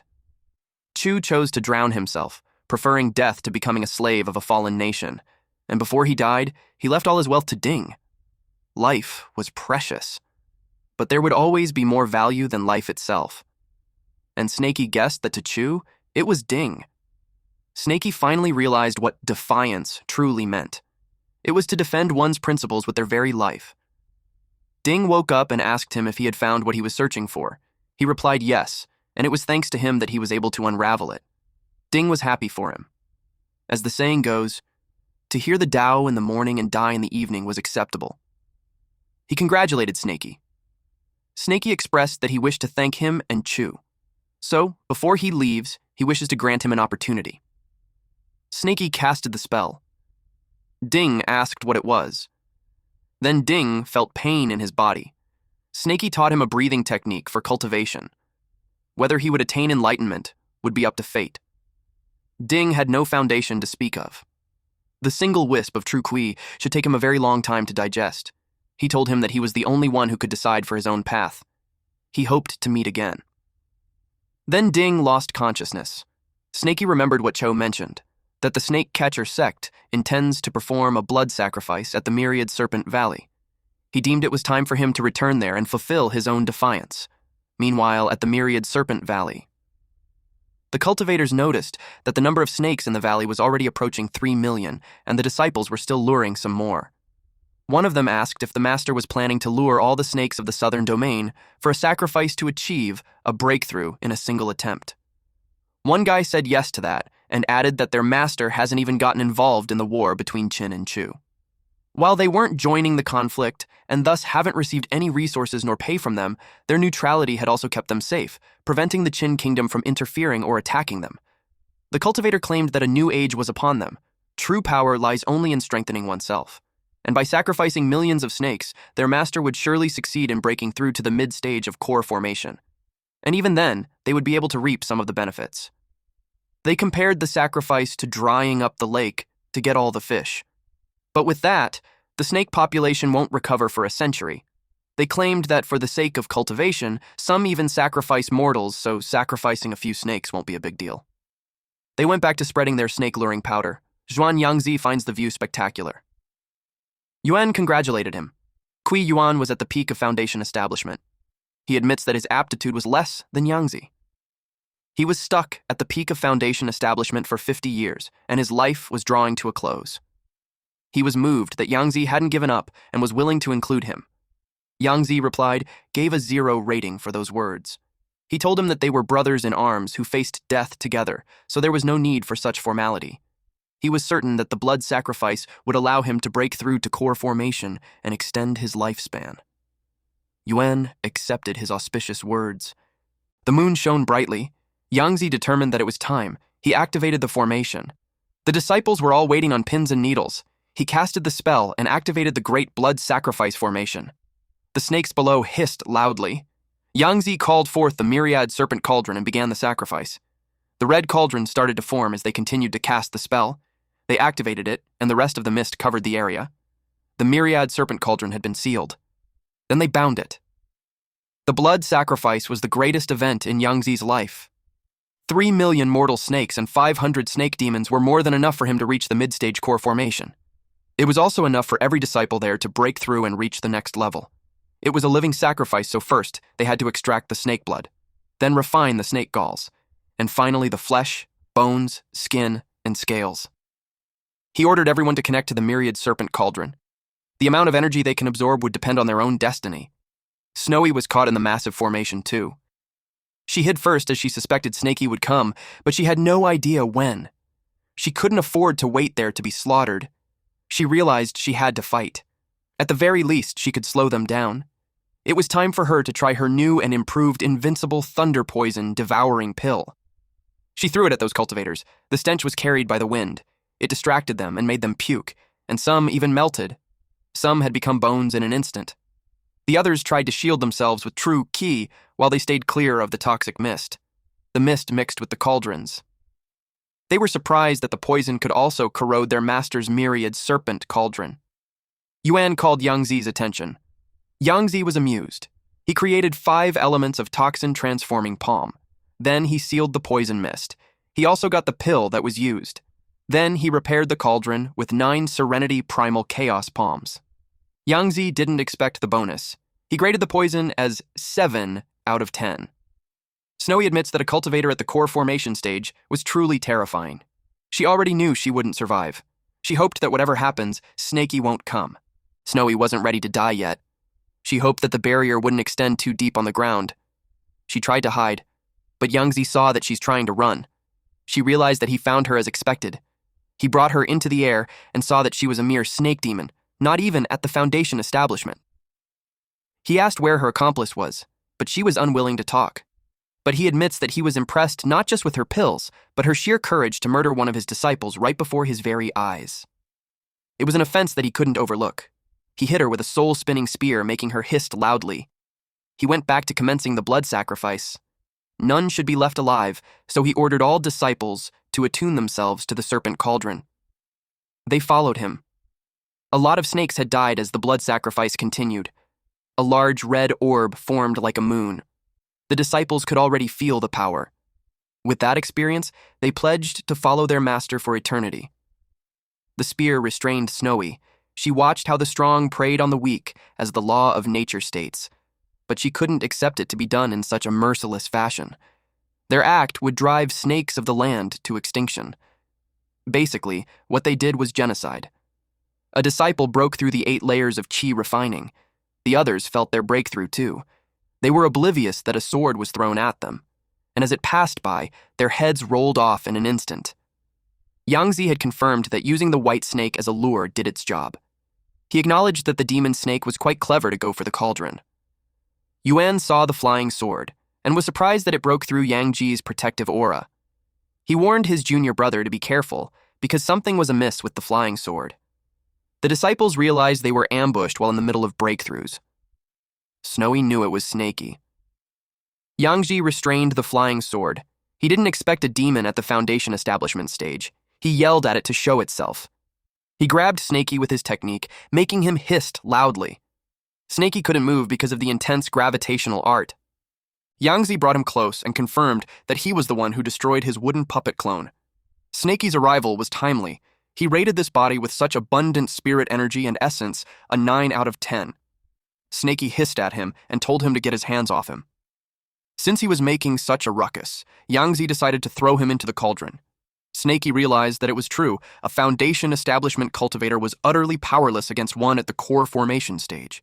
Worse, Yangzi was at the pinnacle of the core formation, far beyond the likes of that old crone from the Purple Cloud sect. But he still has the gift that Black-Yellow gave him. Black-Yellow told him to wait until his life was on the line to open it. And with it, no matter the opponent, the treasure inside would even the odds. It was Black-Yellow's bronze mirror. The quality was unknown. He remembered that it was the very mirror that Black-Yellow tried to pilfer from the Purple Cloud Pavilion. Yangzi recognized the Purple Cloud sect's heavenly demon mirror. The Purple Cloud sect came into possession of the mirror centuries ago, yet none have ever discovered the method to awaken it. He never dreamed that the snake demon would actually use it. He saw the mirror become larger. He wondered if it was locking onto his position, but there was no response, so he thought it was just a mere trick of the eye. So, he used 9 Serenity Primal Chaos Palm to destroy it. The power was overwhelming. With that, the gravitational art had been broken, so Snaky was free at last. His true friend helped him a lot. The artifact could actually contend with the core formation stage. Yangzi's hand was burned. He had learned the power of the mirror that he judged recklessly earlier. His statement was echoed by his image in the mirror. It was too bizarre. He doesn't fully understand this mirror. The disciples saw that it could match their master's blow. They realized that the reflection wasn't just a perfect likeness, but it even mimicked their master's techniques. They couldn't fully comprehend this cursed relic. It was as if their master was fighting his own self. The mirror looked sinister, with it glowing in red. Then the reflection actually coalesced into a tangible form. Yangzi admits that it was impressive, but he was certain that it had weaknesses. First, the entity could only mimic his personal techniques, but it surely cannot duplicate his magic treasures. It was truly an inauspicious artifact. He rated it as 0. He threw the wandering dragon sword at it, and to his surprise, the entity that looked like him did the same. He didn't expect it to even duplicate magic treasures. When their swords clashed, it caused an explosion in the air. Yangzi decided to attack the source rather than treating the symptom. He planned to shatter the mirror so that the clone would collapse on its own. At the same time, the doppelganger moved closer to the mirror. Yangzi charged his palm with Wind Thunder Palm technique. And surprise, surprise, the doppelganger did the same. Both of their attacks met at the center. It was so intense that even the surrounding area started to get electrocuted. Yangzi then realized that whether he attacked the clone or the mirror, it would retaliate with an identical technique. He thought that if he cannot resolve this mirror, then he'd simply eliminate its master first, which would lead us back to our boy Snaky. Yangzi called for the towering mountains to arise at his command, and for ancient forests to serve his will. Large trees emerged from the ground. He added a sword chi layer on it. Plus, he made a wood puppet clone of himself. His puppet clone moved out to kill the snake. Snaky saw them and recognized that it looked the same with the wooden puppet clone which he and Black-Yellow destroyed previously. He didn't expect him to summon so many at once. Just a little flashback. Back then, when Black-Yellow gave him the mirror, Black-Yellow told him some difficult statements, and he didn't pay much attention to that mumbo-jumbo. This black dog even spit on Snaky and onto the mirror, just to complete the ritual. But at the present moment, it has become useful. He could use the heavenly demon art to defend, amplify power, and create a wooden puppet clone. Basically, when the mirror's user was attacked, Black Yellow made it so that the mirror could produce identical techniques and protect the user. The next thing we knew was that an explosion happened. Apparently, the wooden puppet clone that the mirror created destroyed the ones that were produced by Yangzi. Yangzi saw it and learned that he couldn't strike the snake either, and possibly it triggers the mirror's defensive instincts, causing it to strike even harder. Snakey saw that the mirror had created more clones than Yangzi, and they seemed more capable. Given that Black Yellow's artifact was already powerful, he couldn't even imagine it on its peak. He found an opening to save Snowy. He removed the trident from her body. Snowy saw him, but he told her to save her breath and just rest. The clones attacked the other members. They tried to flee from it because they knew that even as mere clones, they couldn't possibly defeat them. Yangzi was in a pinch. He couldn't break free from the entity, and his only option was to depend on others to slay the snake. If that's how it was, he decided to play along with it for a while. He told Yuan that he would keep the mirror occupied while he took their men and executed the snake immediately. Yuan was frustrated that it blocked his junior brother like that, especially when they were just one step away. He was furious with the snake. He ordered the disciples to halt the blood sacrifice and converge. They must use their full strength to annihilate the snake demon. They all heed to his call. He initiated the destruction of the remaining pseudo-clones. Meanwhile, Snowy was already weak. She knew he would come there. Snakey urged her to focus on healing because there's a difficult fight ahead of them. He healed her with a blood restoration pill, bone strengthening pill, Yuan recovery pill, and mended her using heavenly demon art. At the same time, the disciples found them and charged all at once. Snakey planned to hold them off while Snowy went to safety. And then he told her that once she recovers, she has to prioritize breaking the cauldron to save their brethren. Snowy assured him that she has a way to counter the cauldron. The disciples used explosive fire talisman, wind-piercing spear, and thunder fire talisman, but Snakey was able to roll away from those. They realized that the snake demon was too fast, and their attacks wouldn't land. And suddenly, one of them was hit with the earth-piercing strike. Snakey followed it up with fire snake technique and burned most of them. Concurrently, Snowy took out a pill. She had a theory that the poison pill could eat through the barrier. She tried it and it was a success. The barrier shattered. Snowy told their brethren to take that chance and run while they can. The snakes rushed outside. Then she told Snakey to blow the poison smoke over there. Snakey used the Gale talisman to do that. The poison travels through the air. The Snakecatcher sect disciples tried to run, but they fell from the poison. Thus, someone ordered all low-ranked disciples to fall back. One of them commanded everyone to guard the exit of the Myriad Serpent Valley and not let any of those snakes escape. And the Foundation establishment's inner disciples volunteered to take charge of those 2 snakes. Another disciple told the eldest senior brother to leave Snakey to him, but he was reminded not to be rash. He was determined to settle the debt of harming them that day. He chanted that the highest good is like water and water benefits all things without striving. He confined Snakey inside the water prison. Snakey thinks that his chant was bullshit because it didn't benefit him at all. Instead, it trapped him. He used his tail to break it. Snakey hit him even when he used mystic jade protection. This senior disciple told this junior disciple to take a pill, meditate, and heal first. It wasn't his place to charge since he just recovered from his previous injuries. Snakey finds it a pity that he survived, but at least his protective jade shattered. The next attack would definitely kill him. The senior disciple couldn't believe that their junior brother was defeated in a single blow. He realized that the snake was not only cunning, but its power was not to be underestimated. He's also aware that its magic treasure could even hold off their master. He had no idea how many trump cards this snake holds. He ordered Liu Fei, Su Bei, Wang Ping to go first and coordinate their attacks. They all replied yes. Bei unleashed the 1,000-vine spirit-locking formation. Snakey saw the vines and realized that it was a wood spiritual root. Fei, they used Mystic Fire Skynet. Now it made sense to Snakey. It was a wood fueling fire. Snakey was now confined, but he used water sphere protection to defend himself. Plus, he unleashed the stone golem to break the formation. It was a golem made of stone, so it wasn't a surprise that Fei's mystic fire was useless. Bei decided to strangle it this time. But to his surprise, the earth sank. Then the puppets grabbed him and pulled him down while he held onto the ground with one hand. Snakey scoffed at him. Now he's out of the way. Then Fei called him an idiot. She unleashed the heaven-reaching mystic fire to kill the snake, and Snakey countered it using fire snake technique. To her surprise, her mystic fire was suppressed, and she was engulfed by the snake fire. Ping told her to go heal herself. It was Ping's turn. Snakey tried to hit him with an earth-piercing strike, but he sidestepped to evade it. Then, Snakey used a wild dragon tail whip. Concurrently, Snowy was at a distance. She got worried for Snaky as she watched the earth-piercing strike towering over the trees. Snaky decided to take a pill. He knew it couldn't drag this fight any longer because the biggest threat on the other side hasn't made his move yet. He solidified his true Kwai. The atmosphere has changed because of the terrifying true Kwai. The disciples saw the sky and turned pale. What they saw was the mountain embracing Seal.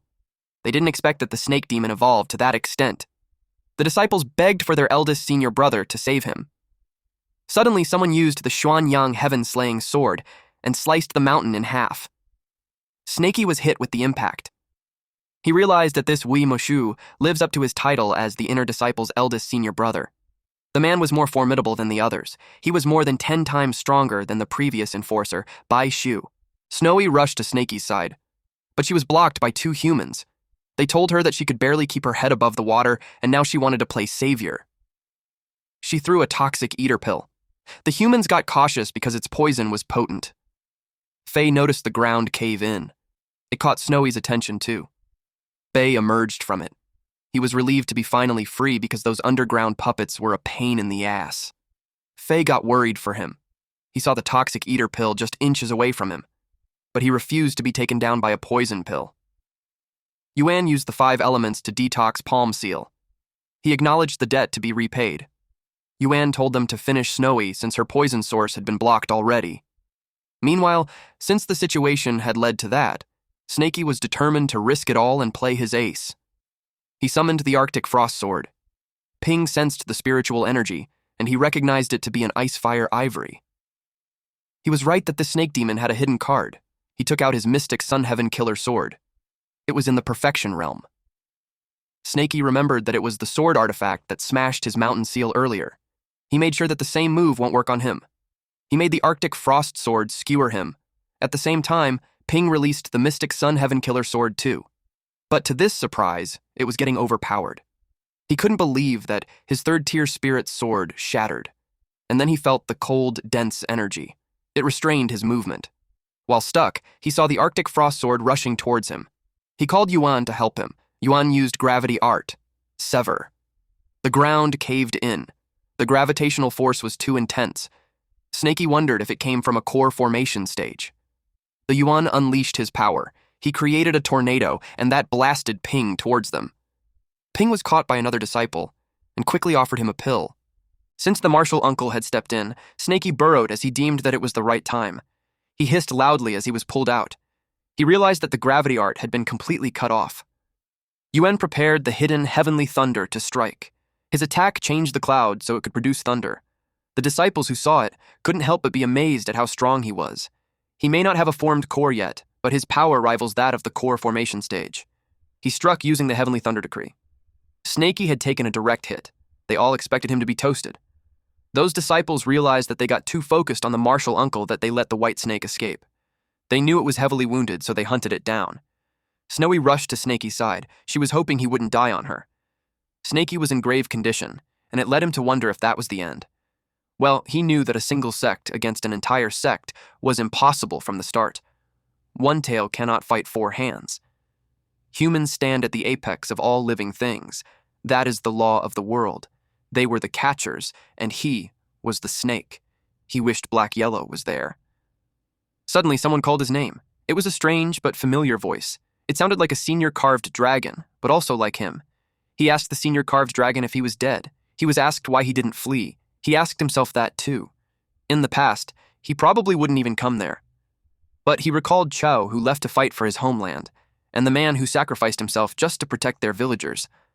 The dragon showed himself and asked him why he didn't run after seeing those tragedies. Snaky asked why he would run when that was his home. Then the dragon asked why he would fight to death. He answered that they murdered his family and butchered his kind, so asked who would fight to death if not him. The dragon asked if he had any regrets. Snaky firmly stated that even if he had to die 9 times, he had no regrets. After hearing that answer, the dragon declared that the reverse scale had awakened.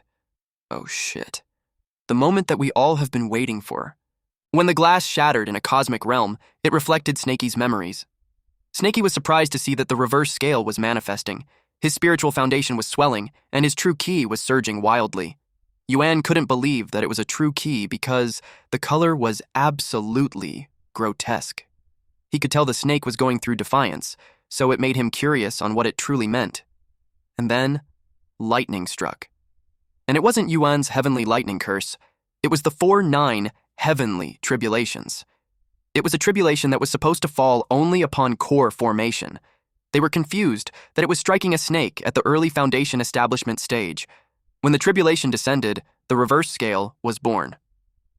The snake catcher sect wouldn't let Snakey succeed, so they rushed to kill it, particularly Yangzi. But Yangzi was stopped by the clone. He was completely immobilized by it. He chose to conserve his energy because it would just mimic any spell he casts. Yuan tried to intervene, but his lightning curse was swallowed by the heavenly tribulation. He called the Tianyan sword to his side and instructed all disciples to stroke in unison. They were determined to stop the snake's ascension. Ping prepared the halberd of the dragon's jubilee. Fei unleashed Mystic Flame. Bei used ground-penetrating strike, while the other disciple unleashed 10,000 Vine Slaughter and Water Dragon Surge. Yuan used Tian Yuan's realm-dissolving strike. Snowy got worried for Snakey. It was valid since Snakey couldn't move a muscle and the attacks were approaching. This could make the tribulation fail, so he braced himself to face it head-on. A huge purple vortex opens up, spinning violently as lightning flashes inside it. The energy looks unstable and powerful, like it's tearing the space around it apart. The purple energy explodes outward, shattering everything around it. Lightning and debris fly in all directions as the blast completely tears the area apart.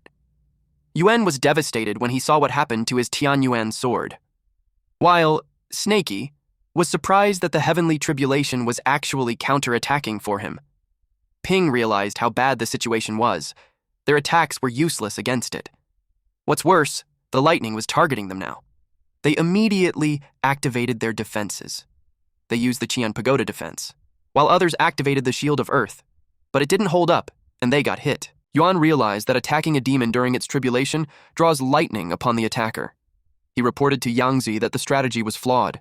Yangzi, while engaged in a fight, answered him to surround the snake even if they wait until it finishes. He reasoned that a snake on the death's door was no threat. They all followed his lead. Snowy was relieved that tribulation happened. She praised for Snakey to survive it as she couldn't do more for him. She had reached her limit. The next moment, the mist turned black.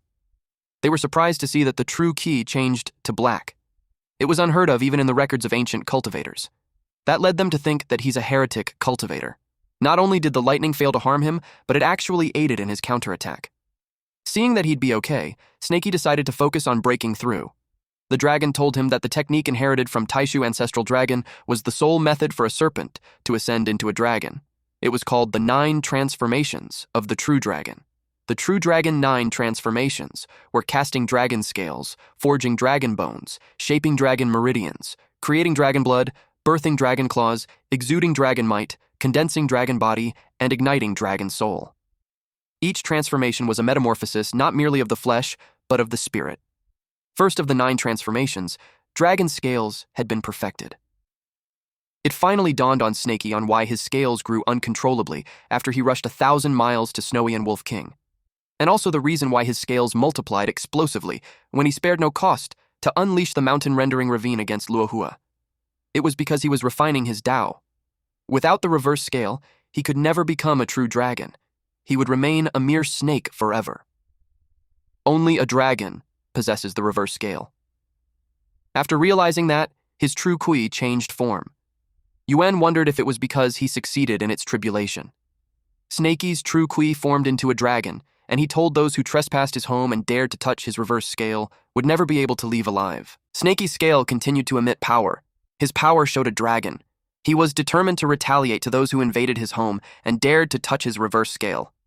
He won't let any of them go alive. The heavenly tribulation had faded. Immediately, Yuan brewed a sky thunder in the sky. He summoned it to descend and subdue demons and conquer devils. He took this chance to kill Snakey. Snakey evaded it when it struck. They were surprised to see that his speed was faster than before. Snakey headed for Yuntian, who was running towards him. Yuan told the disciples to run instead. Yuntian tried to slice him using a water attack, since water possesses no fixed shape. It was followed by a waterfall slash, but he was nothing but a joke to Snakey. To his surprise, his sword snapped, and his vision became limited. Without the protective jade, he's unworthy of even a glance. Snaky swiftly cuts his head off. With that, Cho's vengeance had been taken. The other disciples used earth-thick armor and 1,000-vine shields to protect themselves while they waited for reinforcements, but they wouldn't be able to defend nor hide. Snaky pierced through the thick armor, while he burned the 1,000-vine shields and the man inside it. Ping wanted to charge ahead, but Fei stopped him and reasoned with him that once their master escapes, he would avenge their junior brothers. Yuan ordered all disciples to fall back at once. Snaky wondered what he's scheming again. The disciples were so angry at Snaky that they vowed to make him pay for his life. They activated the 4 symbols snake trapping formation. Snaky resisted at once and told them to give up on trapping him. Yuan casted the spell to seal him. Snaky was trapped inside a clear, water-like seal, lightning running over it to keep him restrained, but he resisted. They could feel his incredible, brute force. They made the 4 symbols revolve, suppress, and lock the heaven and yellow. Snaky was struck, making him hiss loudly. His sharp scale eventually shattered the seal. Snaky moved his tail around as lightning flared, and debris was thrown aside. Ping couldn't let it continue, so he released the flowing light pagoda and suppressed it again. Gravity held Snaky in place. With the light from the pagoda, his body became so heavy and his speed had dropped. He tried to think of a way to break the formation. Yuan unleashed a heavenly thunder spell and called the disciples to follow him. Snaky saw that they planned to combine their attacks to kill him. Windblade technique and mystic fire heaven net were used, and it was followed by a huge explosion. With the smoke and debris hindering their vision, they wondered if the snake was finished. They were overwhelmed when they saw Snaky still okay. Snaky used rock armor layered with earth shield and golden light cover to protect himself. Fortunately, his true QE was enough to activate all defenses at once. However, true QI would eventually run dry, so he might not be able to block it again. He had to find a solution to that headlock immediately. Ping and Fei hid behind a tree. Ping turned pale when he saw that Snaky has 16 earth shields when the most that he saw was at 8. It was a tier 2 high-grade spell that far exceeds the snake's own cultivation base. Meanwhile, Yuan informed a senior brother that the snake was extraordinary. He suggested inviting Hante just in case. After Snaky hears their plan to bring in more reinforcements, he can't just stand by and do nothing. With how things are going, he could only gamble on Snowy's Huyuan pill. Otherwise, death is certain regardless. It's a desperate gamble. He hoped that Snowy's medicine won't instantly kill him. After taking the pills, his body glowed red and he was in pain. It was like his entire body was about to burst. He made the demon god cauldron inside him refine it. Concurrently, Yuan made everyone gather their power and strike together again. He plans to exhaust the snake, wave by wave, and grind it to death. Snaky got better, so he attempted to do a tier 2 peak spell. He started to cast the spell, and it goes like this. Stars as contract, night as the proof. Draw a waterfall of the Milky Way. Transform into the punishment of the 9 heavens. Snaky was determined to protect his home, so he plans to do everything so that he won't lose. The next thing we knew was that freaking asteroids came falling down from heaven. It even shattered the trapping formation of the 10,000 snake cauldron. Yuan warned the disciples of the impending danger. He released the void treasure umbrella to protect them. It blocked the asteroid that was about to fall on 2 disciples. Suddenly, Yuan coughs blood. He was affected by the immense pressure of the spell. He could tell it was almost at the core formation stage. The spell overpowered him. The asteroid turned the sky orange, embers and scorched leaves drifting down in the heated air. Snaky swats the debris that was falling on him. He had successfully shattered the cursed formation. He realized that absolute office is the ultimate defense.